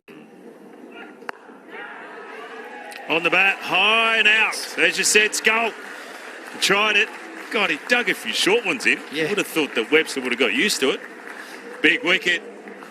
Is this the twist that we were calling? Yes. We don't know much about the incoming batsman, Mitchell Owen, but we do know that Andrew Tye gets people out. He knows Bo Webster may have a frailty against the short ball. They've peppered him the whole time. And in the end, he spliced it to short mid wicket. So Tye has his 3rd, and has he turned it a little bit towards the Warriors? You'd think not, but this Tasmanian tail has let them down in the past.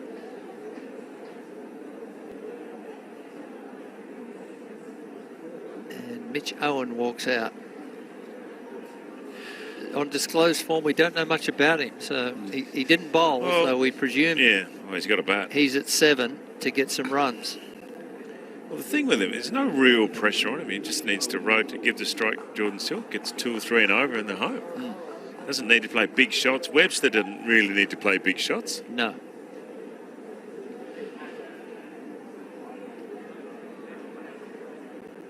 But surely now we'll see him from both ends. Yeah. Do you go Guthrie or do you bring back... I bring back Green. Green? Yeah. I know. I think if short bowls again, I don't think that Ashton Turner's getting it right. Yeah. No. You got to go with your best 2 bowlers right now. Yeah. Whatever you think they are. And Green's a good option. And it was a big poll, this one, wasn't it? To get rid of Webster. Now, I don't think anybody's really looked forensically at Mitchell Owen, what he does. So he could surprise a couple here. We don't know. But he's there to get runs at 7. So let's see what happens. What about going an extra little slip here for this last ball? 2 slips. 2 slips.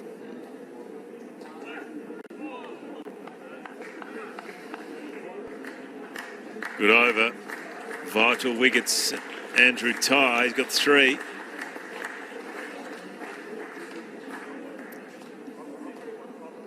Skipper always plays with a smile on his face, Jordan Silk, doesn't he? One of the degree of anti-nastiness is M. Morkel to J. Silk. It'd be just nice. Be nice competition. Oh, it'd be lovely. Nice game. Or bad, or bold. Well done. You're a great bloke. You're going to try chin music? No, you're too nice a guy. Too nice a guy. And so are you. Stop it. However, will it change Jordan Silk's attitude to this game? Now he's lost his main partner. He's got a young bloke at the other end, and short continues.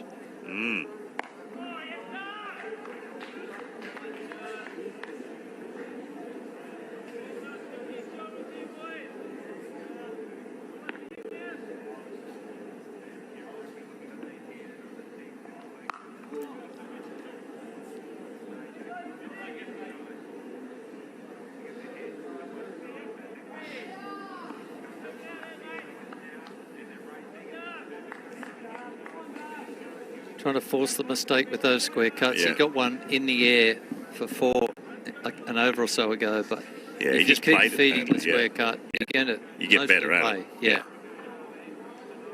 Those last couple of shots, his balance is a lot better. One he hit in the air was falling away too early when he was cutting.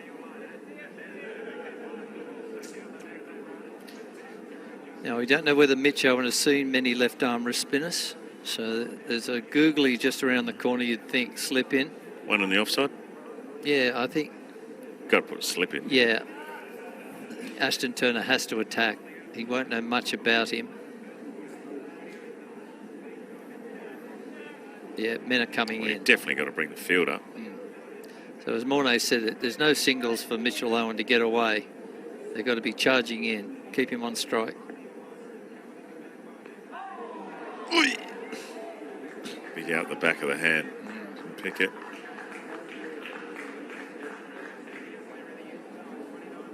It's well bowled by Darcy Short. But the single allows Owen to the other end and Silk on strike in good touch.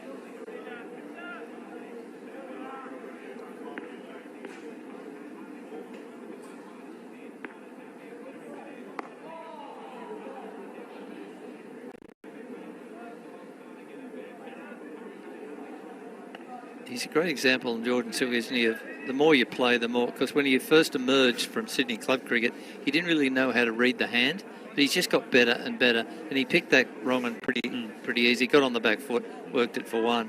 So his experience really standing him in good stead here. He would have faced Darcy Short a bit too, wouldn't he? Oh yeah, he would have, of course, so he really knows what Das bowls. Yeah. 2 slips in, as you suggested, BJ, for Mitchell Owen. I was thinking one on the offside. I wasn't thinking 2 slips, but yeah, I like that. That big wrong one with pace on it.